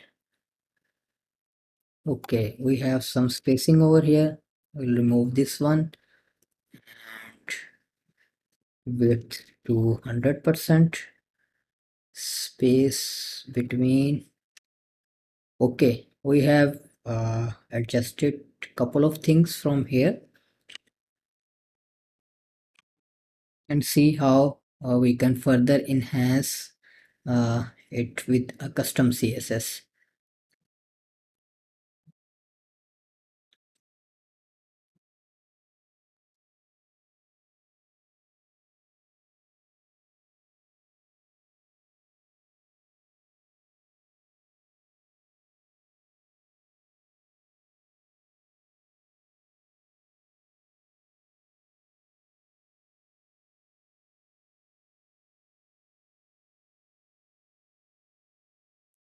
Okay,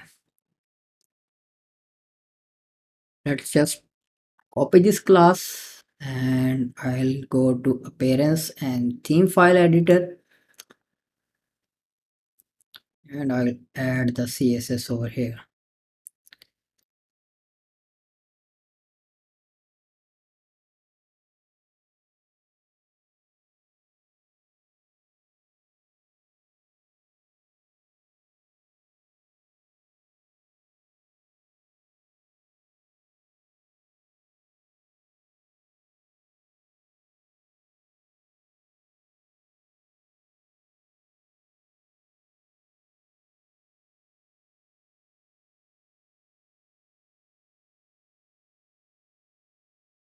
I'll remove the background color because it has some background color applied to it.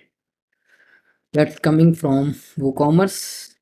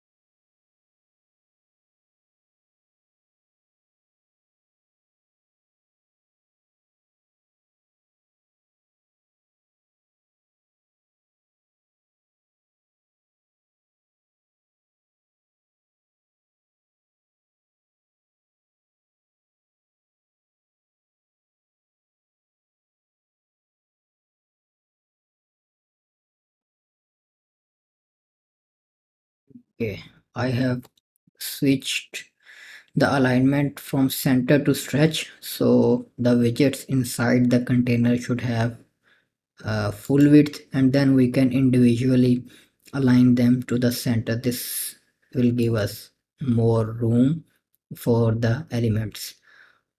Okay, so that's fine. And see if we can add some more information. Okay, I think this box should have only these information, or we can use this method to uh, add some encouragement to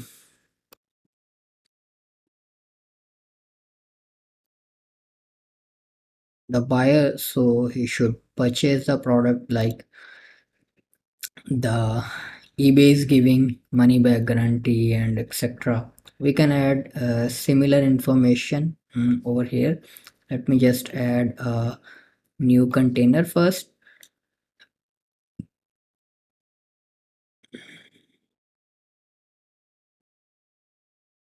I'll just remove the padding from this container, and then let's just use an icon box.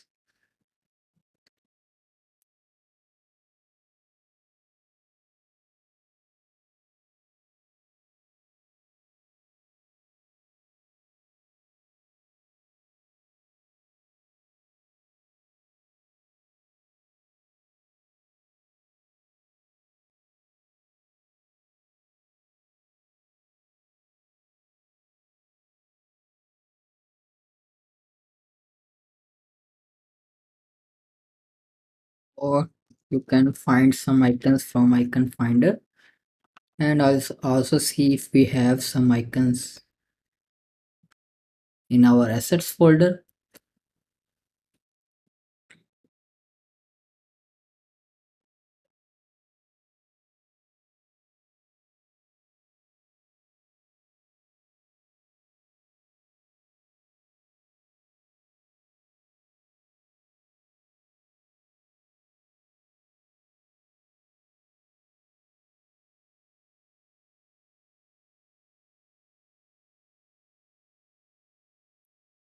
Okay, let's search for badge.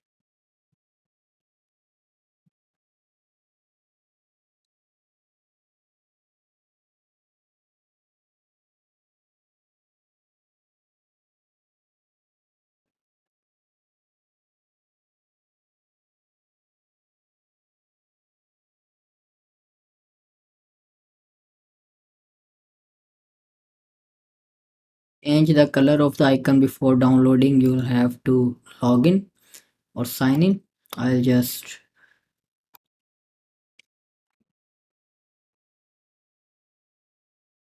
copy our primary color, or sorry, accent color, and let's just give it over here, and then download this icon as svg. I'll also move this one to the assets folder so you can use it.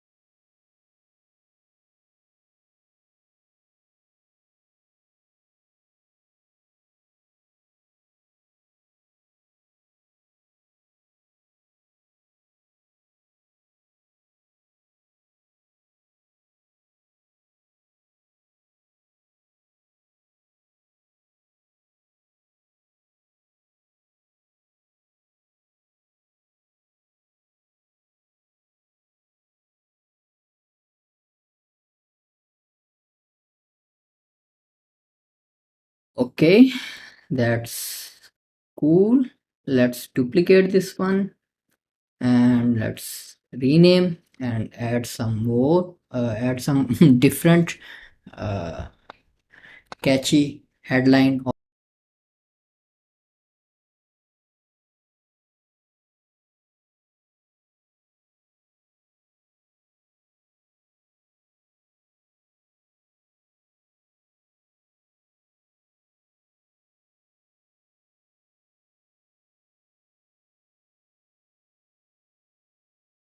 Okay, let's see if we have some icon for shipping like truck. Okay, we don't have one. We'll just, let me just first copy this color code and then let's search for truck.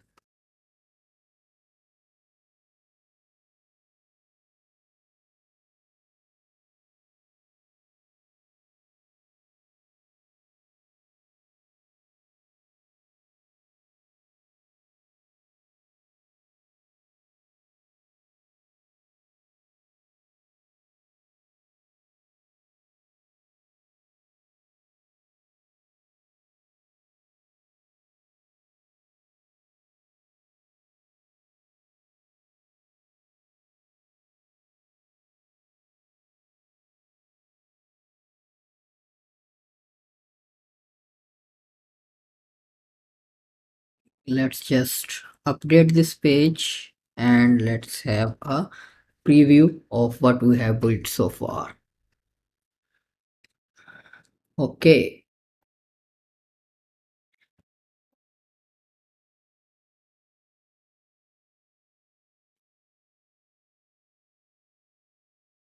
let's just align the content to the center.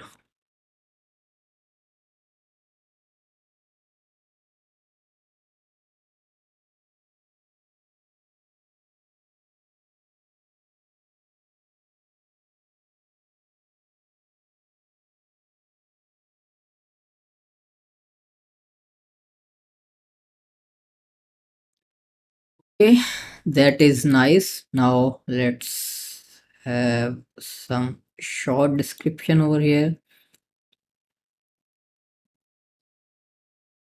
and it basically pulls the information from the short description box available for the products, as since we don't have short information provided in those boxes like this in product short description, so we are not seeing anything. Let's just copy some description from here.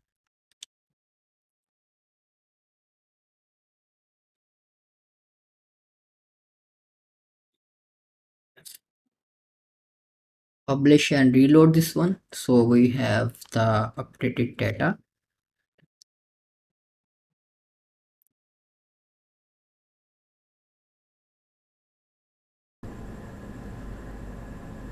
Okay, so now that we have information, we can now adjust the font size, and let's just see this sale badge. I think it's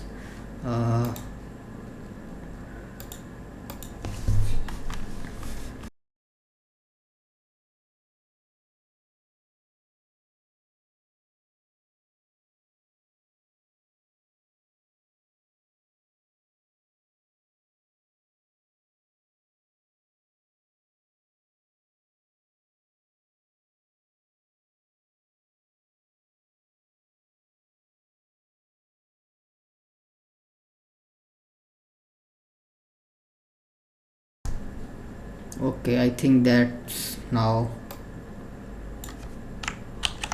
reflecting with our website color scheme. Let's just go to theme file editor and let me just add this one over here. See, I am using the variable global accent color, so if at any point we are to change the color scheme of the website, so it should reflect everywhere. So we don't have to manually change the colors and styles of certain custom CSS applied elements.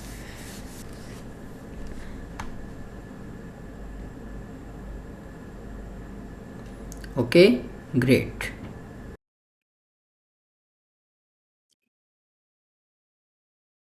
Okay, so now there is one thing remaining, that is the book author. uh, that should be in product meta. Let's see if we have that. No, no, no, no. Okay, let's use a standard heading element, change it to a div container, and then from dynamic data to select post terms and then select authors. Okay, and let's add a by text before.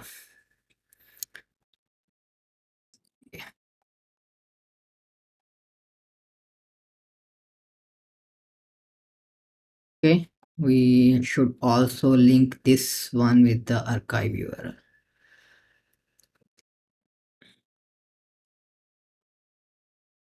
Let's reduce the space between elements to like 15. Okay, so now finally uh, we need to display the custom information for the product. Let me just reduce the space between these elements as well.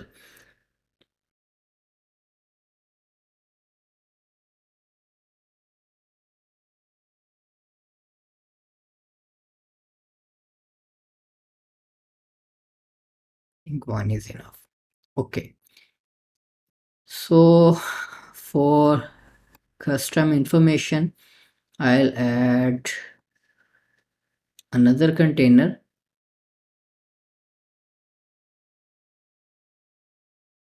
I think we have some spacing or size issues, like this one is 30%, this one is 70%. Let me just remove the spacing from the parent. Okay, that's fine.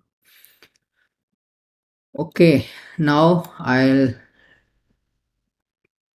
change it to full width and turn the direction to row. Now we can use an icon box to show this information that we have in the products.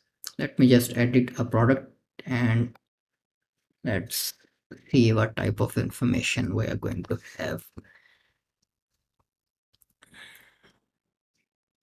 Okay, so this should be the heading and this should be the text. Let's see how.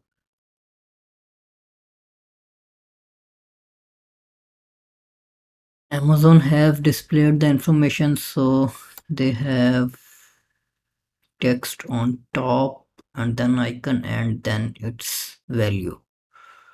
So we cannot change the position of these elements, but uh, we can go with the value over here and the label over here.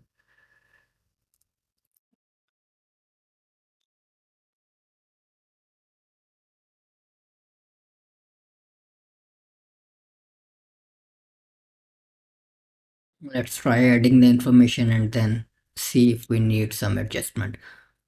Okay, first one is reading age. I use this information over here, and then we need the value of this field. To do that, click on the dynamic tags and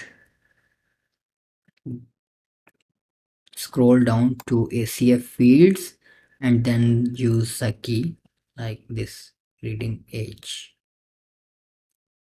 Okay, now we'll have to adjust the styling, and we'll also change the icons. I have provided the icons for these. Okay,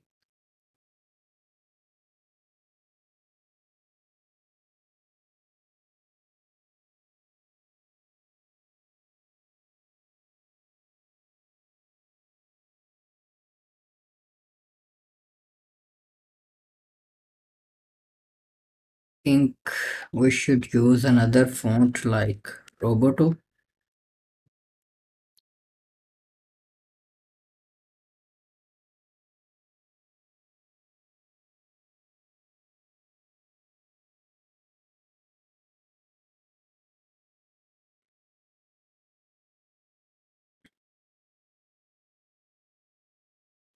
Okay. I'll remove the padding from this container, and then uh,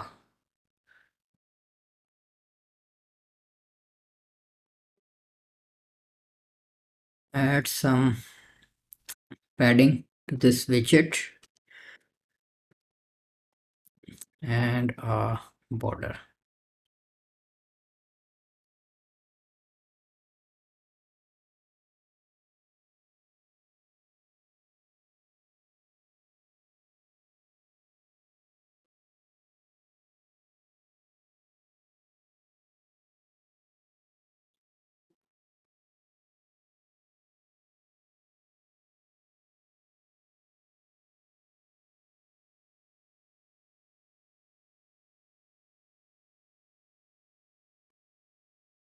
Okay, so we have the information. Now I'll just populate all the information and I'll apply the appropriate icons.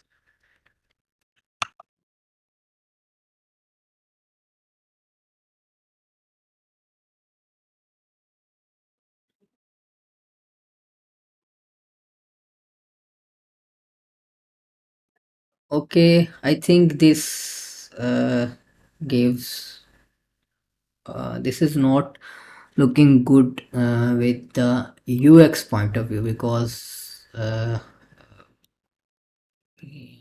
we are Amazon is a big website and they have worked a lot on UX, so information should be placed like this. To do that, let me just remove this and remove let's just not remove it. I'll add another container over here, and then I'll move this information inside this container, and then I'll remove the description from here, and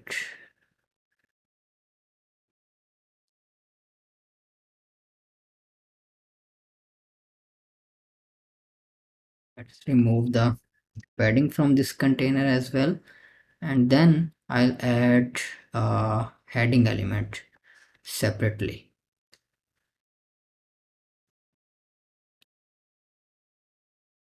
inside this container.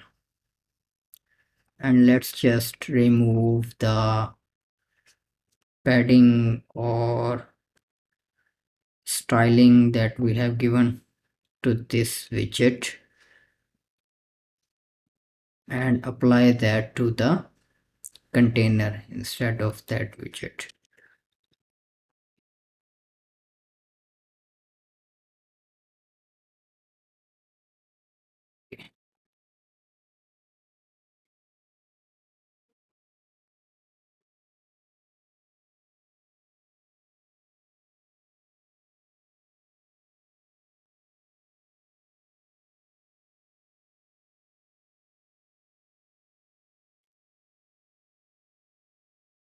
Yeah, now from the layout, I'll decrease the space between elements. Okay.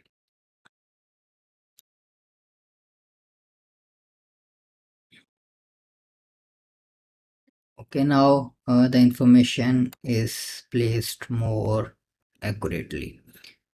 Okay.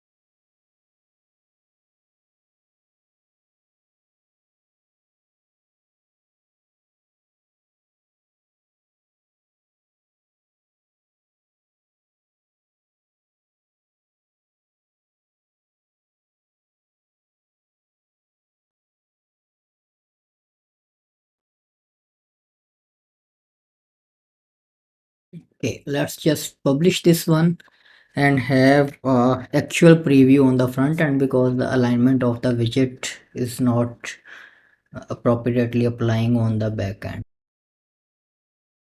Let me just copy the style of this container and apply it over here.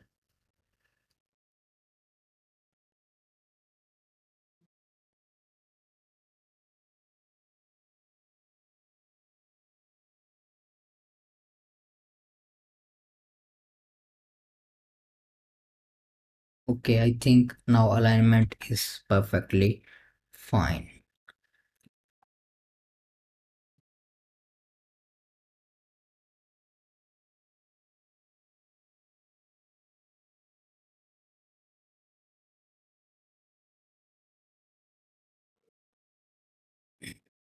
Okay, let's see how much more information we have.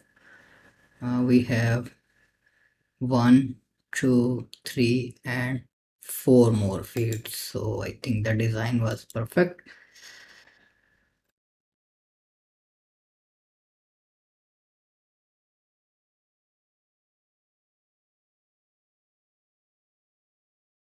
Let me just rename these sections.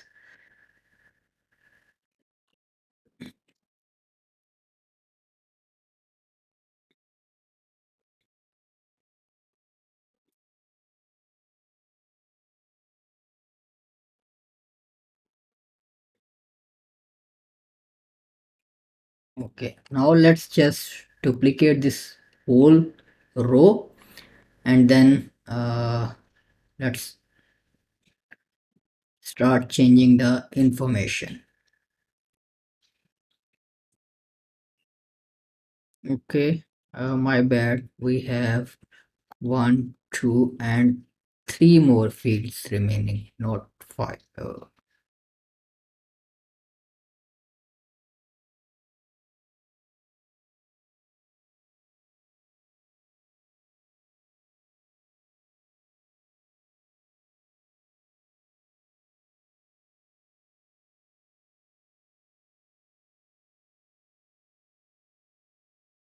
Okay, that's the wrong icon. Uh, this one.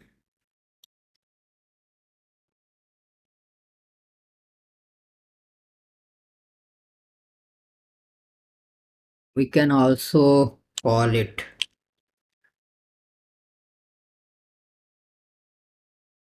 pages, or the print length was good. Okay, so let me adjust the icon size because there was an issue. This icon uh,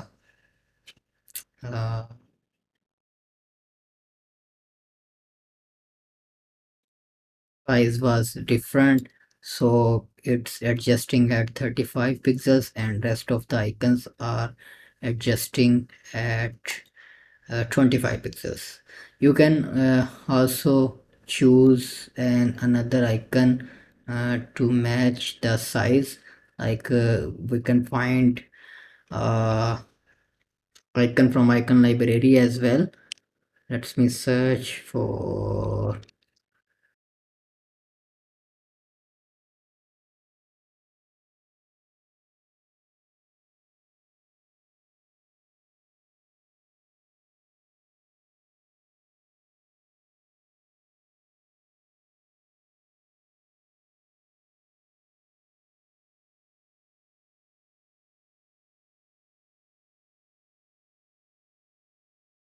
I think that was fine.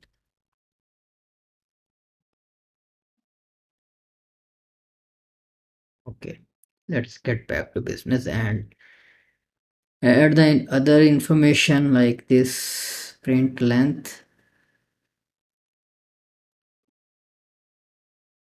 and we can also add a suffix text like to tell exactly what is this, because the value is simple integer or the values format is in numeric. Okay, now let's see what is left. Its dimensions.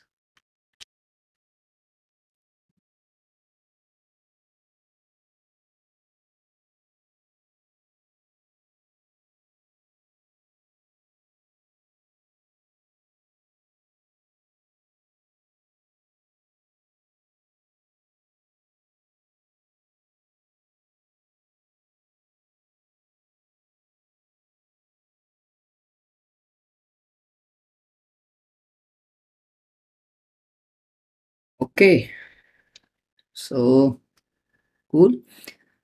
uh let's just remove this last box and let's increase the width of these to like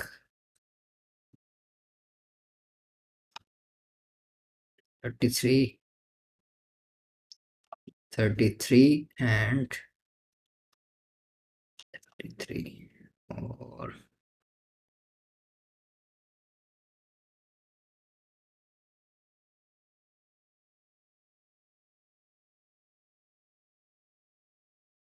okay. Now for the main row, let's align them to space between, but I think we should add the same number of boxes in each row to have a more streamlined layout. So let's see how we can fix that. Amazon had used a carousel over here that we cannot do because these are not any post types, so we cannot actually use the loop builder of Elementor.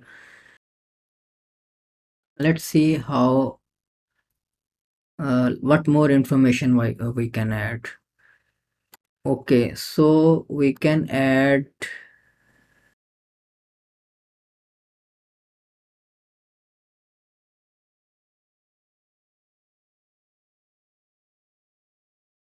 this type of information. Let's see what information type eBay has. It's not that much.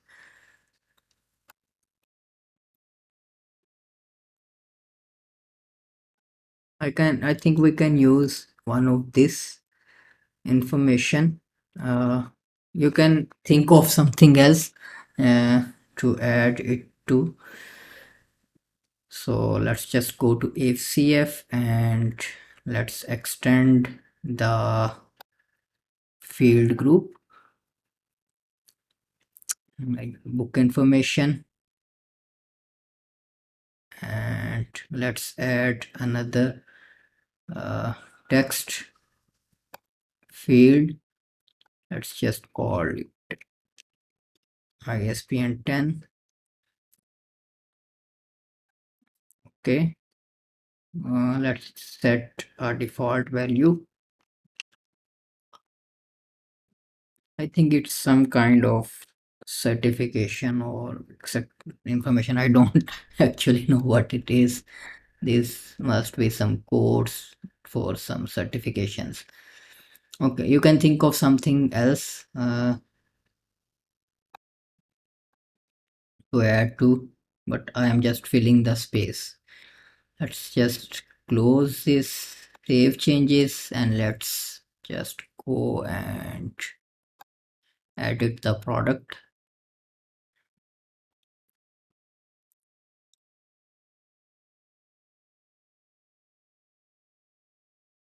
And let's just add the information, and let me just undo some stuff that we have done.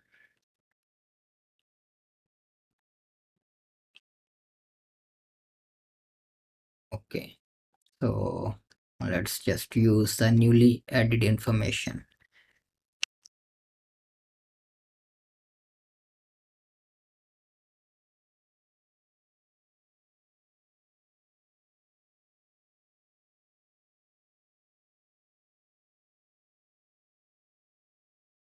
Okay, we need to reload this page to have the updated information.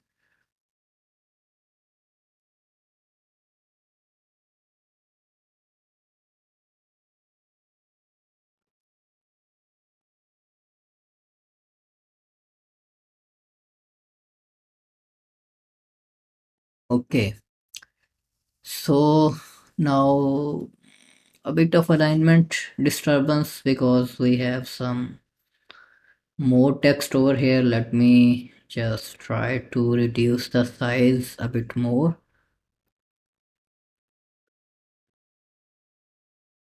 I think that should be too small.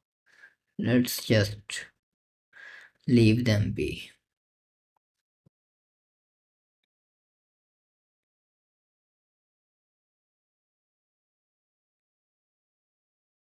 Okay, finally, let's have a preview of what we have built so far. Okay, that's pretty cool. These boxes need some more space, definitely.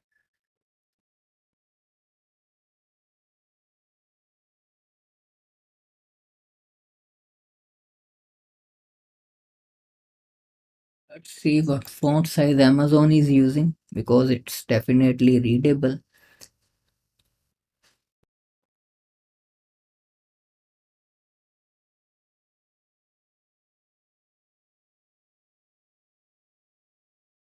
Are also using 12 pixels, so I think we should also use the 12 pixels.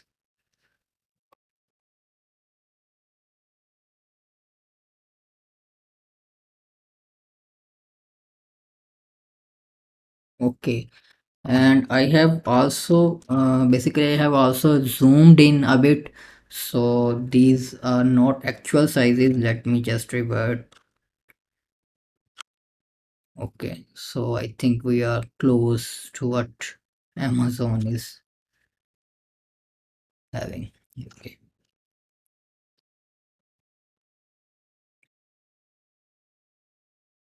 Okay, great. Now the product header section is complete. Now we need to adjust this one. We'll basically just add a container over here, and then go to set it to full width, go to styles and give this container a background color of white and border radius of 5 pixels, and I'll just increase the padding to 20 pixels, and I'll drag this widget over here. And now we can adjust the tabs, product data tabs, but this Elementor does not offer a whole lot of styling over here. Like let's adjust the tab colors, and if we change the active tabs background color, it will change the whole container's background color. So it's not an appropriate way to do that. We can use some custom CSS to change only the active tabs and tabs color, or on the hover we can change that with some custom CSS. Okay, uh, let's set the background color of tabs to default to white, and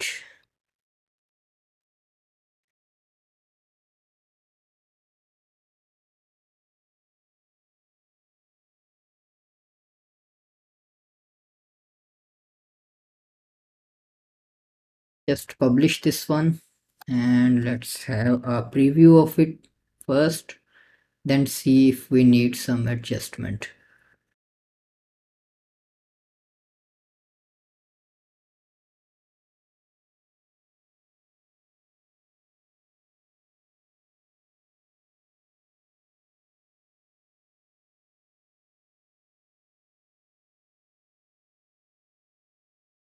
Let me just quickly write some CSS.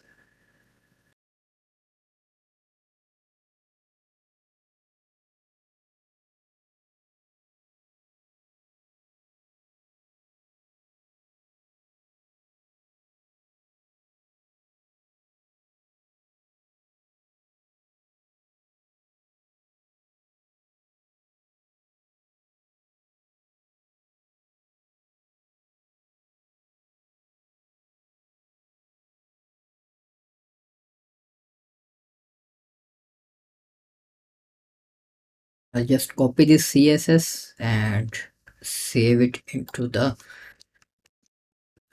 styles.css file in the theme. You can just use this one, and obviously when you will be downloading this child theme, you will have all the uh, CSS code applied there.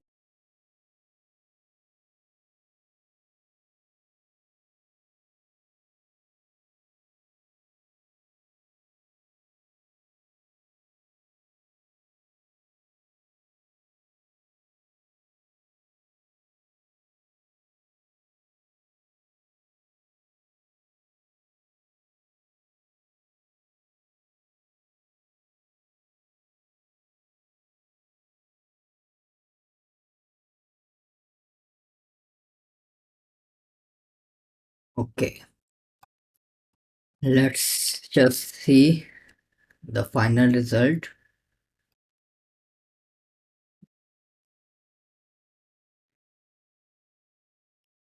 Okay, we have to apply some important to the color.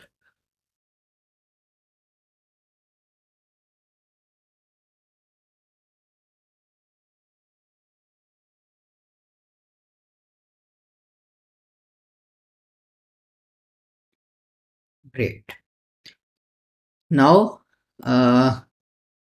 we want to have some more elements. Basically, I want to show the books from current author as well, and from the same category or related books below that. So let's just adjust the margin of this section that we had applied earlier to 10 pixels. Mm, okay, we'll see which section is going to be the last one, so we can add some extra margin from the bottom. Let me just publish this one and reload this page.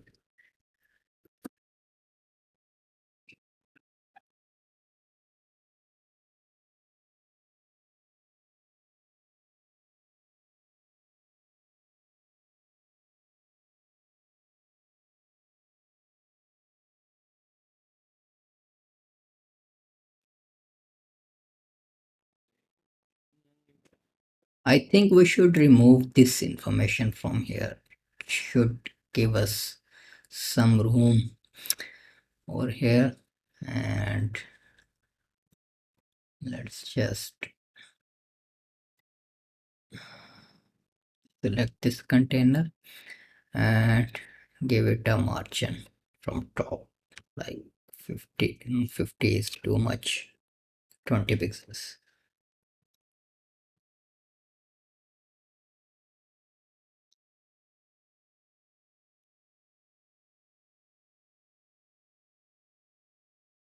And let's see what's causing the margin from bottom.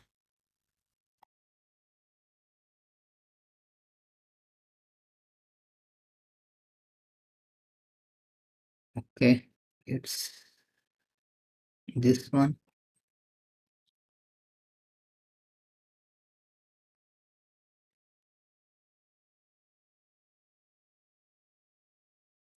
And by this point you should have known that uh, uh, you must learn basic HTML and CSS in order to excel in the web design business, because not everything going to be uh, working outside the working uh, outside the box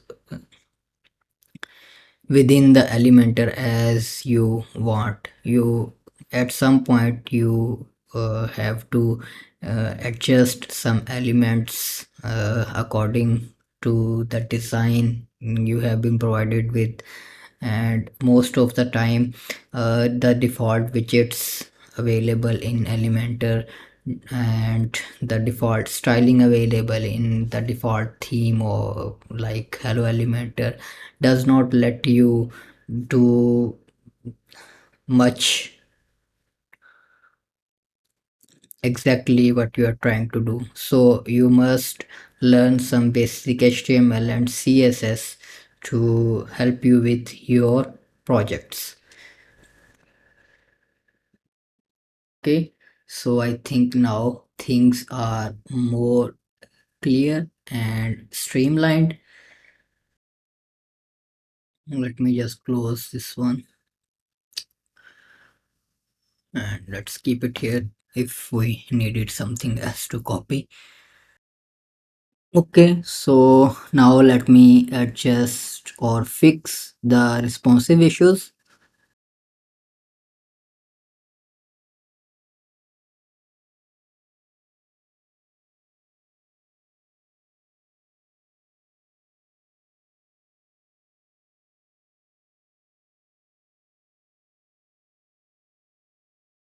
Okay, I think to create a more appropriate layout, we should uh, move these sections a bit, like product info after image and then pricing over here.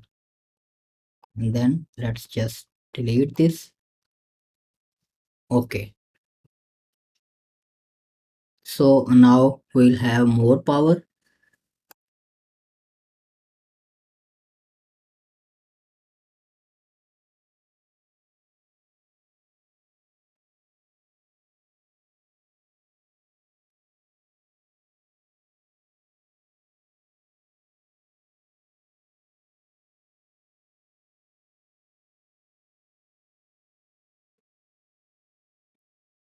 Okay, now we can also change the position of the containers easily.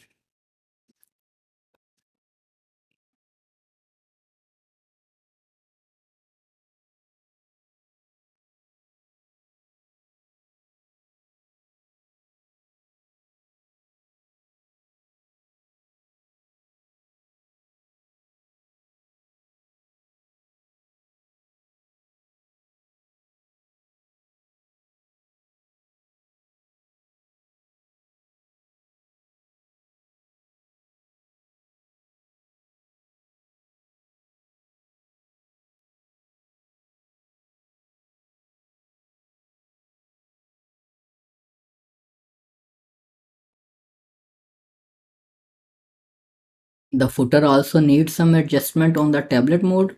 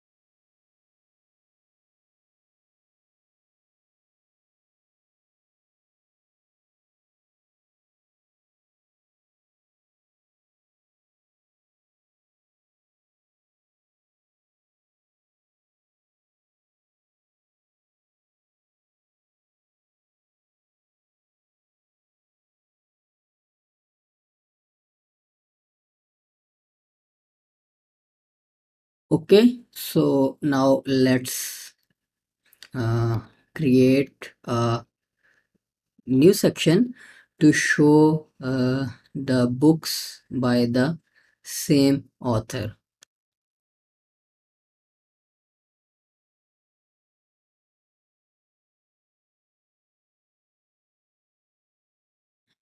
We'll add another container as usual. Let's call it.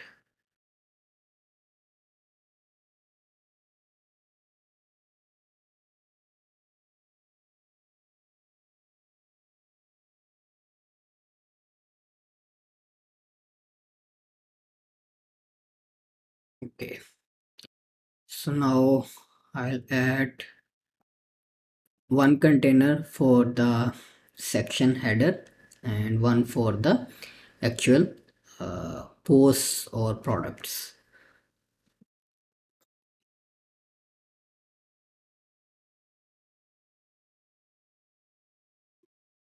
Let's rename this one to product data. Okay, for this I'll change the direction to horizontal, and then let's add a heading element. And now I'll use the dynamic tag and include the author name in the title as well. So that should be in the post terms, and then select the authors. And then in advance, I'll add some text before the dynamic value.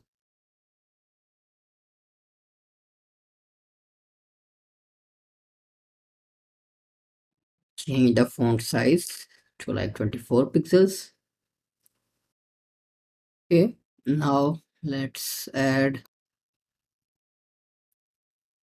another container, or I think we can add the both elements in the same container. We don't have to add multiple containers. Just increase the padding of this container to like 25 pixels. Okay, now we'll use the loop carousel over here, and then this time don't change it to products. Let's keep it for the posts, because we are going to use an advanced query over here that we had installed a plugin for. If you go to plugins, we had installed a plugin. Sorry, I gone to users. uh, we had installed a plugin advanced post queries, because the default Elementor query options does not have the ability to filter out posts from a custom taxonomy for the current product. That's why I have installed that plugin. It gives us the power to filter out the products based on a custom taxonomy value that is assigned to the product that is being viewed. So let's just change this from posts to products, and then we forgot to assign a template. Let's search for grid, product grid item, and okay, we have the books, but we want to show the books only by this author, this particular author that is assigned to the book that is being viewed. Okay, so now go to queries and then select advanced query options, and then select dynamic related posts, and then select post shares terms with the current post, and then select the term, the custom taxonomy that is over here, author. Now it will show only the books assigned, books by that particular author. Let me just let's just remove this for once, and let's just adjust the layout. Let's try showing 5 products in a row, and let's turn this to 10. Okay, You can create a new grid item template and have the sizes adjusted, because you can see if we are showing 5 books in a row, the price seems to be a bit larger. So you can either adjust it over here directly, to like 14 pixels, or you can create a new loop template and then select it over here. And I'll remove the pagination from this, and let's just adjust the navigation icons to the ones that we have been using in other carousels. And go to styles, and let's just change the navigation color to accent light. Okay, let's increase the size of the navigation icon. Now adjust the query options, dynamic related posts, and there you go. But we should exclude the current uh, book that is being viewed from here. To do that, just hit the exclude and then exclude the current post. So we are left with no books at all, because this author only has one book. So let's just pull the data for a book that have for a author that has multiple books. So I think C.S. Lewis has multiple books over here. Okay, so we'll pull the book The Lion, the Witch. Okay, so preview setting, and start typing the book name.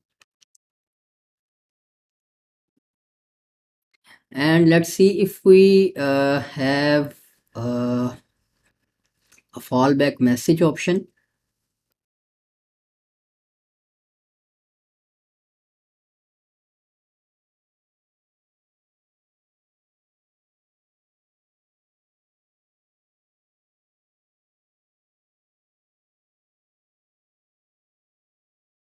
Okay, I think we don't have any uh, field or option to display a message if there are no books by this author.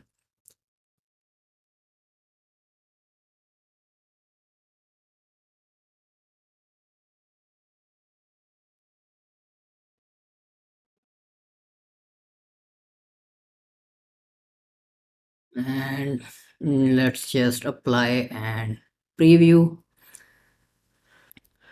Okay, so now we have books over here, but uh,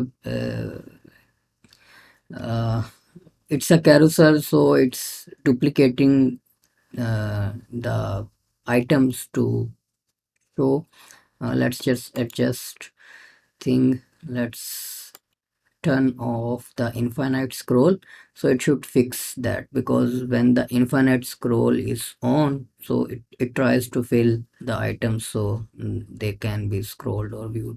So let's just turn this off. And if we go to query, and okay, everything, but there is a lack of feature in this widget in carousel, that if there are no products, or we have excluded the product current item, and if there are no items or products left, it does not show any message uh, uh, to the user that there are no products related.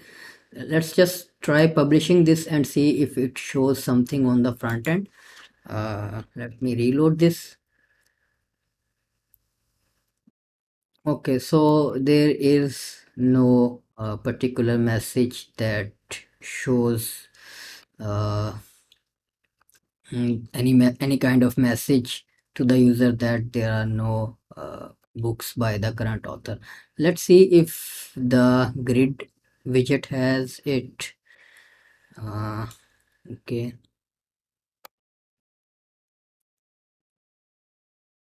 I think these both widgets does not have any option to show the message. I'll notify the development team of the Elementor so they can add such feature. You can keep checking, maybe by the time you are viewing this tutorial, Elementor has released such feature.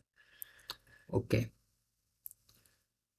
so now everything is pretty much finished, and you can see there is an issue with the layout because of the image size. Uh,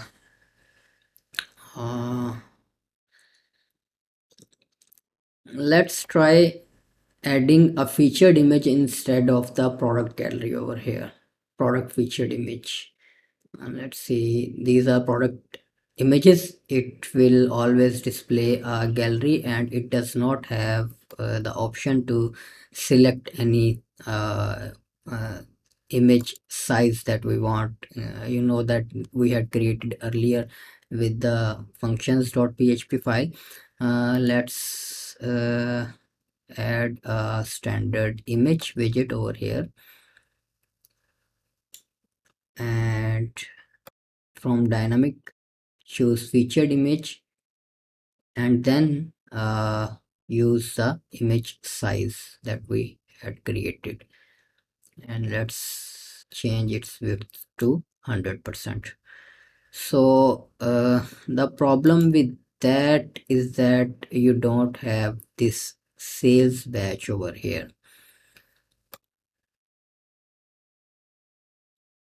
So it's up to you how you want to lay out your products.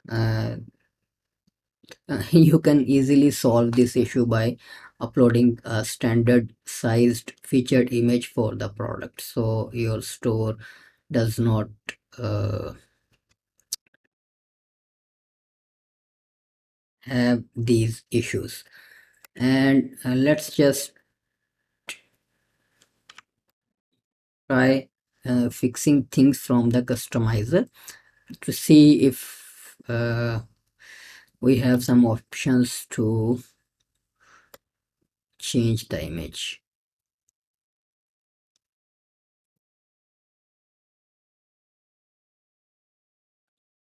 Okay, so what was the size that we have been using? uh,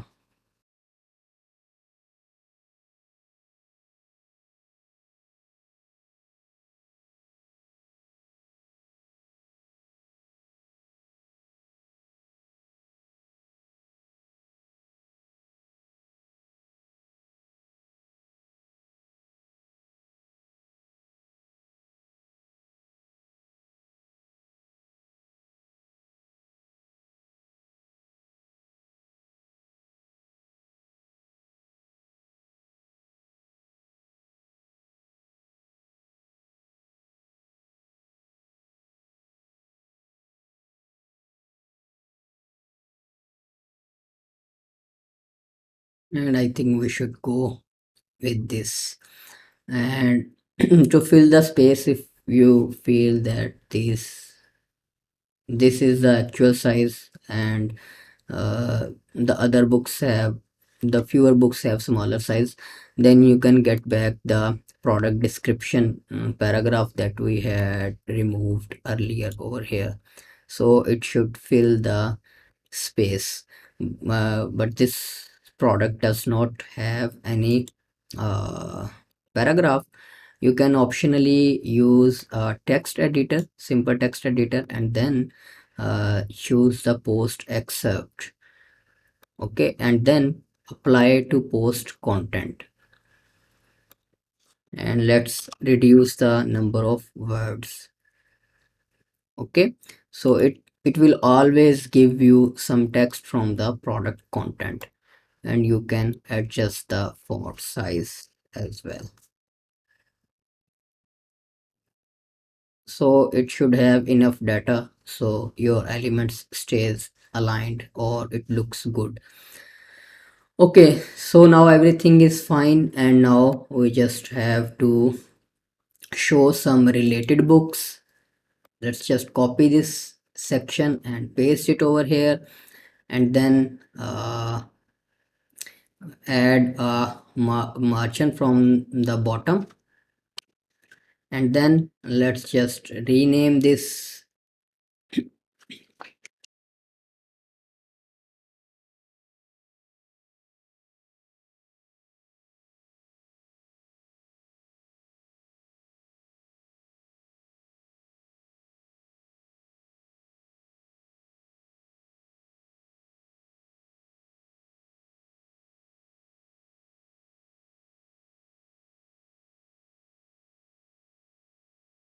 And now edit this loop carousel, go to query and remove this dynamic related post and change this from post to products, and then go to query and it will show WooCommerce related options. So just select the related products, and then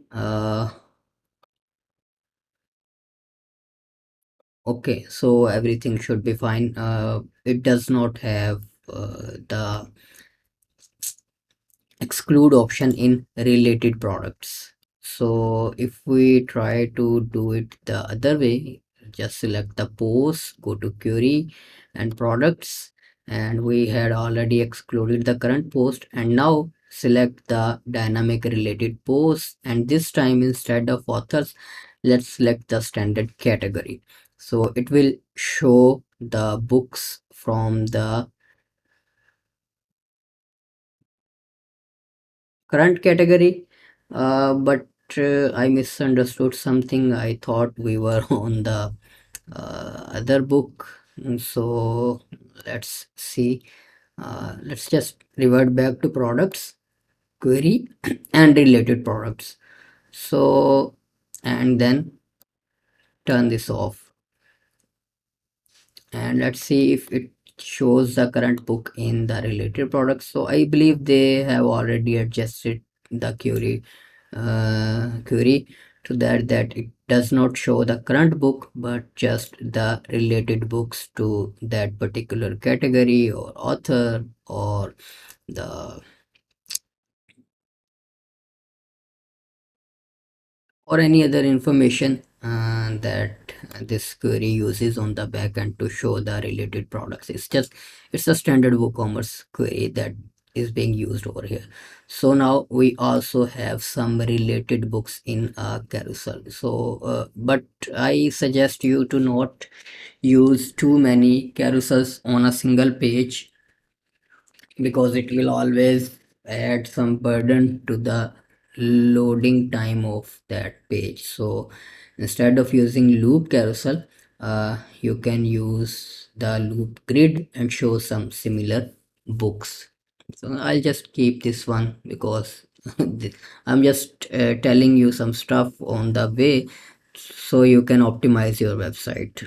It's just a dummy website, so I don't have to do that. But on obviously on your production websites and on your client websites, you should always take the performance issues into consideration while building the websites, and avoiding too many carousels and sliders is a main thing while optimizing the websites.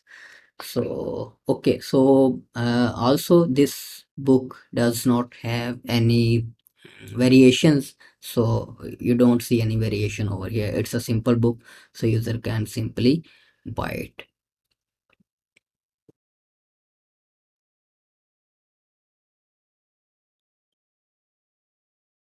Okay, so let's just publish this one and have a final preview of this single product page. Okay, I think the data was not saved. Okay, So now let's just check this book. Okay, great. So we have some related books, we have the product data, and we have these are related books, and these are the books from the same author.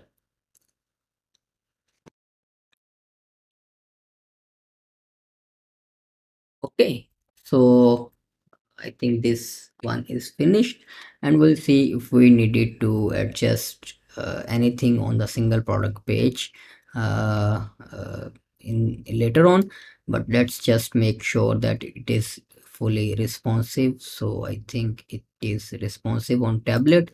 I'll just turn this to 3 because we have enough room, and let's just turn them to 3 as well.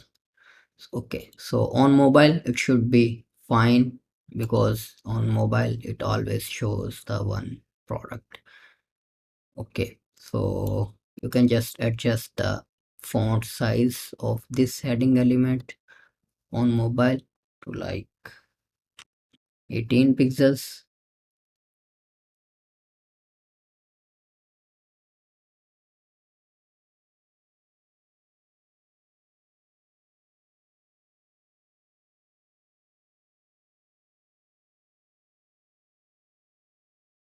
Okay, cool. Let's just publish this one, and now let's build the rest of the website. And the next one on the list is the archives page or the shop page, because when you browse any category or you browse a shop page that we forgot to add anywhere, we didn't edit any button to go to the main shop page that lists all the uh, products or books. It's just categories. So let's add it to the menu, or we can have a dedicated link or button to shop. Let me just add it to categories. Go to appearance and menus. You can have a dedicated button anywhere. We have room over here. We can stretch the search bar a bit to the left, and we can make more room. You can have a dedicated button, text that links to it, to the main shop page, or you can have it in the menu. Okay, so let's adjust this.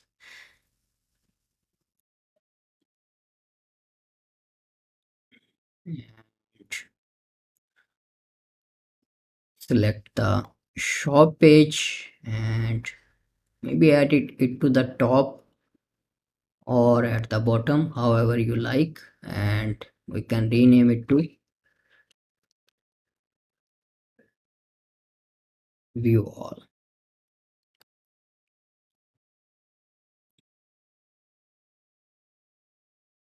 Okay, let's just reload this,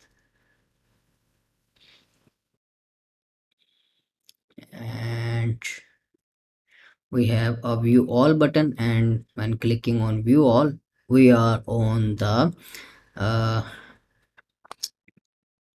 default catalog or default archive page of the shop. Now we'll design this particular page with some filters and options.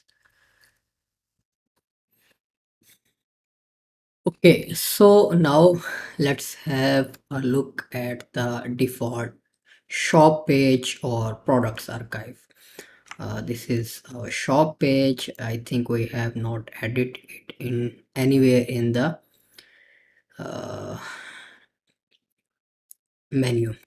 Let's add it to the menu, but first, you see, this is the default WooCommerce products archive layout. Uh, if you are using any theme like Astra, Cadence, you will find a much better layout for the uh, product catalog or archive. But staying in Elementor's theme builder, the default shop archive widget also does not have any option to customize the layout of these individual cards. We'll have to adjust it with the help of some custom CSS, because I don't want to include any third party more plugins like Woolenter and extra. You will have to purchase Woolenter's premium version as well if you want to customize these cards and the layout of the archive page as well. But I'll keep it minimal, staying with the default Elementor, and I'll style these according to our standard cards like these, with the help of some custom CSS, and you will find that in the child theme that you will be downloading. So in that way we'll have less plugins, and let's see what we can customize in these cards through the customizer first. Then I'll use some custom CSS to hide some things like add to wish list. I think we forgot to add to wish list button anywhere in these cards or on a single product page. I'll get into that later on. Let's just see what options we have in the product catalog. So we don't have any option to actually hide or style these elements or headings.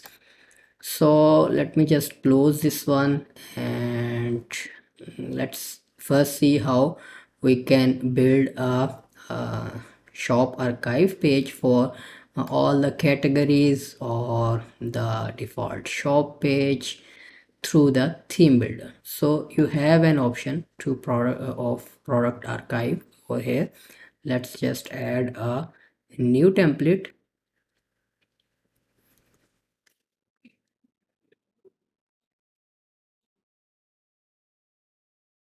I am not using a loop builder's power over here, because I want to use an advanced filters plugins, that is Jet Smart Filters, to add amazing filters to your products over here. I'll add them on the left sidebar. That will help your visitors to filter the products by author, by category, or by price, or by rating, and etc., that you see on many e-commerce related websites. But let's first let me create a new menu where we can have some main pages to list in the header, because we have not edit them anywhere. Like if a user want to go to a main shop page, you can add it as a child element over here anywhere, but an appropriate button should be added to your header. So let's just edit the header as well, and I'll create a new menu. I'll call it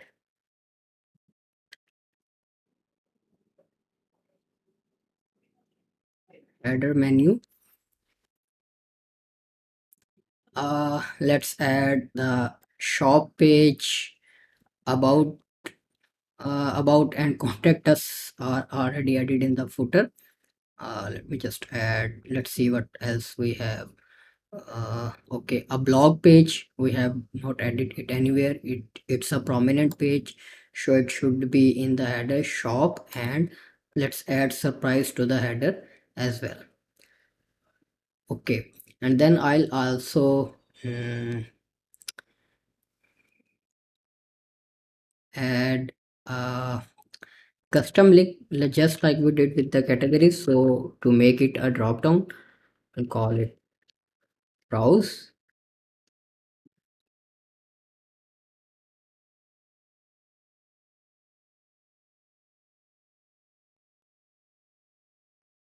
Let's call this all books.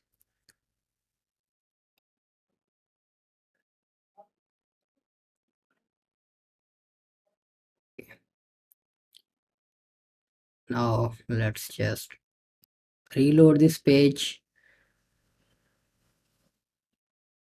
and you see we have a minimal layout for the mobile or responsive header.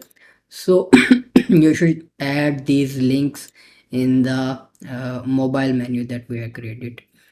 uh, okay, let me just duplicate this, and let's just edit this menu, and let's call it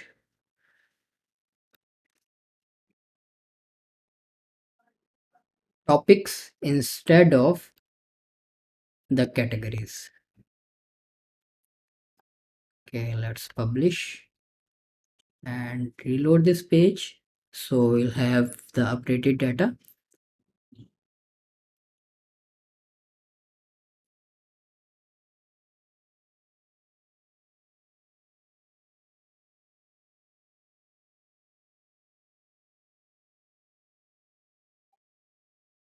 Okay, let's change the menu. Let's select the header menu from here. Okay, now it's browse all books, topics.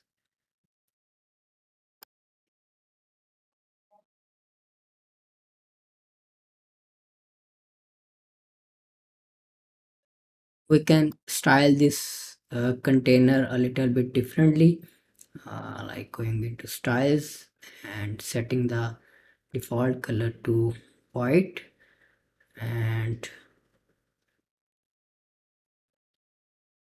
let's just also set over color to white, and I'll add a border to this one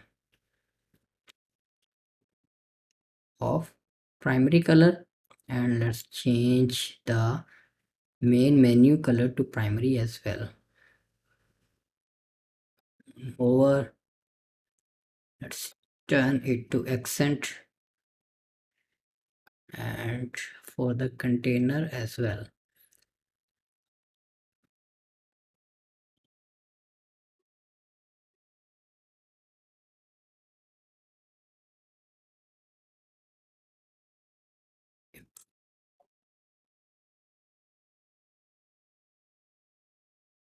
Okay. Oh, sorry. And let's just increase the z index of the header, so it overlaps on to any element on the page that we have seen. If we are scrolling over here, or we are opening the menu, the sale badge is overlapping the menu. That's because the sale badge has a higher value of z index and header has a lower value, so I have increased that. So uh, let's decrease its width, and also for this one.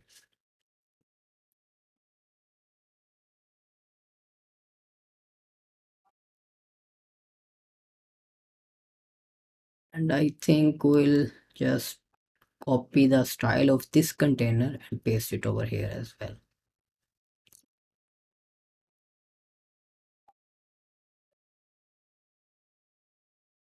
So there should be a similarity between the buttons.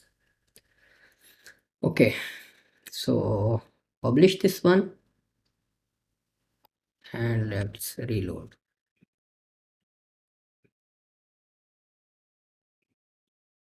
Okay, reload once more. I think the data was not saved.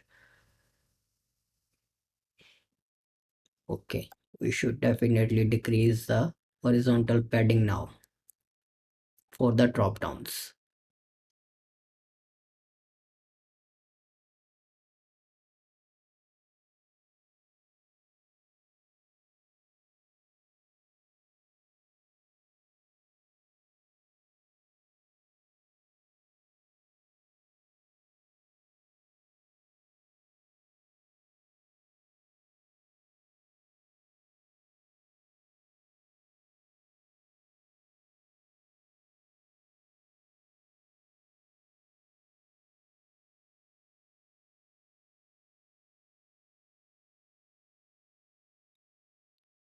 Okay, now let's start building our archive. uh, I'll add a section for the archive header, and let's just rename this to uh, products archive. Okay, so now in here I'll add another container.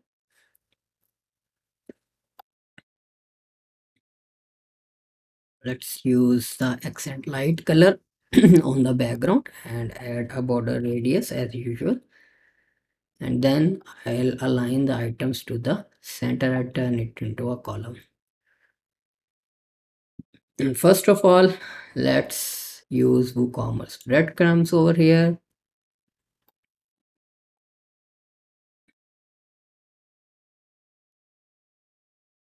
And I'll increase the padding of this container.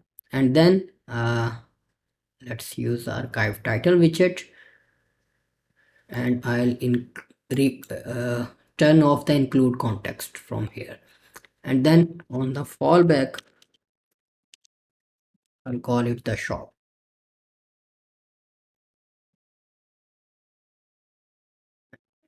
Let's make the text uppercase. Okay, so think it's fine. uh,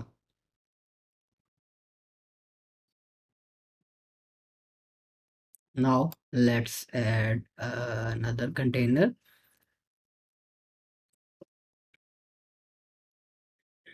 and then again another container another container with the full width, and this time I'll turn the direction to horizontal, and then I'll add another container and call it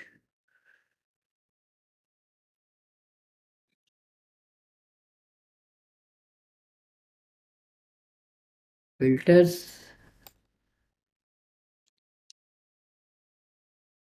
call this one products, call this one page header. Okay, and filters should be 25%, or I think 20% would be enough, and let's make it 80%. Let's remove the padding from this container, and then let's add a background color and border radius to these containers.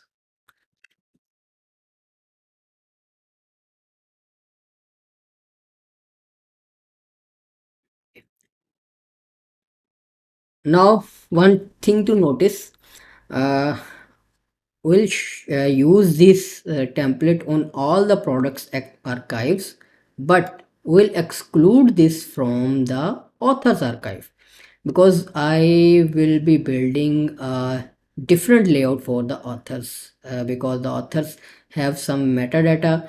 So we'll show it differently and use the authors metadata and show the author related books only.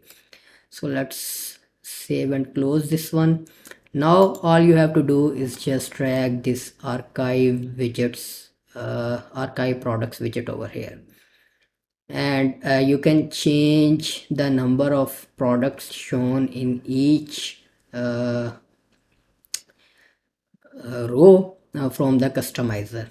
And let's now just head back to customizer and fix some stuff, and go to TI wish list general settings, and I'll remove the add to wish list but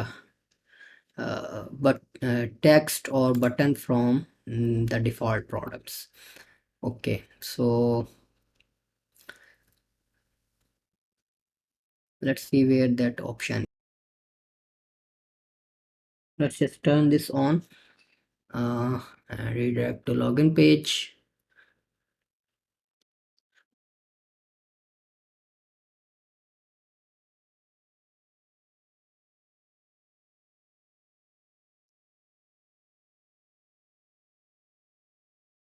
You want to add the add to wishlist button on the product page after the add to cart automatically. Just select this, and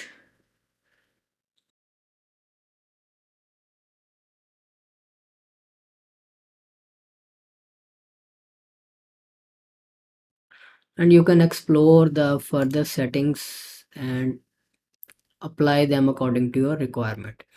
Now let's just reload this page and you will see the updated layout.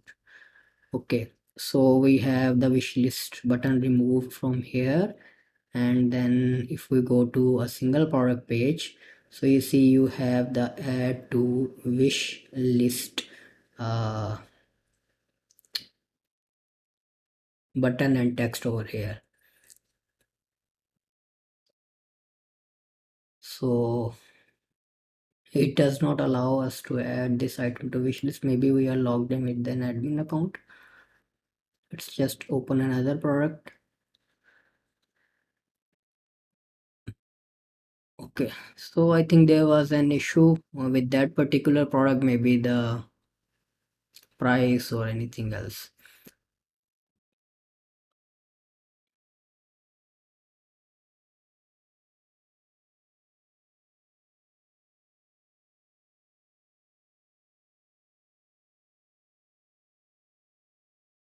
Okay, so yeah, we are seeing the add to wish list button on the product detail page on some products, and for some products we are not seeing that button. Probably some settings. Okay, so the layout of this button needs to be styled, and I think they must have some options over here. And let's see, product page, add to wish list.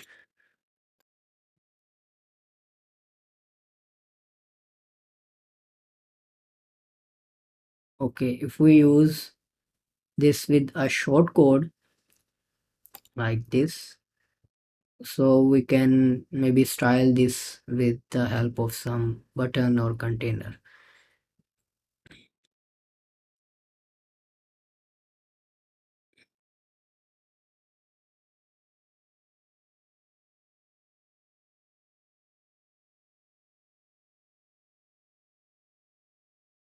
Let's just keep it for now and save it. And we also have some style options over here.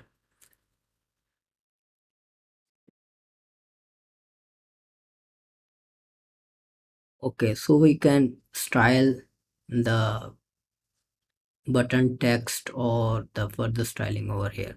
So I'll just save this one and see it later on.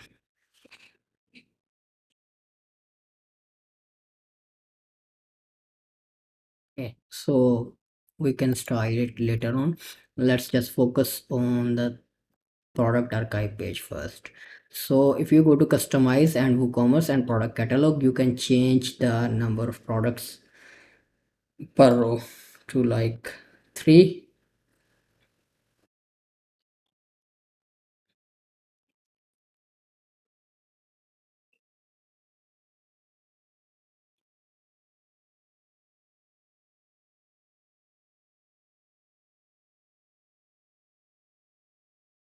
Let's adjust the cropping uh, to ratio 4.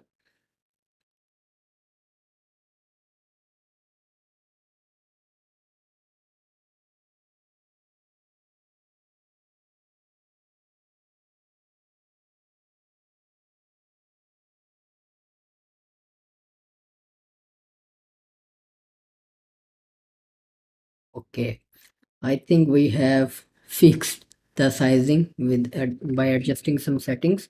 So now all the books have same width. So let's again go to product catalog and just let's see how the 4 books in a row looks. Okay, it looks better, it's not bad. Okay, so now we can adjust the rest of the stuff with some CSS. I'll start adding CSS over here, and then I'll move it into the styles.css file of the theme. And let's just increase the padding of this container to like 20 pixels, and this one should also be 20 pixels. Okay, so we have enough space around, and let me just reload this customizer page as well.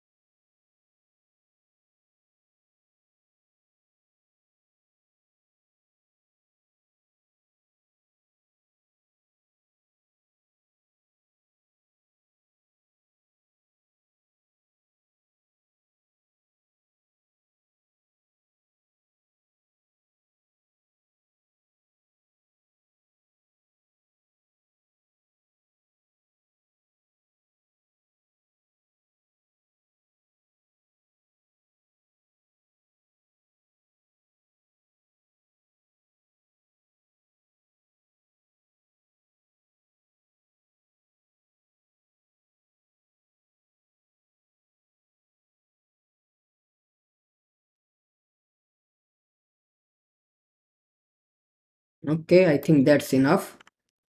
Now let's see if we have any issues in responsive. None. The only thing we need to adjust is that we should display one book or one product on mobile.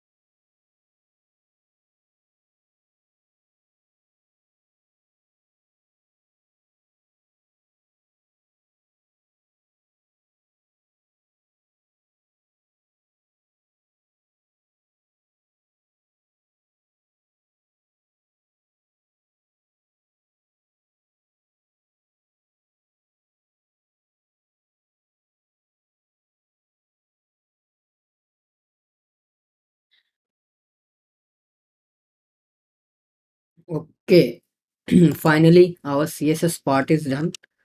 Now let me just reload this page, and now we have to install a plugin to create advanced filters.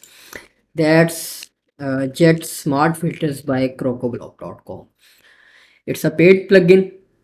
If you don't want to use this, you can just ignore this and ignore this step basically, and let's use any third-party plugin that offers filtering with WooCommerce products, and you can use them in the left sidebar, or you can simply just ignore the filtering part, remove this sidebar and show the whole books on the full page.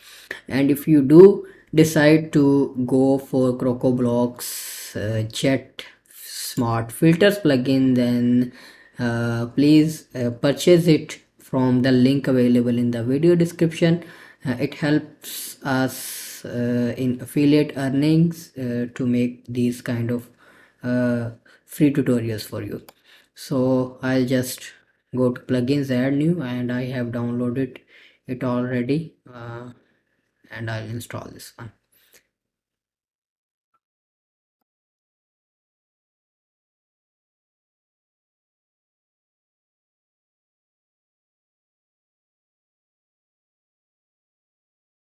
And I'll just quickly create some filters. If you want to learn more about how to create and set up these filters, you can check out the extensive documentation provided by CrocoBlock on this plugin. Just go to CrocoBlock Help Center and Knowledge Base, and then select the Jet Smart Filters plugin.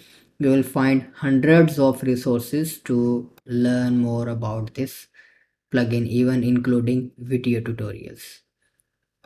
Okay, so let me just activate this one.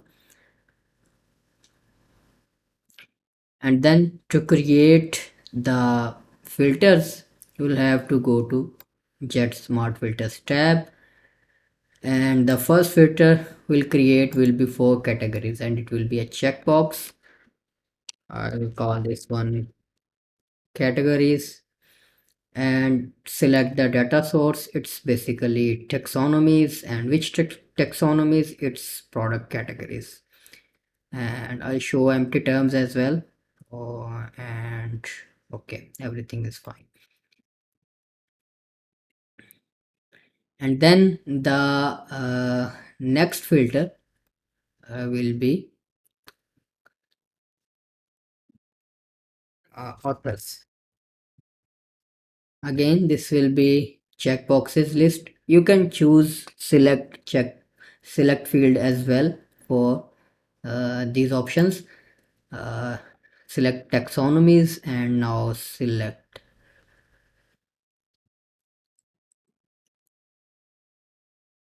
authors from here, and also show empty. Okay, and then you can add a rating filter. Call this one rating, and select star rating from here, and then greater than or equal to, and then set queried field key. So select this dynamic field, or click on that dynamic button, and then select WC average rating from here. Okay, so update. Okay, and rating, and then uh, let's create a range filter and call it price. mm, and then select WooCommerce price field from here.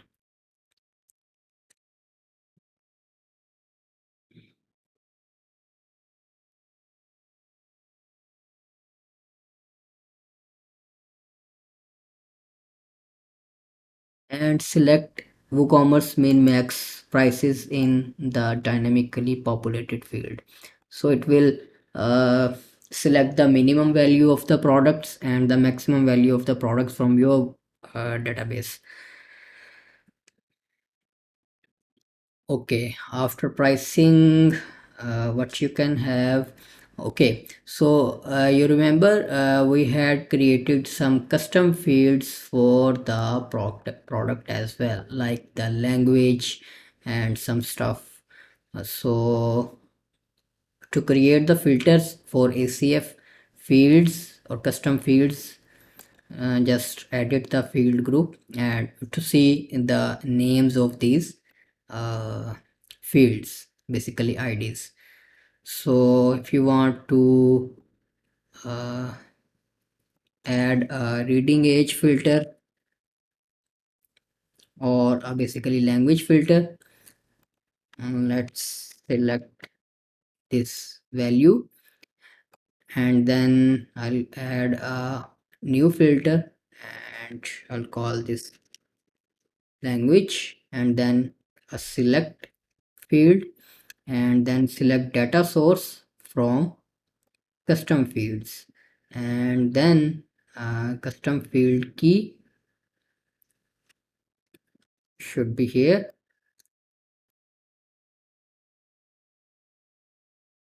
Okay, and also in the query variable. Okay, so update this one, and now let's just test these and then add other filters if needed. So let me just reload this one. So we'll have the updated data populated from the backend.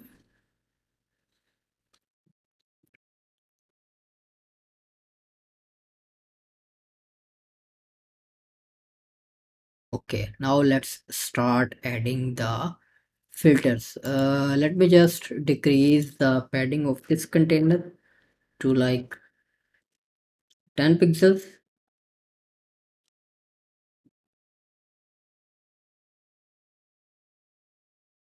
What is happening over here? Okay, and then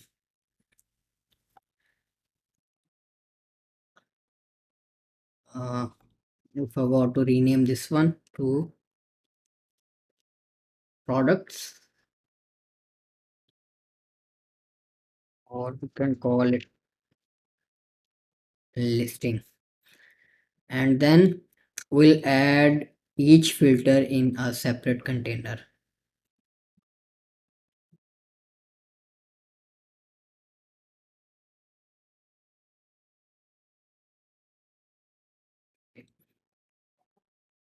Because I want to add a heading for each filter as well.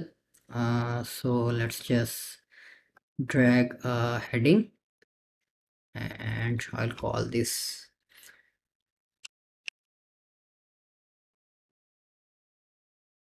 categories.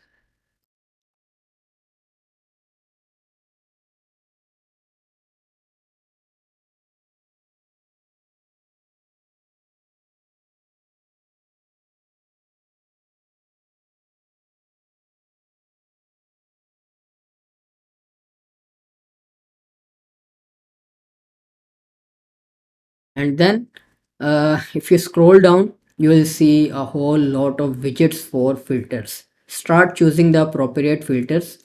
Like for checkboxes, drag this checkboxes filter widget over here and then select the filter, its categories.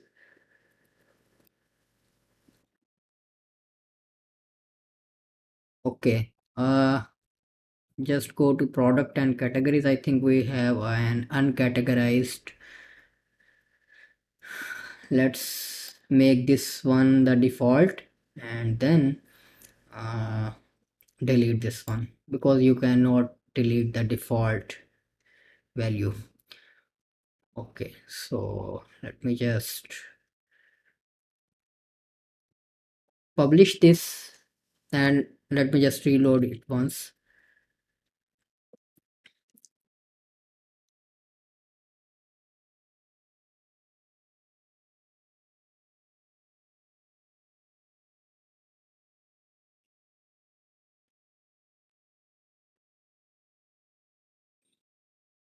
Okay.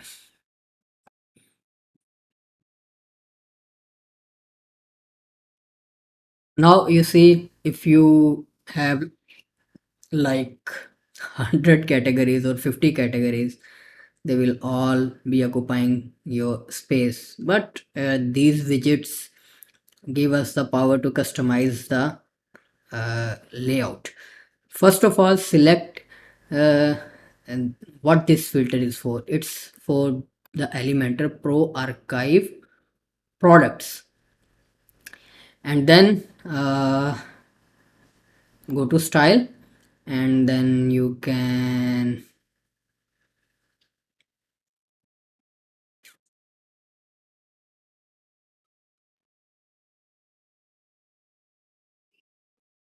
let's go to additional settings. Sorry, you can enable search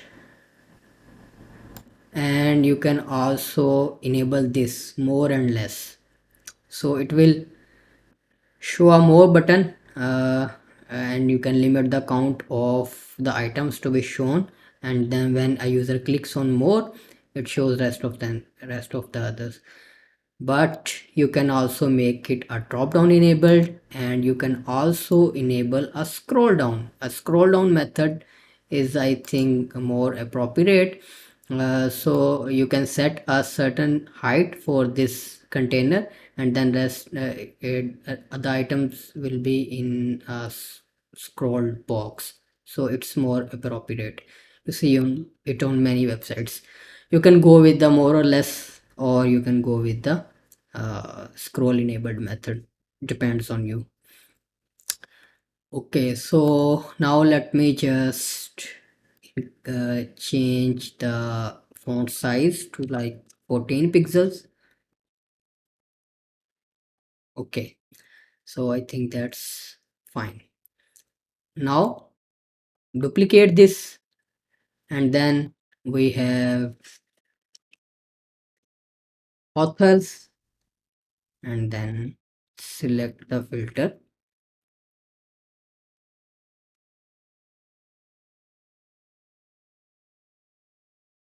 authors. Okay, so if we go to filters, let's see how many filters we have. It's category. I Why we have two filters for categories? Let me remove one. Let's just edit and see if there are any misconfigurations. Okay, so everything is fine. So let's just go to filters, and then categories, authors, edit, and now you can add rating and price. So for rating, let me just duplicate this again, and I'll delete this widget. Let's call it rating, and then drag the star rating filter widget. So it's here, rating filter. Okay, select the rating filter. This filter is for Elementor Pro Archive products. Okay, so it's star rating, and then let's just duplicate this one. You can also customize the star rating icon, whatever you want. Okay, and then after rating, it's price. So I'll remove this one, and then for price, it's the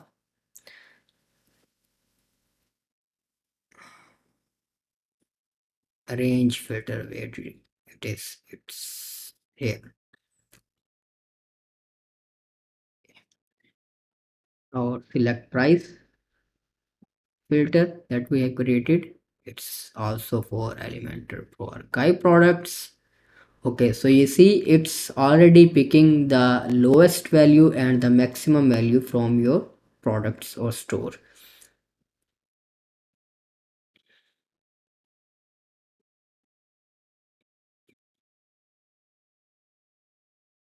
If you edit this price filter,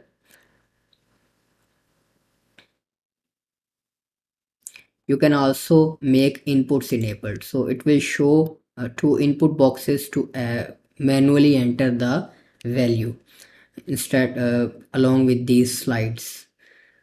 Okay, so values.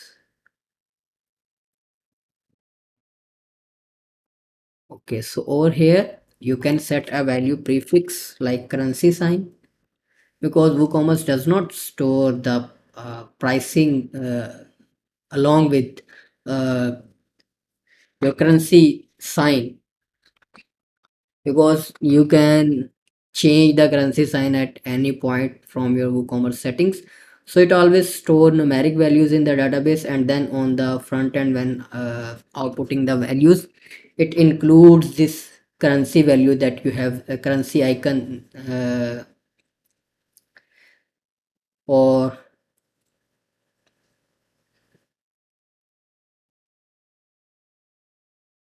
currency sign basically, uh, that you have selected in your WooCommerce settings. So let's just publish this and reload this.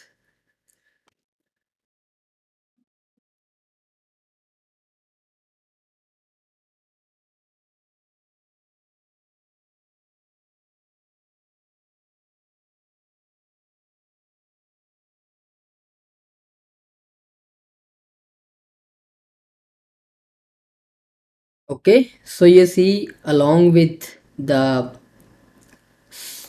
slides, it has input boxes that you can obviously style through, and you can even style these stars to default color to accent default color to accent light, and selected color to accent to match your color scheme.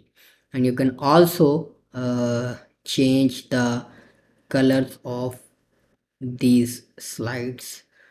uh, okay, this one, and stroke color should be accent light.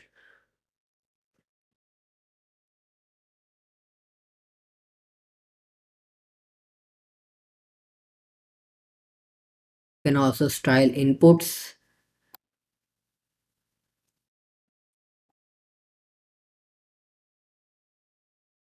to make them a bit smaller.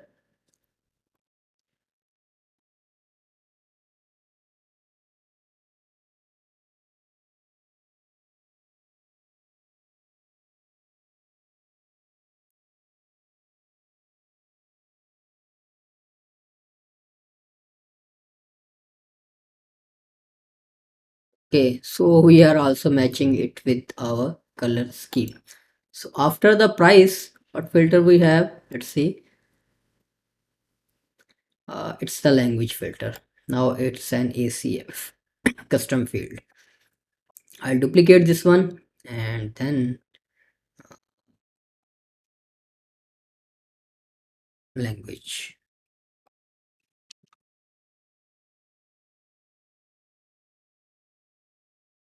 You can also add icons along with these headings. You will need to use a container to add an icon as well. So I am keeping it simple, text based. Okay, for language we have created a select filter, select drop down. Where it is, it's here.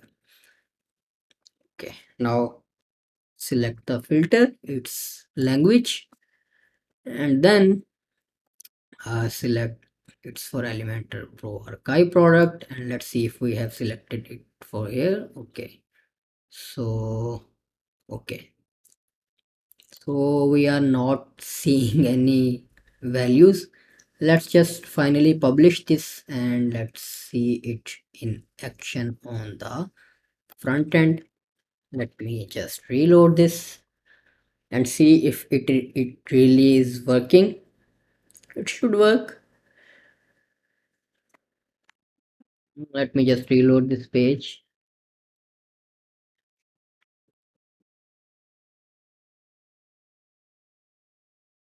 What happened to it?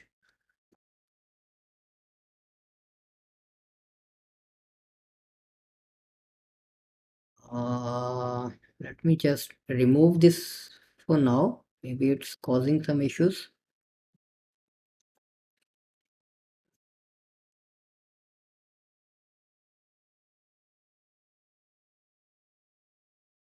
Okay, I think that was causing the issue. We'll fix this one. And okay, great, we have filters, and let's see if it really works. I'll select the biographies. Okay, great, it's working. You can select multiple categories, and then if we select an author, it is showing the books from that author only. And if we select rating 4 and up, so there you go.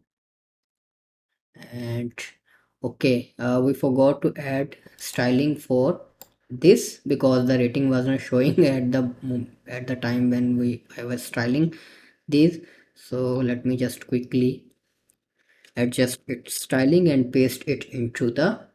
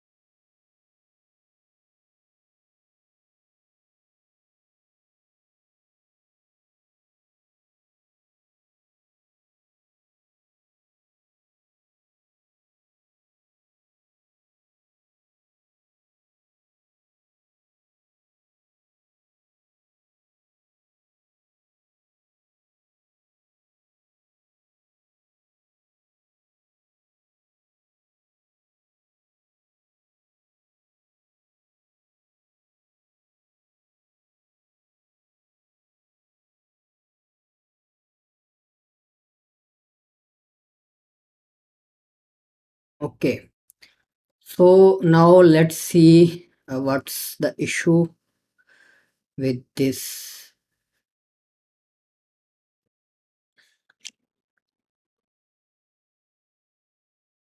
filter.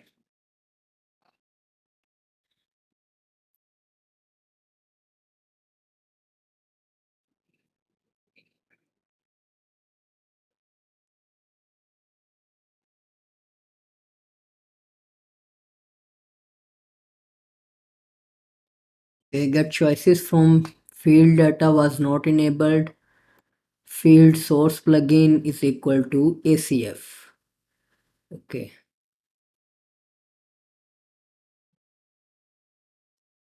okay, let's update this one and let's test it again.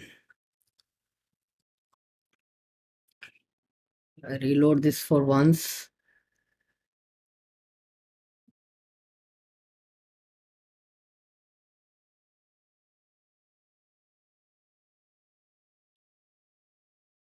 And I am also noticing the default links color to be coming from the default Elementor theme.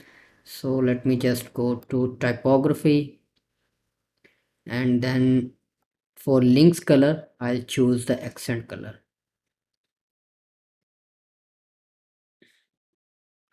But I think it will disturb the buttons and other stuff. Let me just revert it, and then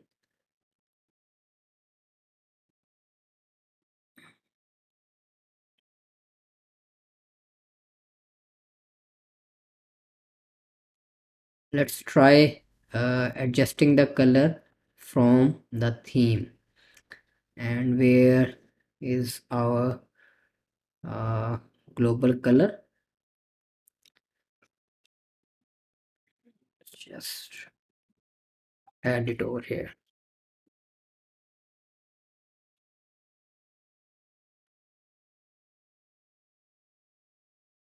I'll not set important, so it should not disturb the other stuff. Let me just reload this. Okay, it's not disturbing the buttons etc, but you see it will change all the links default links colors to our requirement. Okay, so now let's close this one.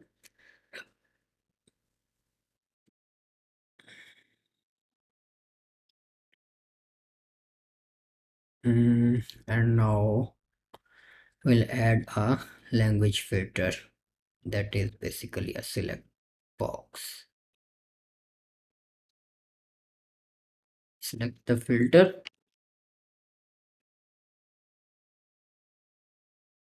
Okay, so now it's displaying the values. That's good. Now this filter is for Elementor Pro archive products. You can also make a radio filter, radio buttons filter out of it. It depends on you, checkbox filter and etc.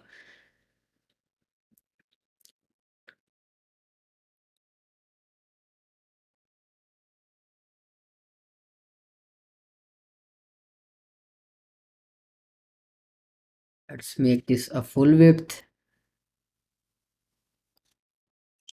Decrease the padding.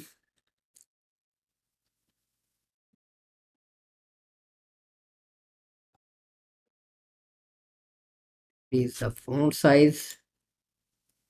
Okay, and set the border to none and set the background color to accent light.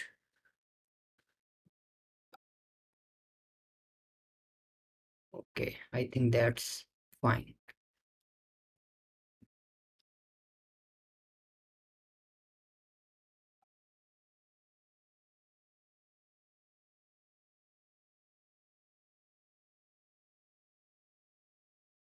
Okay,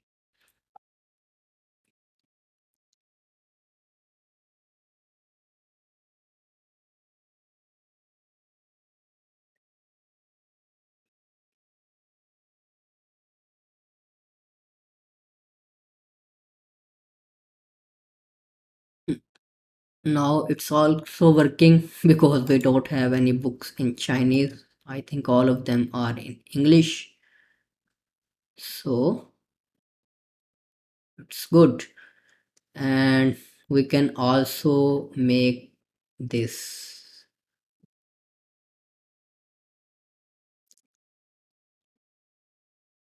Okay, to make this sticky sidebar or filters, to make these filters sticky, you should add them inside another container and then set that container to position sticky, because individually these widgets should not be set sticky.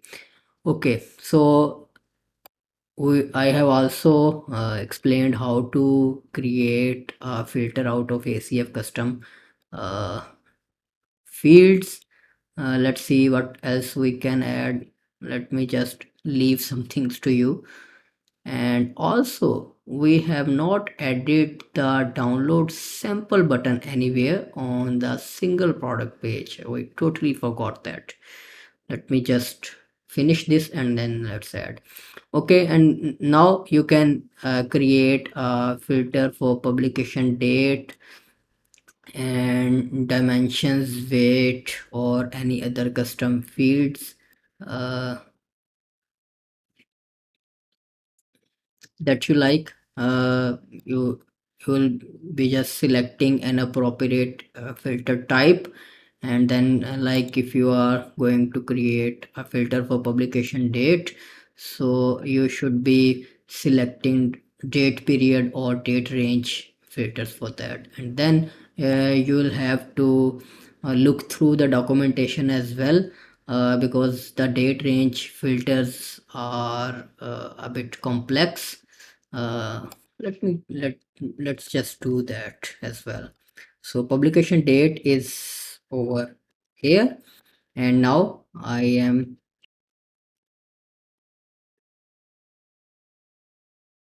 publication date.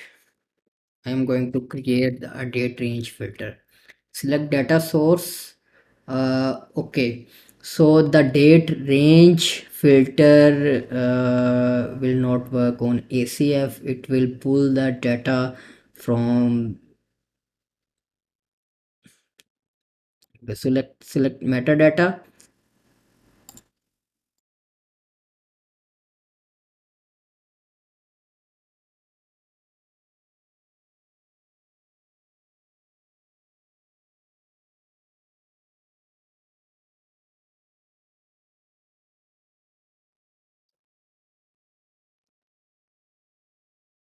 Okay, so our filters are done, and let's just check the responsive issues. There definitely are some responsive issues, and we should fix them obviously.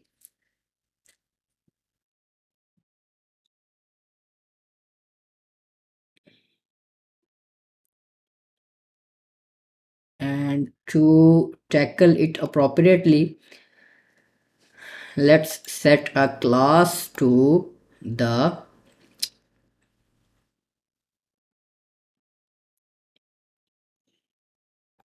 filters container.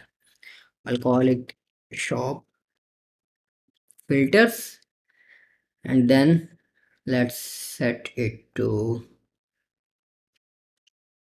full width, and also set this to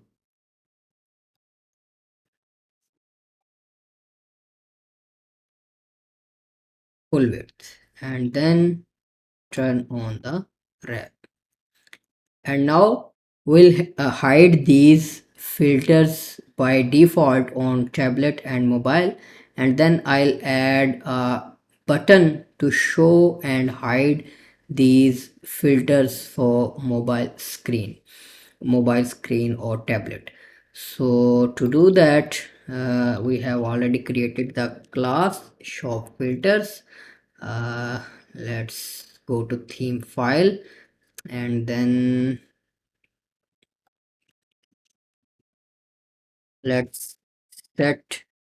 Okay, we should not hide them on all the screens. We will hide it under this screen resolution. So on these screen resolutions, I'll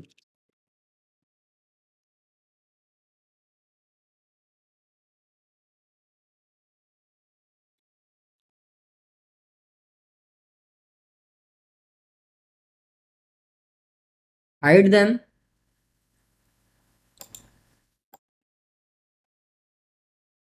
and then let me just reload it.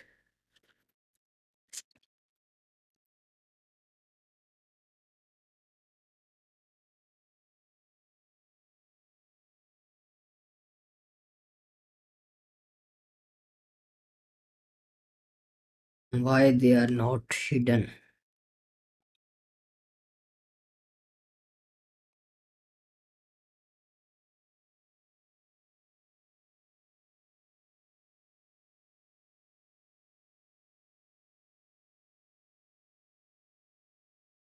Okay, they are hidden on mobile. Maybe we should move it under this screen resolution for tablet.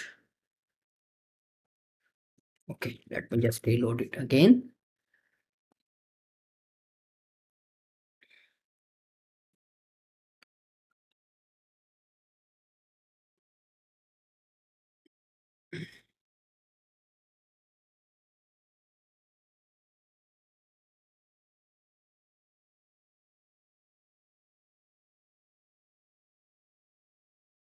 Okay, now the filters are hidden by default,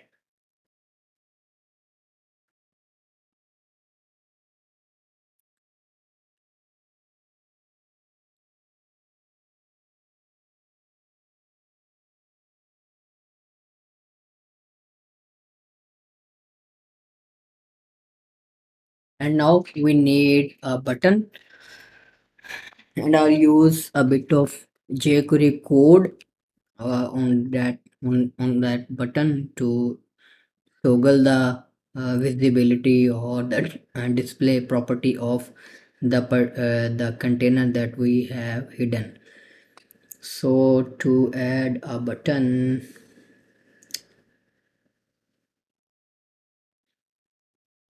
let's just add it over here. Drag a standard button widget over here, and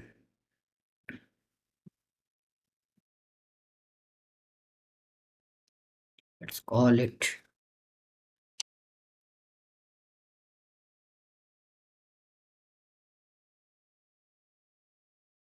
filters, and let's select an icon for that.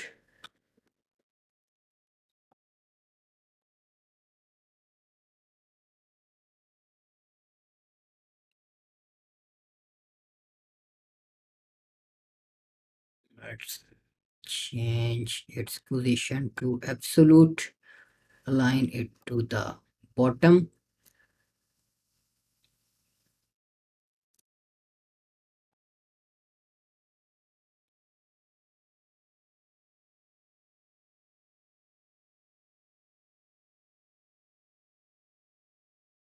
I think that's fine. Now let's set a unique ID to this button. I'll call this toggle filters. Let's copy this one, and now add a HTML widget anywhere over here, and then I'll just write a standard jQuery code, and we can also add this jQuery code in our uh, child theme, but for that we'll have to create a JavaScript file in the child theme. uh, Let me just add it over here. The jQuery code is pretty much simple, don't have to remember it. uh, I'll provide it or in the child theme that you will be downloading. So you can just copy and paste it over here. And before writing the code, we should use the script tag and then jQuery.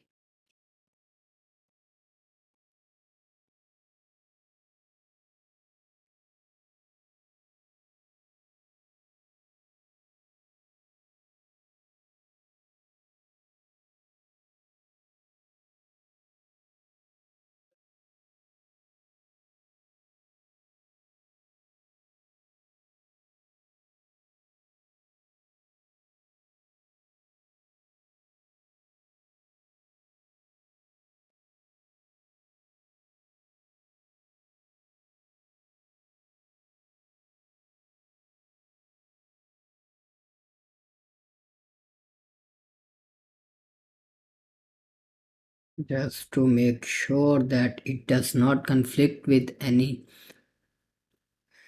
third party code or script.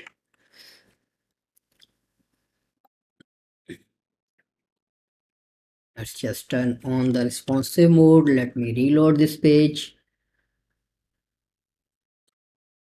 Okay, and now if we click on the filters button, it will show and hide our filter. So it will also save the space on archive page, and it will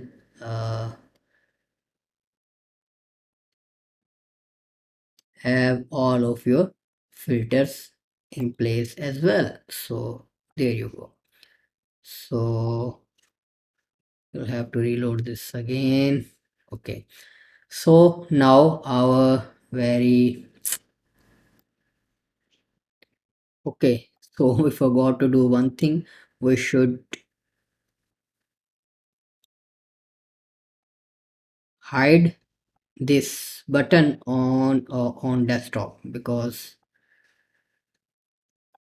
we don't want to show it on the desktop. On desktop we have regular filters.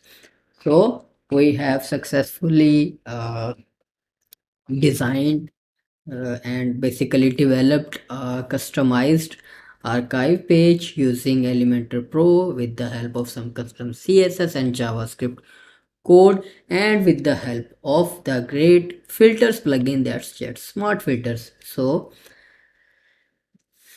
I think that's enough, and let's just edit the single product page to adjust that add to wish list thing and the download sample button that we forgot to add.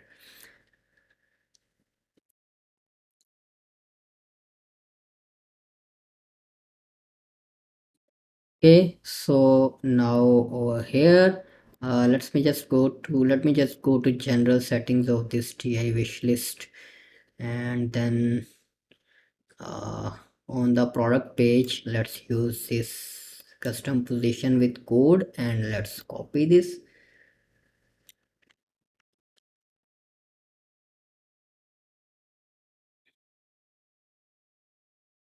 Let me just reload this for once.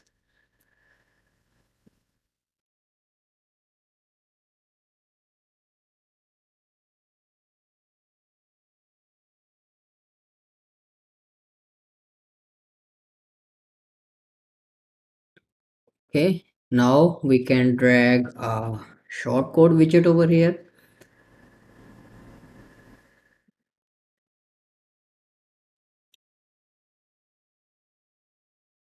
Use the shortcode. Okay, so now we have it. Now let's see what is what is its structure, and so we can style it with a bit of CSS.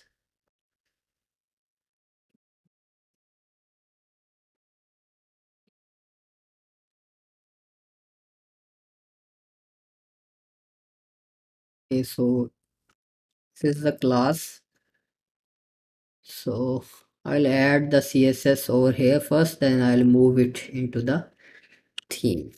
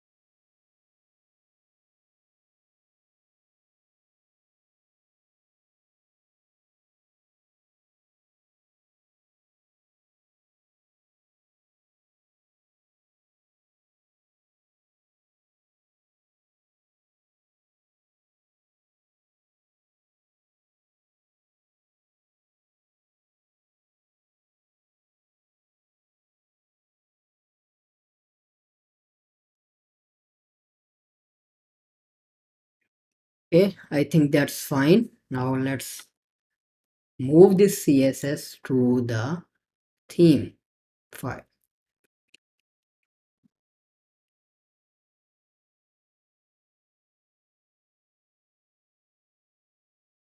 Okay, now let's add another button element over here, and let's set it full width, and I'll call this download sample.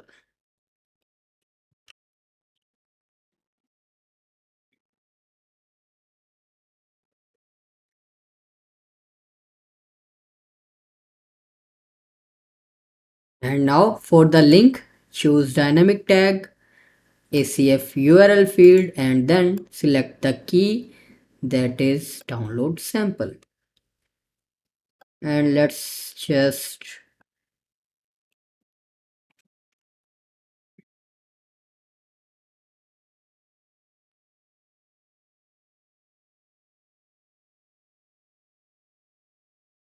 open it in a new window.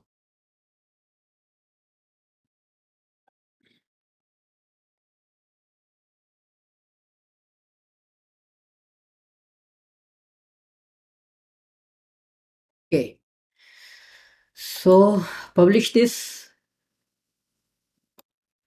Let's first reload this.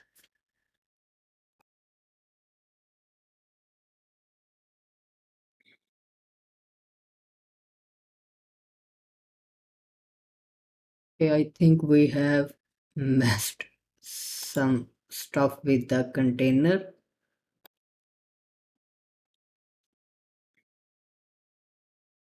Okay,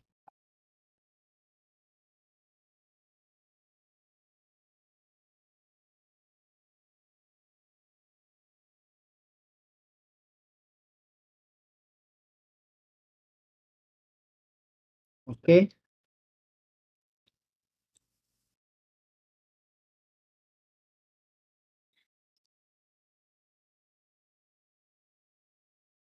cool. Now I think we have more customized and better looking single product page, because we now have some pretty cool more options like add to wishlist button, download sample, which is not linked, I think.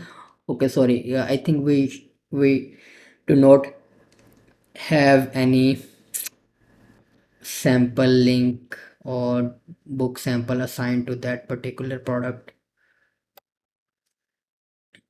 So let me see which product have the download sample option.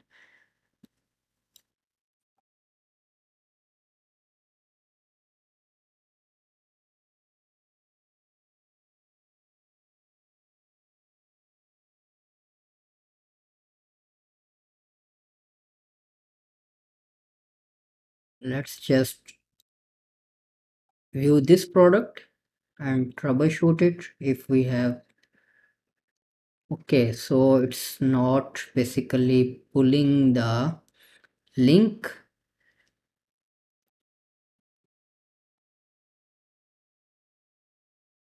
Okay, so let's just update this. I think when I pressed Ctrl Z, we have removed the dynamic link.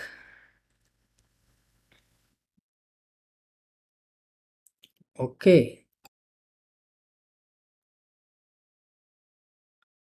so wish list is also working. If okay, so it's also added the product to the cart.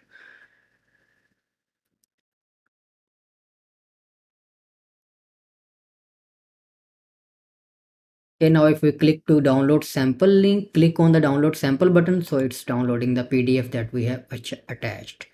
Let me just quickly check uh, this button's behavior. And I click to add to wish list, it's added. and then it's also adding that particular product into the cart. Why it's doing that?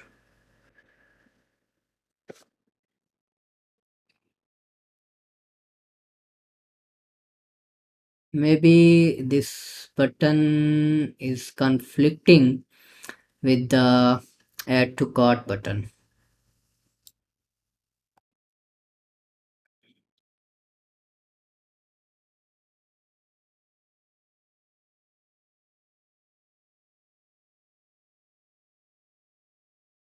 Okay, let's see if there are any particular settings.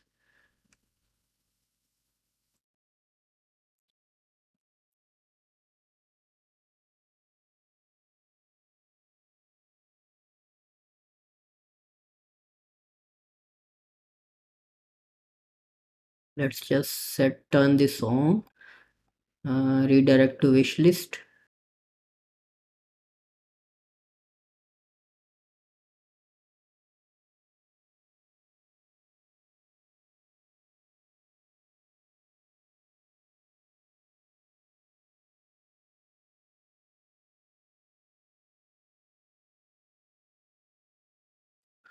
And we'll have to study its documentation to completely understand its option. And let me just go to settings permalinks, and let's just update our permalinks for once.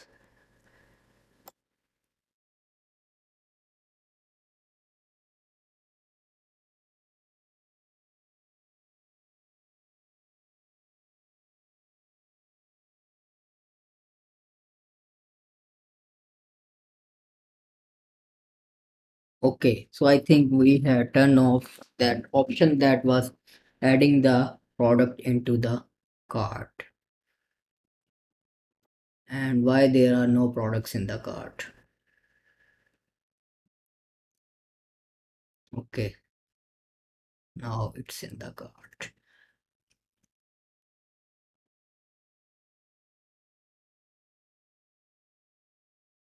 Okay, great. You can also customize these notices. Uh,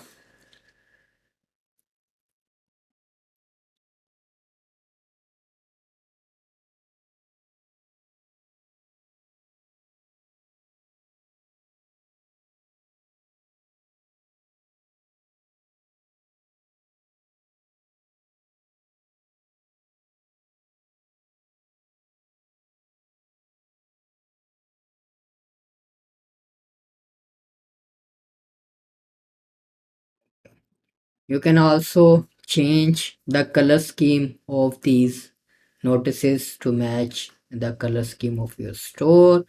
Like if you click on it, so you see these are the colors that you can customize. These are the classes you can change them with the color, primary color of yours. So I just leave it over here. So great. So now we have fixed many stuff on the website along the way, and we have also improved our single product page, and we have also created a shop archive page. Now if you browse any subcategories, uh, so first you will notice that if you are browsing any subcategory, the layout is same for all the archives, and it is also selecting the selected or the category being browsed over here as well. So now the next step is to create an archive for the authors, because that's a totally different layout with some other information. Like if we are browsing any author, so it says the page is not found.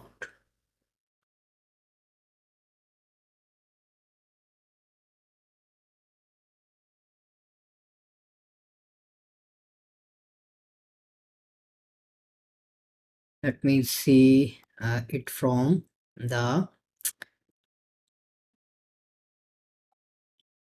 authors taxonomy. Check the CS Lewis page. So it's saying the uh, link page not found for every author. So let's just go to ACF and taxonomies and see if we have some misconfigurations over here in the URLs. Okay, so instead of custom permalink, we should use the taxonomy key. Okay, so now if we browse any book and select the author, so it is the author. It will by default show the author name, basically the taxonomy title, its information that we have added, and then it will also automatically display the books over here. But we'll set up a custom archive page just like this one, and then use this widget so this styling can be applied, because we have prefixed the custom CSS with the Elementor grid container. And we also want to show the information that we have stored with the authors. Like if I edit an author from the backend, for example CS Lewis, and then you see we have its description, and then we have its picture and authors, some authors websites or some social media links of that authors. And as I have told you during the setup of these taxonomies, you can add more fields if you like, but we'll continue with these. So you will get the idea how to populate these fields data on the front end on this particular archive. Then you can add any number of custom fields to this taxonomy as you like. So now let's get into that and build a new archive. Okay, so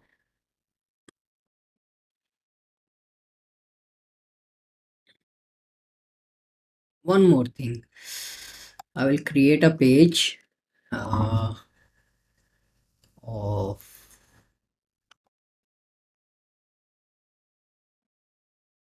authors,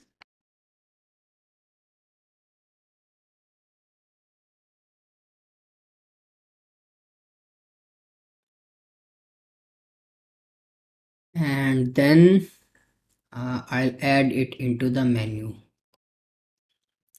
for later usage. In the header menu, let's add this page.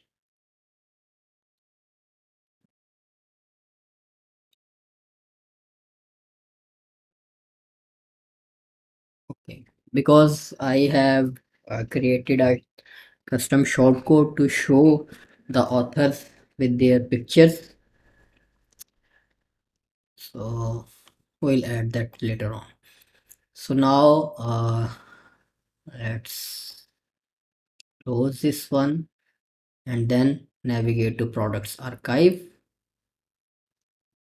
Why there are no archive for this? Let me just reload this. Okay, so now we have a product archive, and remember that we remember the conditions. We had excluded this archive from authors. That's why when we are viewing any author, the layout is default. Now we'll create a new archive for the authors only.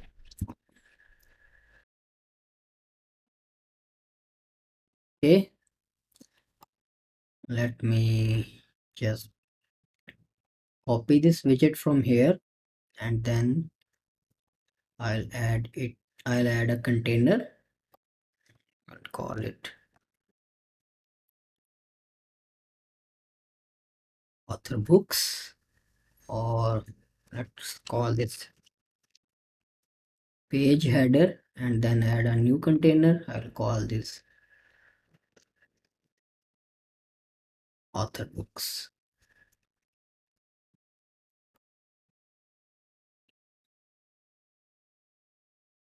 Okay, now I'll add another container over here,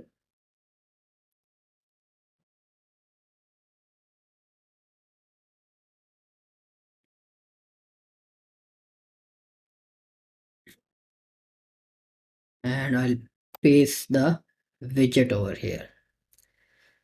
Okay, so now in the page header I'll add another container.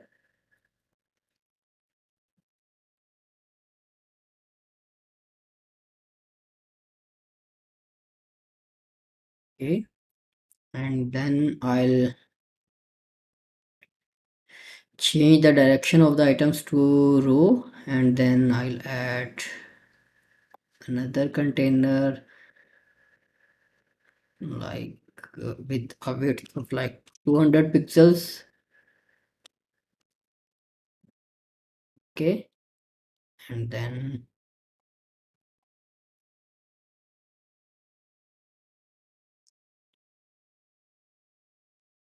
let this to grow.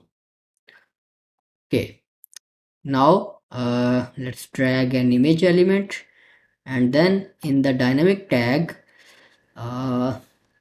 select ACF image field, and then select the key author picture. Okay, and let's just pull the data for author. I'll call this archive, author archive, and then in preview setting, instead of products archive, I'll select the author archive and then apply and preview.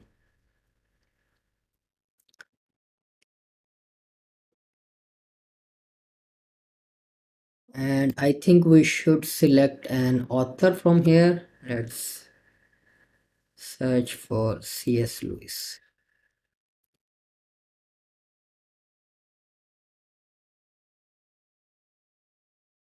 Okay, so now it's showing the books only for C.S. Lewis, and then we can style the image. Okay, and now add the archive title, that will basically be the author's name, and we'll remove the context from here.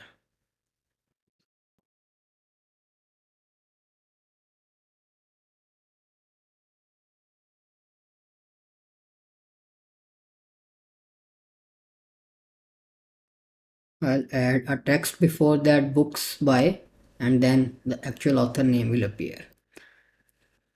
And let's change the font size.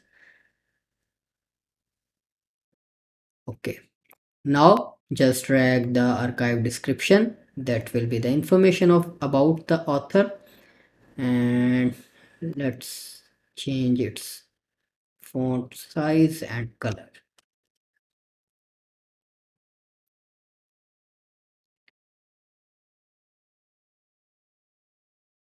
Okay, now in this container let's remove the gap between elements.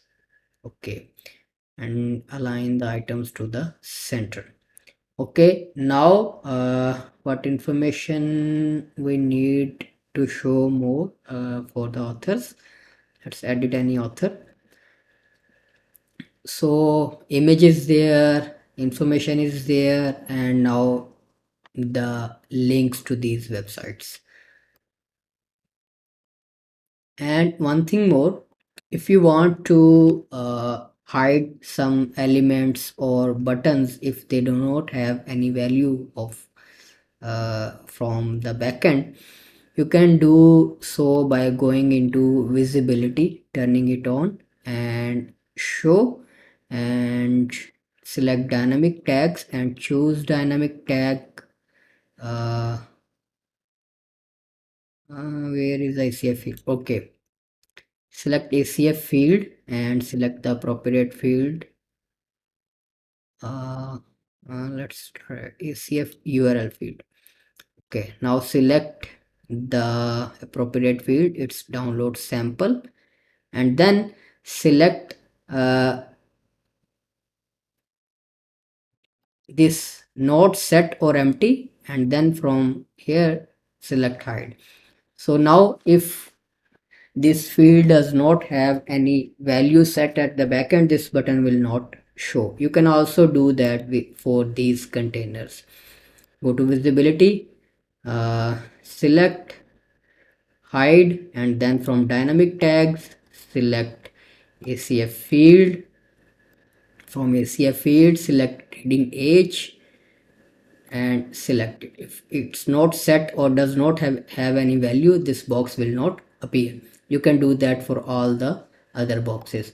So if any box does not have any value at the backend, like for instance for this one, go to visibility, because we have not set this for all the books maybe, so it's hide dynamic tags or ACF field, and then select the field ESPN 10, and then select this. So it will hide this box if there are no values, if there is no value set for this box. So that one thing I just remembered, and I thought it should be added to make it 100% dynamic. Okay, so now let me just close this one as well. So now to show the links, you can use the list icons, or if you want to show or hide those individual links or buttons, like if you see some fields have values, some fields does not have value, but this dynamic visibility will work on the widget level, so you cannot hide individual elements. To do that, you can simply just add a new container over here and turn it, first make it full width and turn it into a row, and then keep start adding button widgets. Let me just add a button and let's just adjust them to the center. Okay, so uh, use the appropriate text for like author's website, use this text website, and then from dynamic tags use a CF URL field, and then author website, make it open in a new window, and you can also select an icon.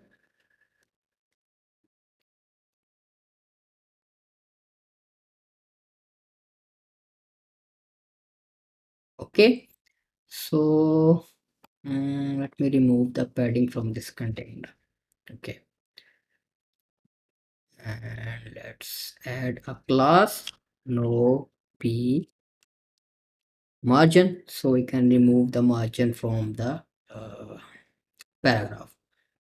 Okay, so style, let me just change the style, background color to white, text color to accent, and then border 1 pixels or 2 pixels, as a whatever you like, border radius to 5 or 6 pixels. Okay,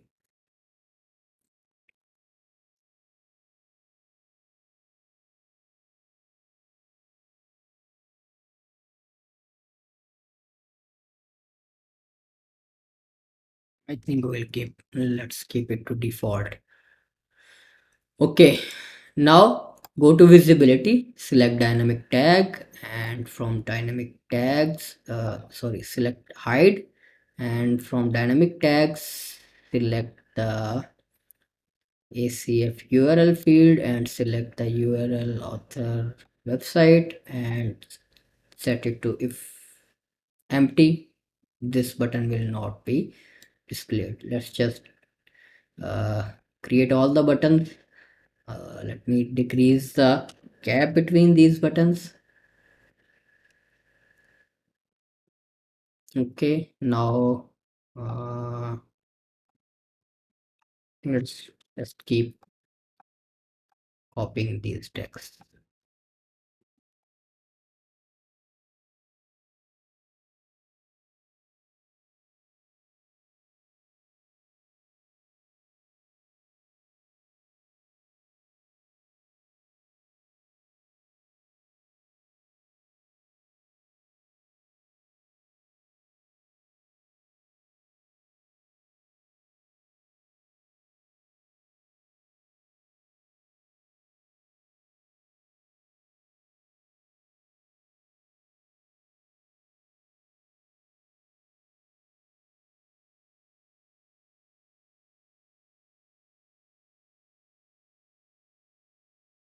Okay, now we have all the buttons and let's just publish this. And now we'll show this archive only on the authors, only for the authors. This layout basically. So now let me just reload this. Okay.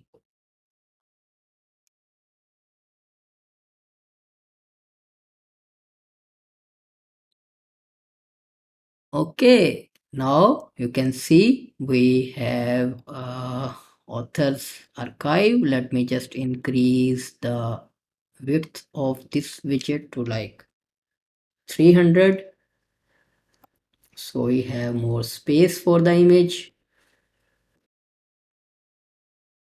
Okay, so now all of the links, and I think the links section or basically the visibility is not working as intended. Let's troubleshoot that. Let's first check this particular author because this, let me just update this.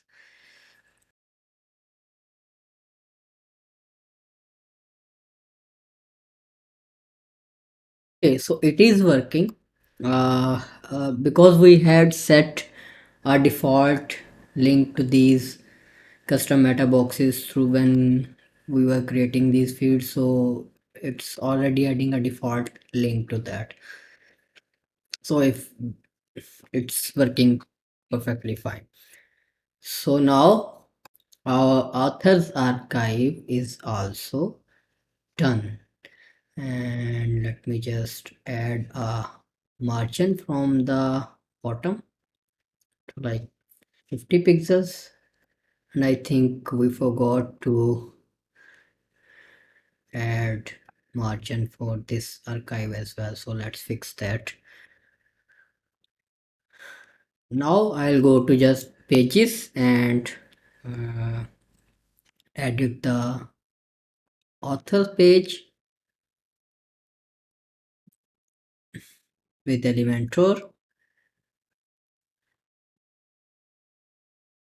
Okay. So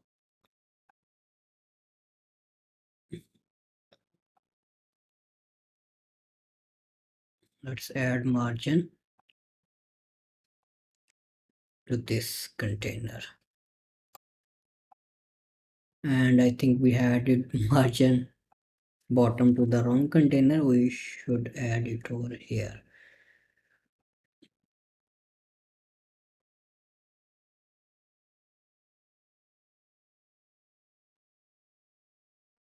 Okay, now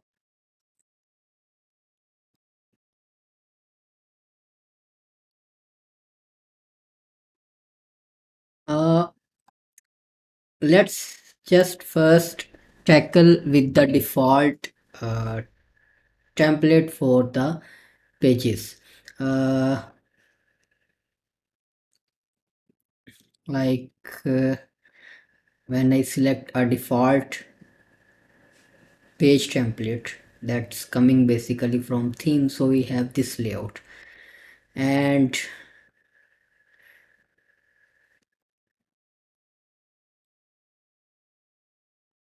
we should add all the standard templates for all these sections when we are building a complete website by using Elementor Pro's theme builder.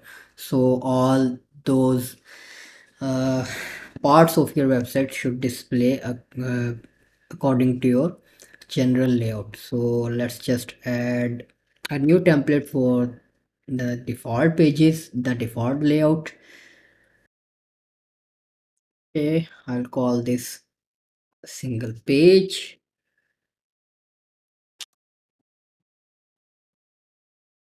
display it on all the pages, and then let's just add a new container. I'll call this page header.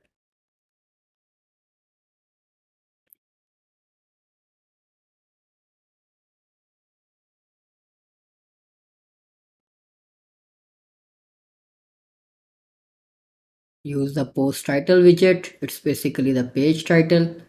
Align it to the center. Check its responsiveness.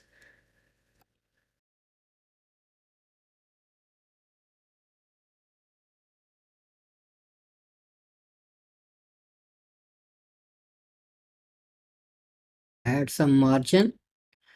uh, Add another container,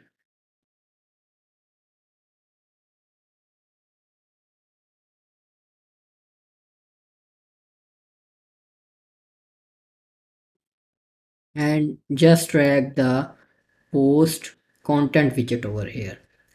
So now all the pages having default layout, default template set to them will look like this. Okay, uh, let's just add another, increase the padding basically from top and bottom.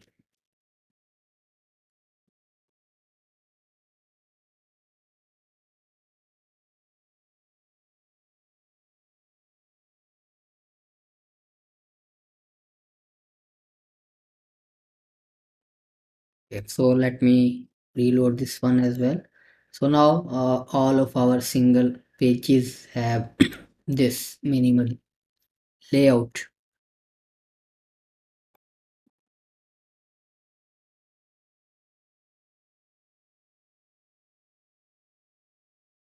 Just increase the margin for the page header as well. Now you see we have a simple layout for our pages. Now we can add the short code that I had created in a way that's available in the theme functions.php file that is over here. Authors grid to show all the authors on this page. This widget also have a pagination feature built in, and the styling is written in the style.css file. You can customize it according to your requirement. And the thing you need to modify is that this taxonomy name in both of these widgets, because if you are building your website and you are giving your taxonomy a different ID or name, then you should also change it over here as well, so it reflects the actual data. So now let me, okay, we didn't need to add a container. We'll just add a shortcode widget over here, and then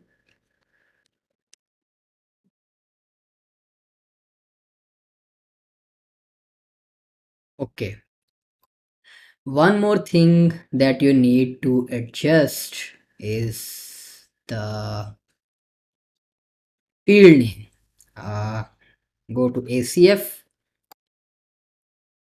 taxonomies, oh sorry, field groups, and then select the author information, field groups, and make sure that you have copied and pasted the accurate image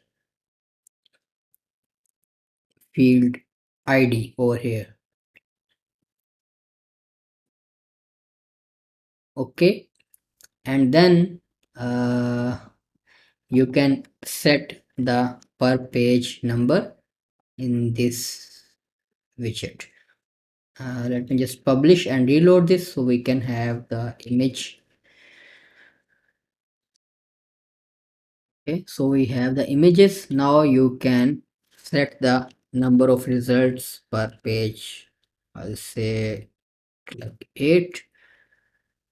Okay, so there are 8 authors. You can set them to 12.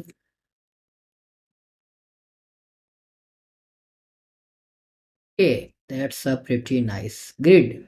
You can, I have also made it, tried to make it responsive. Obviously, there are a couple of issues over here. If we go to the tablet mode,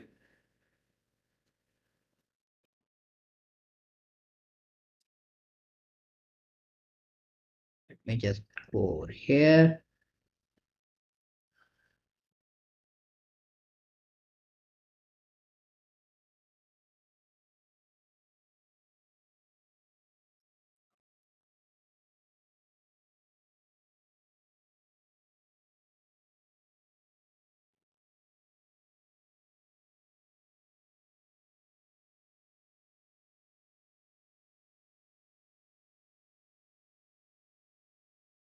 Here, I think we should decrease the image size over here for tablet. So it will fix the responsive issue here as well. So let me just reload this. Okay, cool. Now we have a dedicated authors page, and if you notice, it's also showing the number of books published by that particular author on your store, and images are being put and they are already automatically linked with the author archive, and this nice pagination is also there. So now let me just close this one. Now after single product page, we should also have a single uh, post page, because if we see, if we visit any single post from here, it will not look good by any means. So let's just add a single post template as well. So let me just add new, hit add new. Let me just close this one, it's also finished. Okay, so you can see there are a couple of pre-made templates available for the single post page. You can simply pick any one of them, or you can build your own layout by using appropriate widgets. So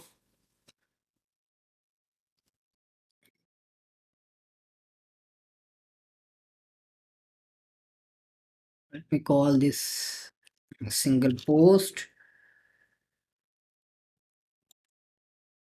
Okay, let's add a container. I will call this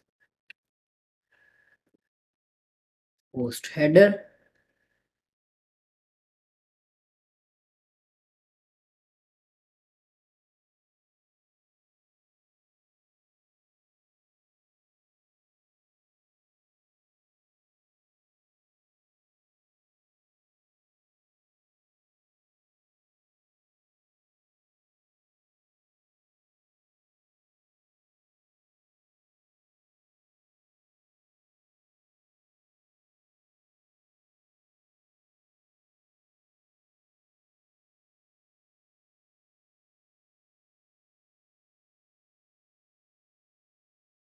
white color, border radius to 5, and I'll change the direction to row for this one.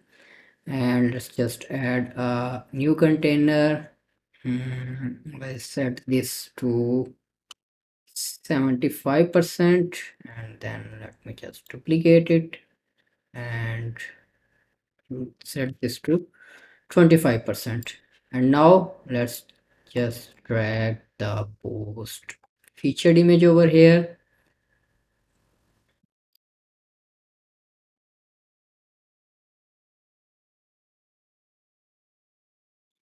Okay, you can either have it or get it removed depending on your choice. And let me just remove the padding from this container, and let's just remove the space between these containers, and then in the sidebar we can call it post content, and then call it main, and call it sidebar. So you can have some widgets and other stuff in the sidebar, and I'll add another container inside it so we can make them sticky. Let's set it to full width. Okay, now below that let's just add the post content, and then let's add post comments,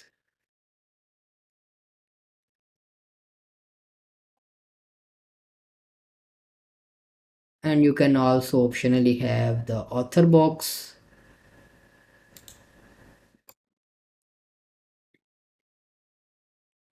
You can also have a post navigation to show previous and next posts.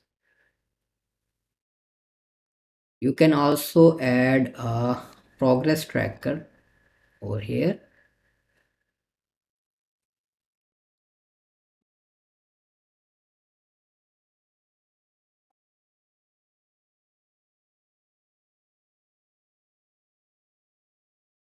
Okay, and you can also make it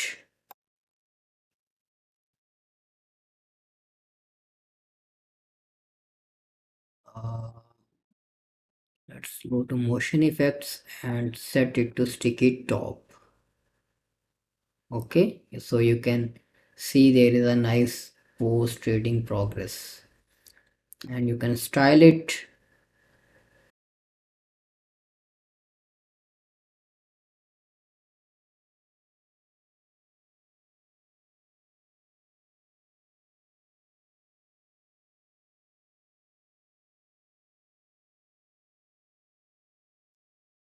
Okay, now let's add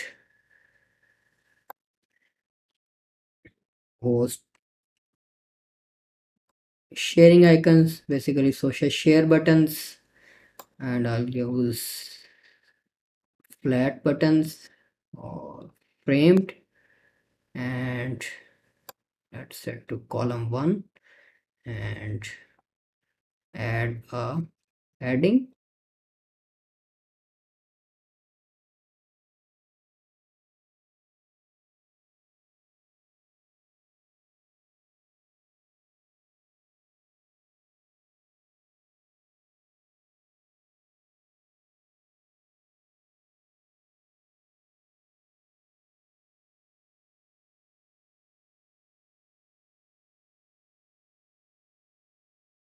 Read more, let's add a standard Elementor uh, post widget over here, and let's increase the padding for this container from left like 30. Okay, now for the post I'll hide the except, and column set to 1, image position to none, and let's just hide read more. Go to style, decrease the row gap, go to content, and increase the spacing over here.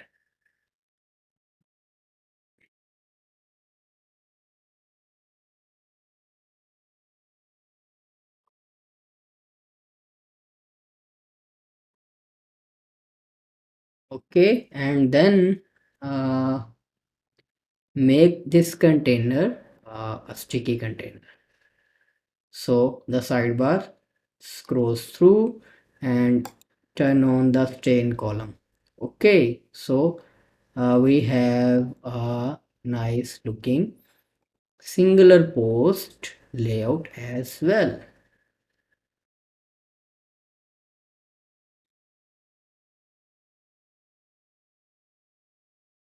Okay, cool.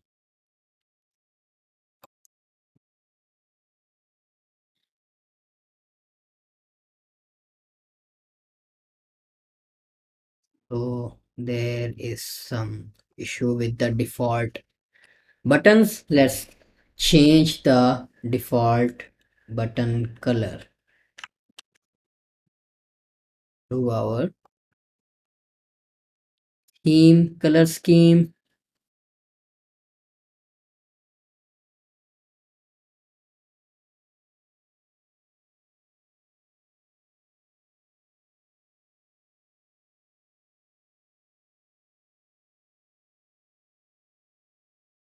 I am writing all this CSS for you guys so you can easily change the behavior and colors of these elements according to your requirement.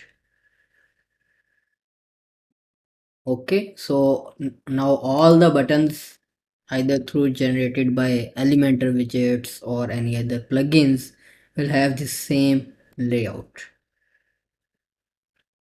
Okay, and to style the cart you will have to edit this cart widget. It has all the options to style, like if you edit the header and click on it and then go to styles and then go to cart or sorry buttons, you'll have the option to customize it. Like I open it, so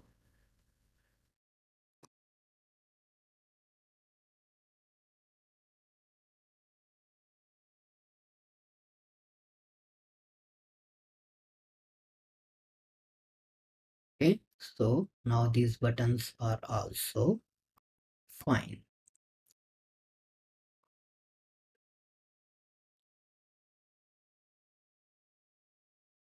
Okay, now if you navigate to the wish list page, so you have these books in your wish list. Sorry, the misunderstanding we had earlier, that I thought this is redirecting to our cart page after adding to the wish list. It was basically redirecting us to the wish list page, and the layout is pretty much similar, so I thought it was redirecting us to the cart page. So now you can go and turn that back on if you want. Like if a product is added to the wish list, the user is redirected to the wish list. So okay, I think we already have the page name over here, so there should be an option to hide the title for this as well. So if we go to general settings, default wishlist name, wishlist page, if I remove that, maybe it's the page title.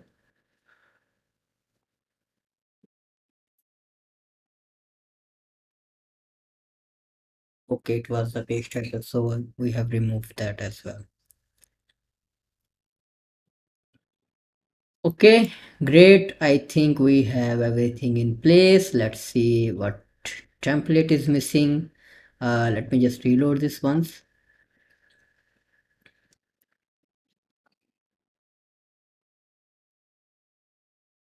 So we have single post, single page, and archive. Now this archive stands for the blog post archive.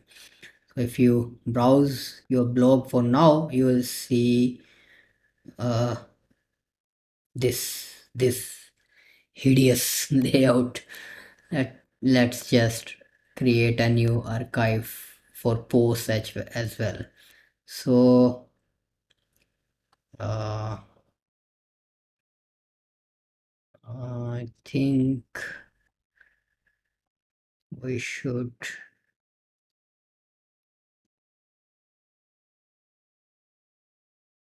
copy this structure, paste it over here, and let's just remove this and remove this, and let's add archive title,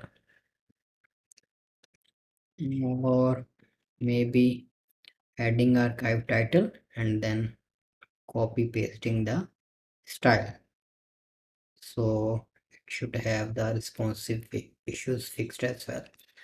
So now let's align it to the center, and again add a new container, and I'll set a margin from bottom, and then I'll add another container over here, full width, style to white with border radius of 5 pixels. Let's just increase its padding to like 30 pixels, and then just drag the archive post widget.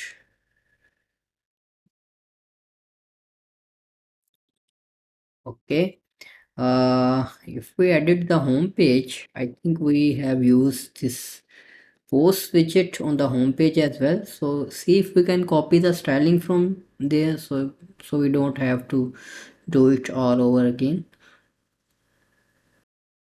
Okay, let's try copying its style, pasting it over here. No, it's not working. I think we'll have to adjust it manually. So let's just edit.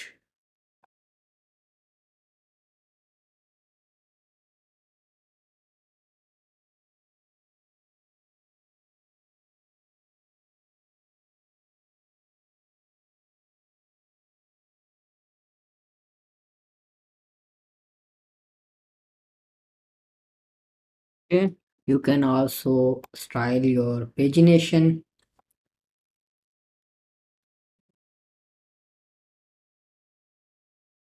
We have limited posts, so the pagination is not appearing over here, and to control how many posts should be displayed on an archive page, you will have to go to settings, reading, and then you can set the number of posts that you want on a page for blog archive. So okay, I think you can take care of the rest if there are any styling issues. Let me just quickly add a condition like all archives.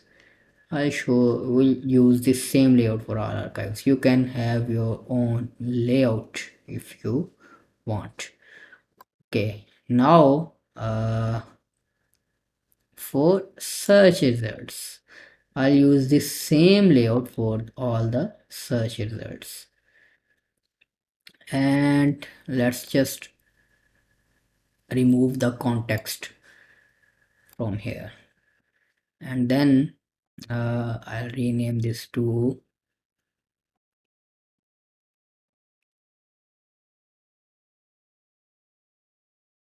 post archive.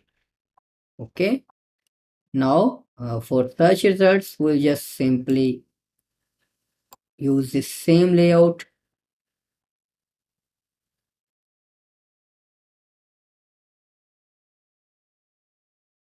call this search results. Remember, these search results are for uh, everything like posts. So if you want to have different search results for WooCommerce products and posts, you'll have to create multiple archives. Okay, so archive title, search results, and then let's see, archive posts, and publish this, and let's set it to search results.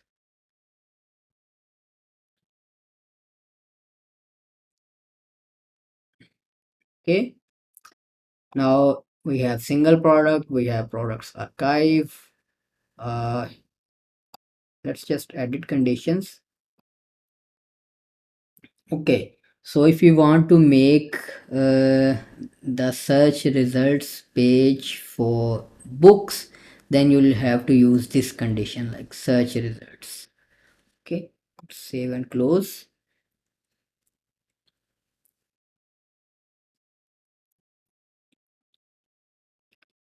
And let's add the last template, that is 404 or not found page template. Let's close these ones. Let's see if we have a ready-made page design that matches our website. Let's just add this simple one. Don't apply the styling. Okay, let's add a margin from top and bottom, and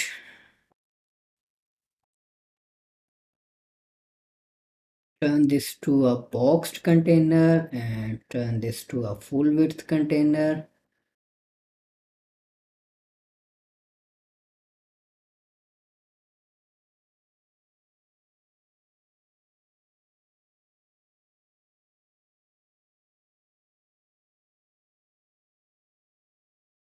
You can go to undraw.co for illustrations and pick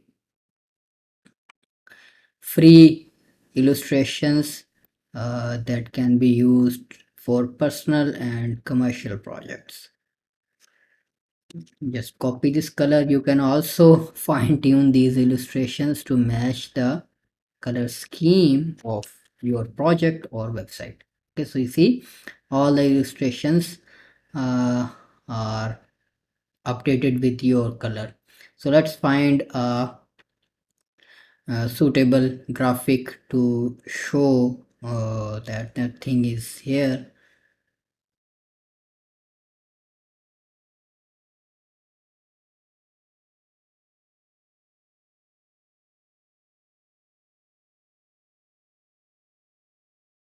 Okay, download it in SVG format.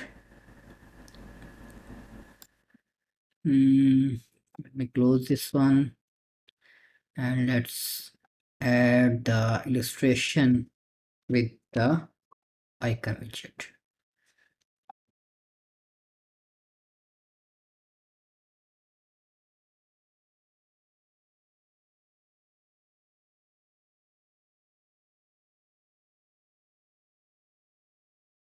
If you are using icon, the max width in pixels is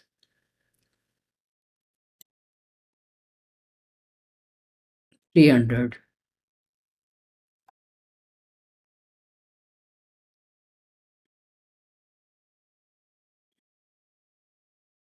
You can also download it in a PNG format. So if you want a larger sized image, we just delete this, add a new image widget.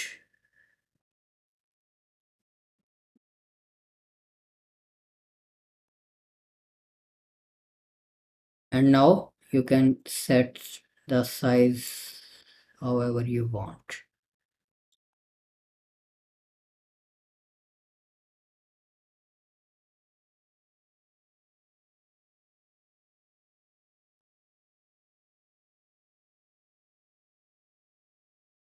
You can add more content to that this page if you like adding some links to the relevant pages, like going back to home and etc.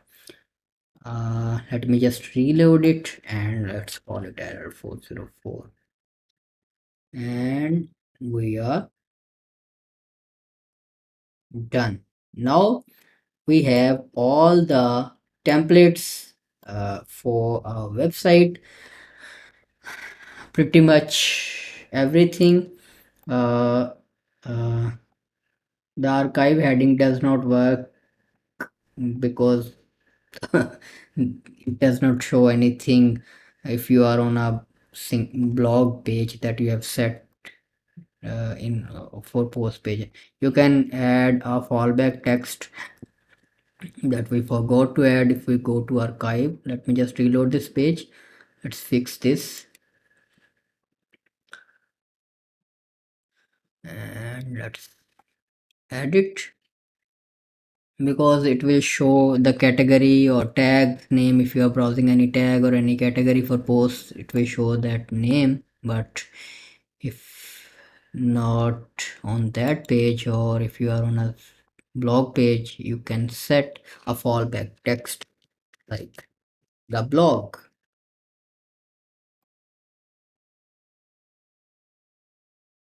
Okay, so it will now show the blog. Great.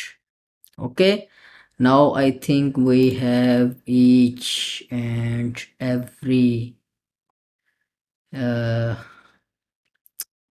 template in place. For contact us, you can add a contact form, etc. Now the theme designing part is completed. Now I'll start customizing the default WooCommerce pages and the custom login page that I promised earlier to make a custom login page.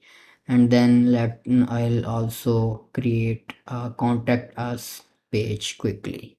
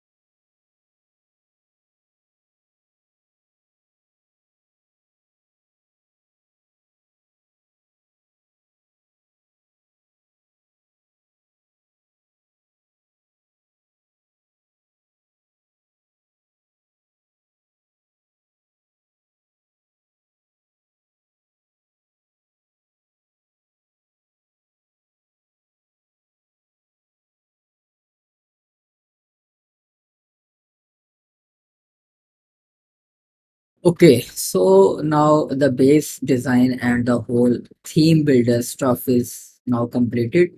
Now let's just adjust the remaining pages quickly. First of all, let's make a contact page.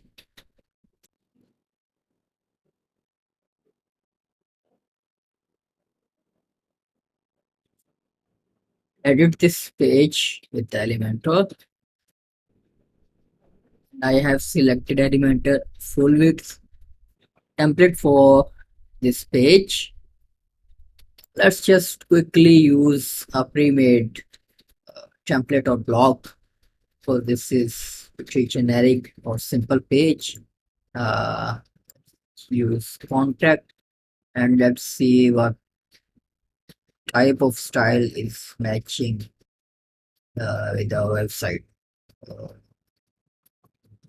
think this one will work just fine. Okay. And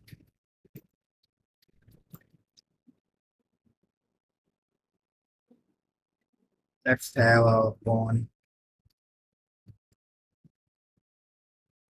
width.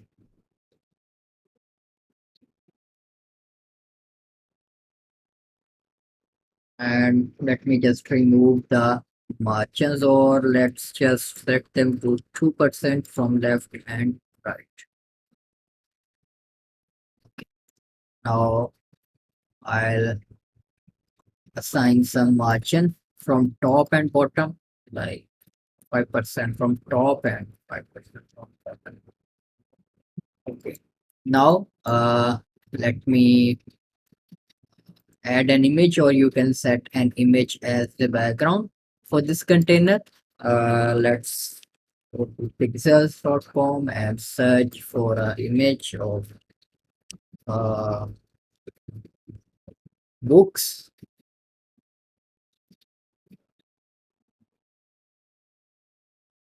and I'll filter the orientation to vertical.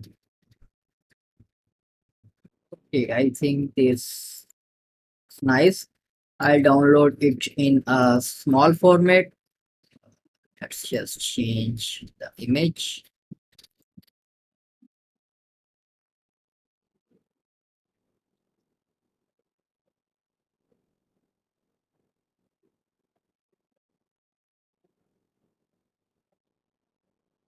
Okay. So our contact page is ready. You can configure the contact form. Like we'll have to change the style of the button for hover as well.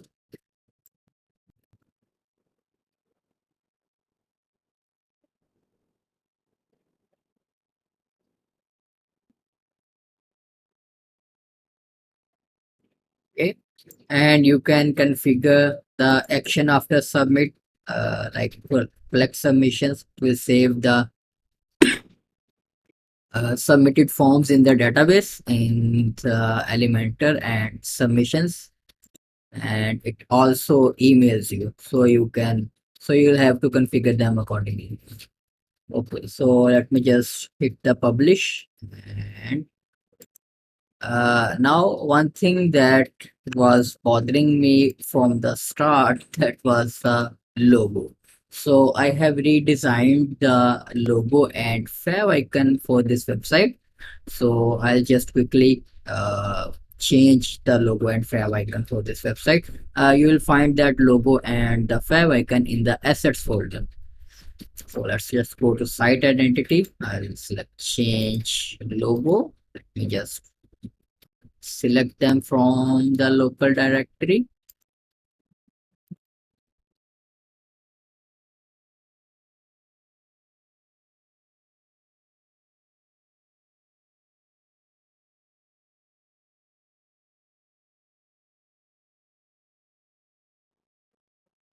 Okay, I think it looks nice. This time, instead of Canva, I have used a template from FreePic for Adobe Illustrator template.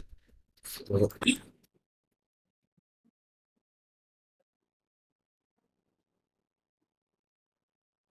Let's now upload a fav icon.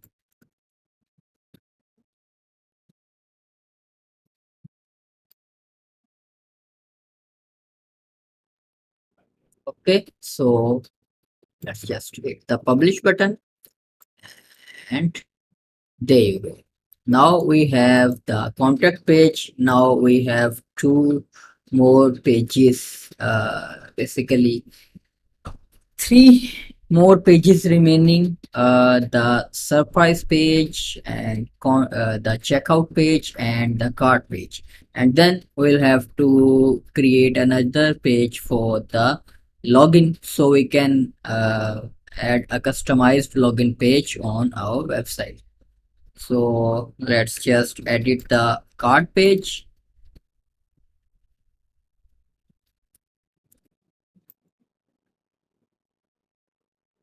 uh, We'll do the similar stuff, Elementor full width template, and I'll remove this shortcode from over here because we have an Elementor widget for the cart.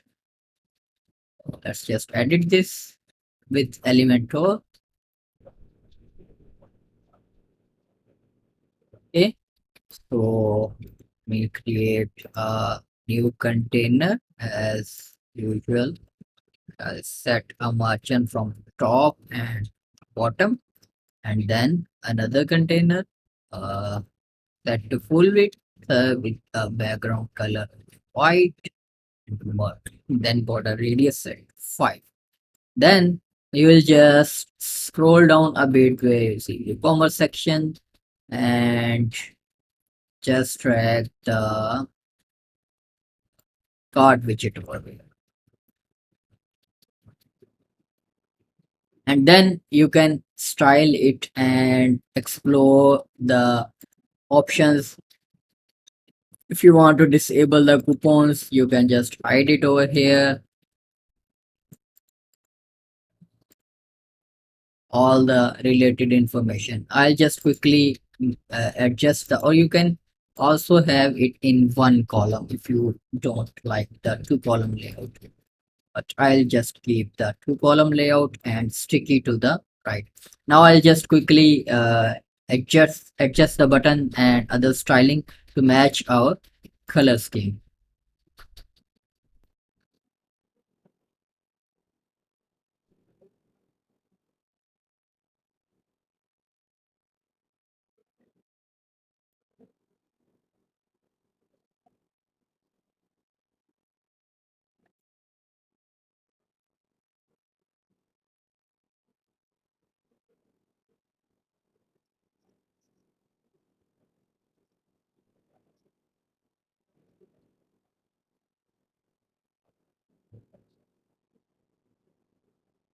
Okay, now let's add drop padding to this container.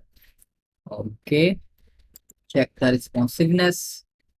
Should already be fine because it's a default widget. Okay, on mobile, let's just reduce the padding to 0. Then okay, everything is just fine. Okay, just publish this, and now for the checkout page,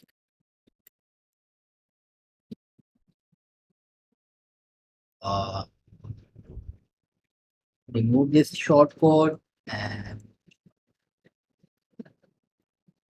implement a full width template.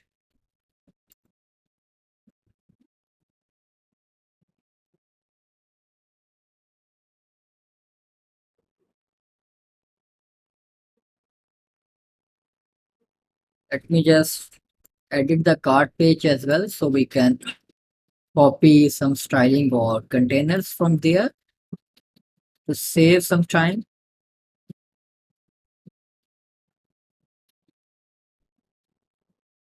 We just copy, paste it over here, and then delete this widget, and now select the checkout widget And let's see if we can copy the styling. Okay, so styling is not implemented, so I will have to adjust it accordingly. Uh, okay, so let's just quickly. You can also have it as singular column and a dual column layout. I think two column layout is nice. And you can also adjust the labels for each of these fields. You can adjust the headings and you can adjust. Let me just hide this additional information box. Okay, and you can also adjust some text that is over here. So let's just head over to styling. I think the rest of the stuff is fine. We just have to change the color of these buttons. So first of all, in typography, I'll change the color of links to accent color, and then uh, forms. Uh,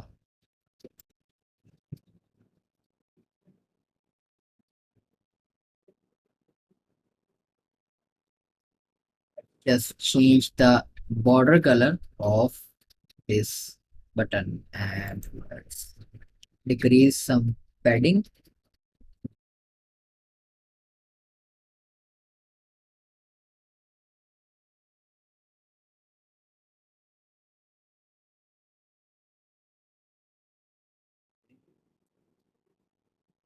Now for the purchase button or the place order button.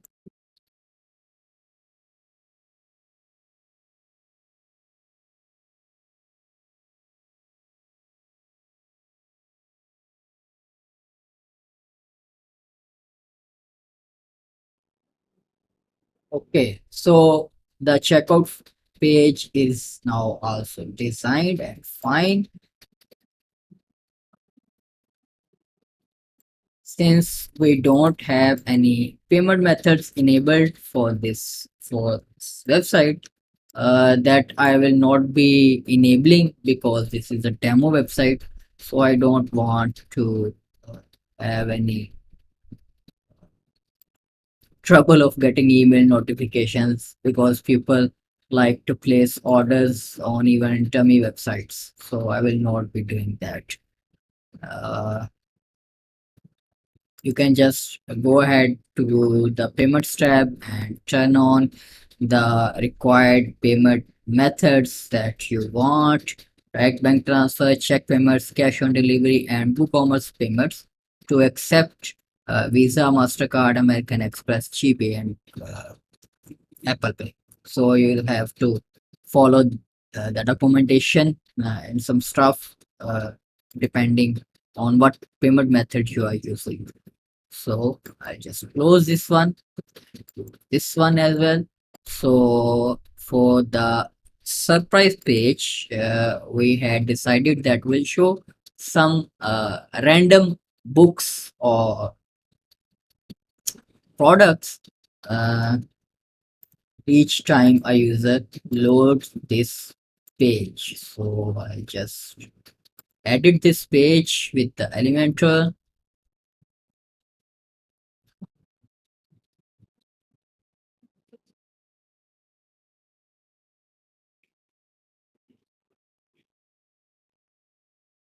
And let's just do the usual.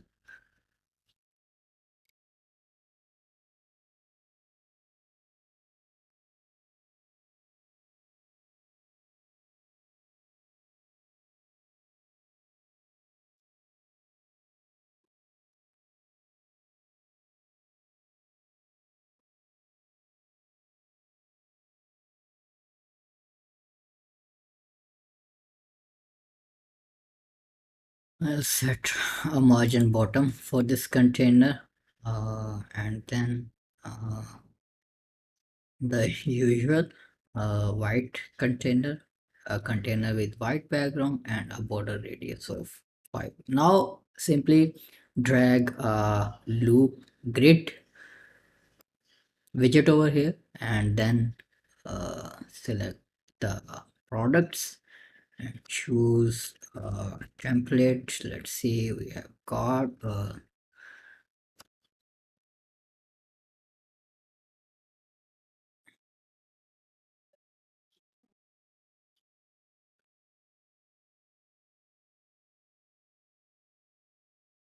I just totally forgot the loop template names that I have assigned.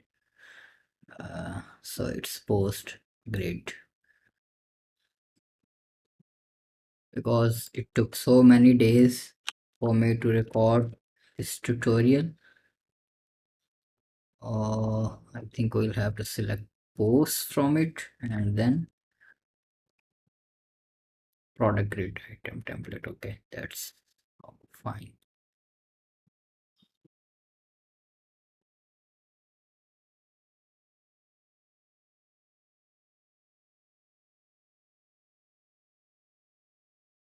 And from the query, we'll select products. Okay, let's increase the number of columns to 4 and number of results to 8. And again, in the query section, let's just select products from here.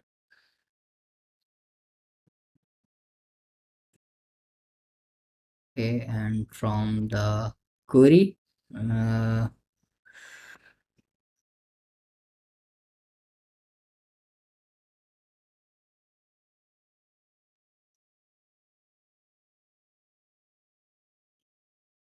why don't see random uh, products option or random query? Okay, so it's order by random. Let's see, we have it in the products. Go to query, order by.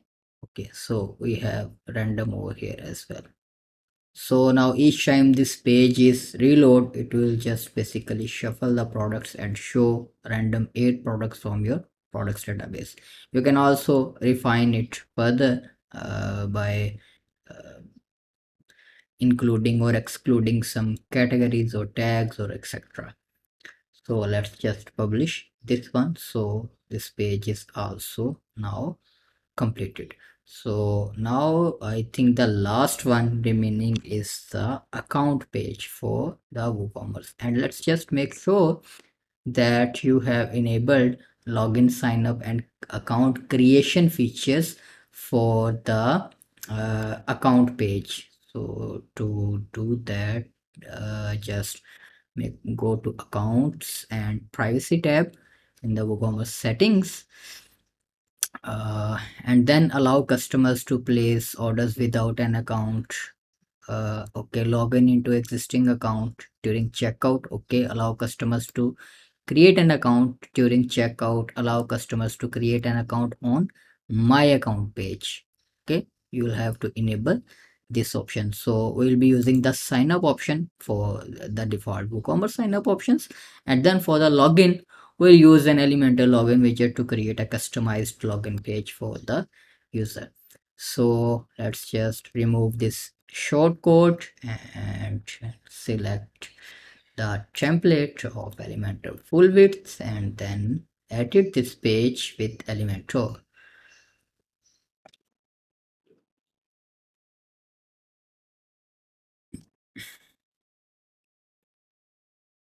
Now again the usual, I set merchant from to, or let's just just go to pages and edit the last page we had customized, because we use the uh,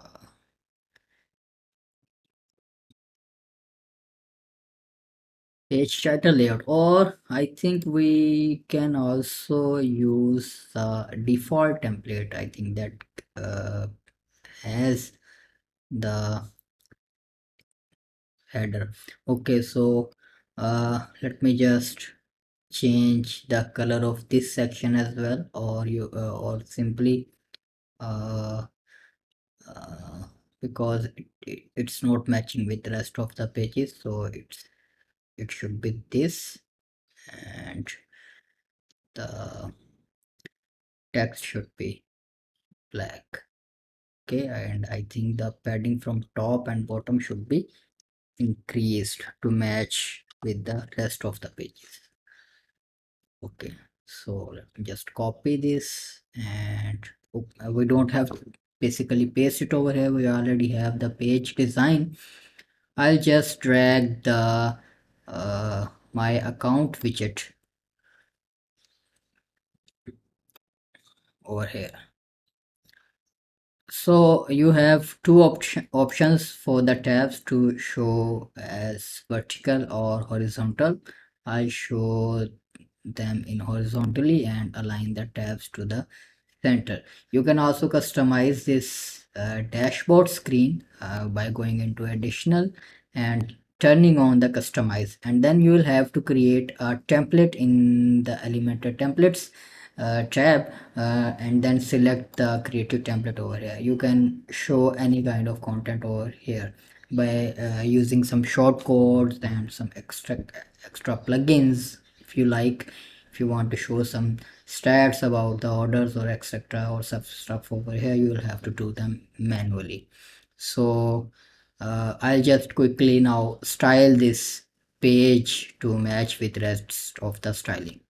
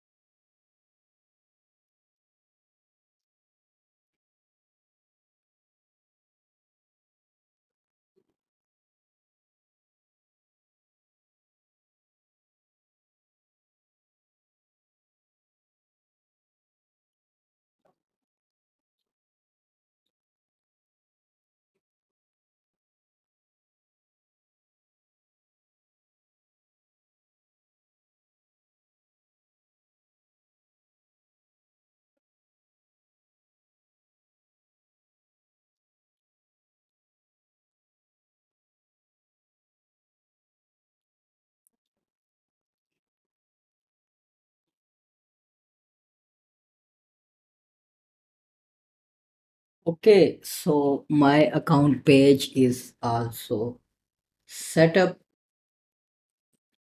successfully. So I think now all of the pages and templates are now in place, and the last one remaining is the login page.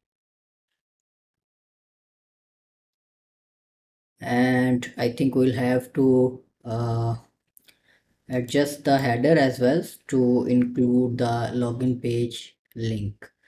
Let me just call it login. You can also use the WooCommerce default login and sign up page available on the my account page.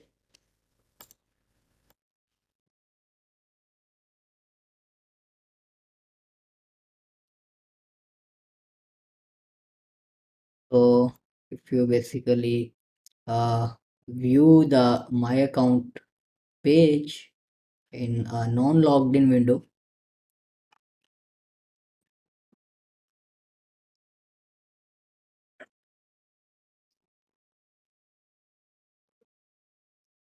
You see, you have both functionalities available here for the login and the sign up as well.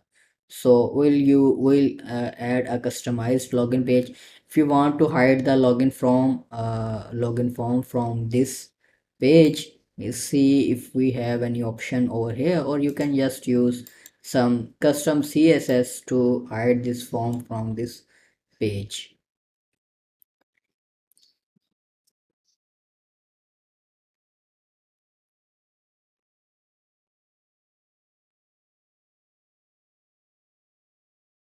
Okay, so we don't have option here to hide the login form from the My Account page. So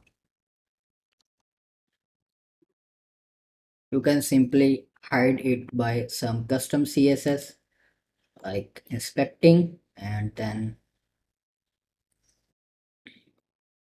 this is the column and ID assigned to it. Customer login, you can add custom CSS and hide this form by setting the display to none by for this particular ID. Okay, so it hides the whole form. We'll have to hide this one, the U column one under this ID.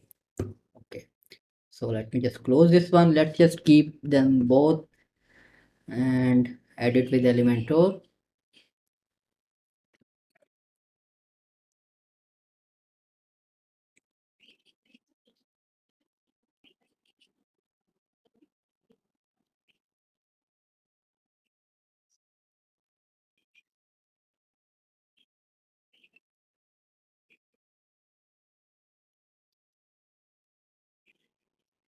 Just search for the login widget.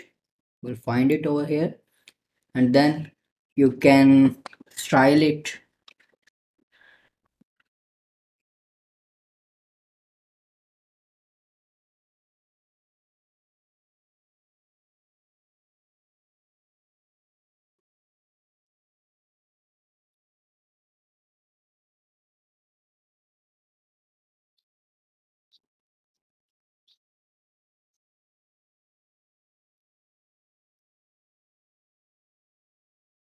You can also turn on the redirect after login. To you can either redirect this user to the My Account page or the shop page.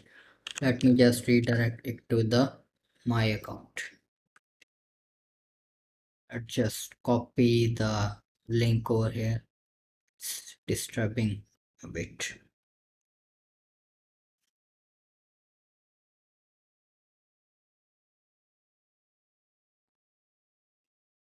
You can set custom labels for the fields. I'll just keep this as simple as possible, and let's just go to style and add a background image for this as well. Let's just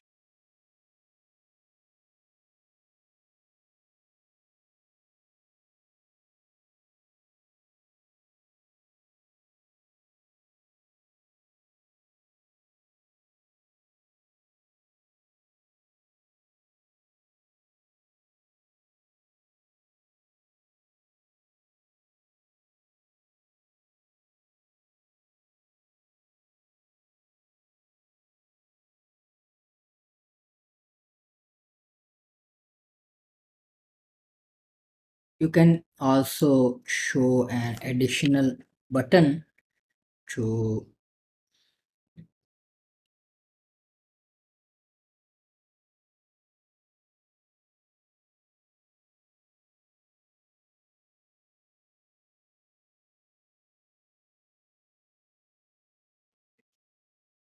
redirect the user to create an account.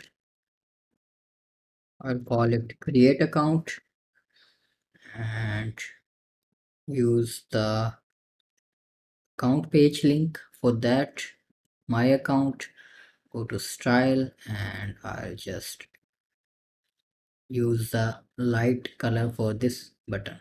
Okay, I think that's fine. Let's just publish this, and in the header we'll have to add the link to this login page, and let's make sure it's mobile responsive. It already is, so let me just close this one, and then for the login, choose the login page. Okay, so now we have a customized login page as well, and let me just decrease the width of this logo a bit. Okay, so it matches the buttons and other styling.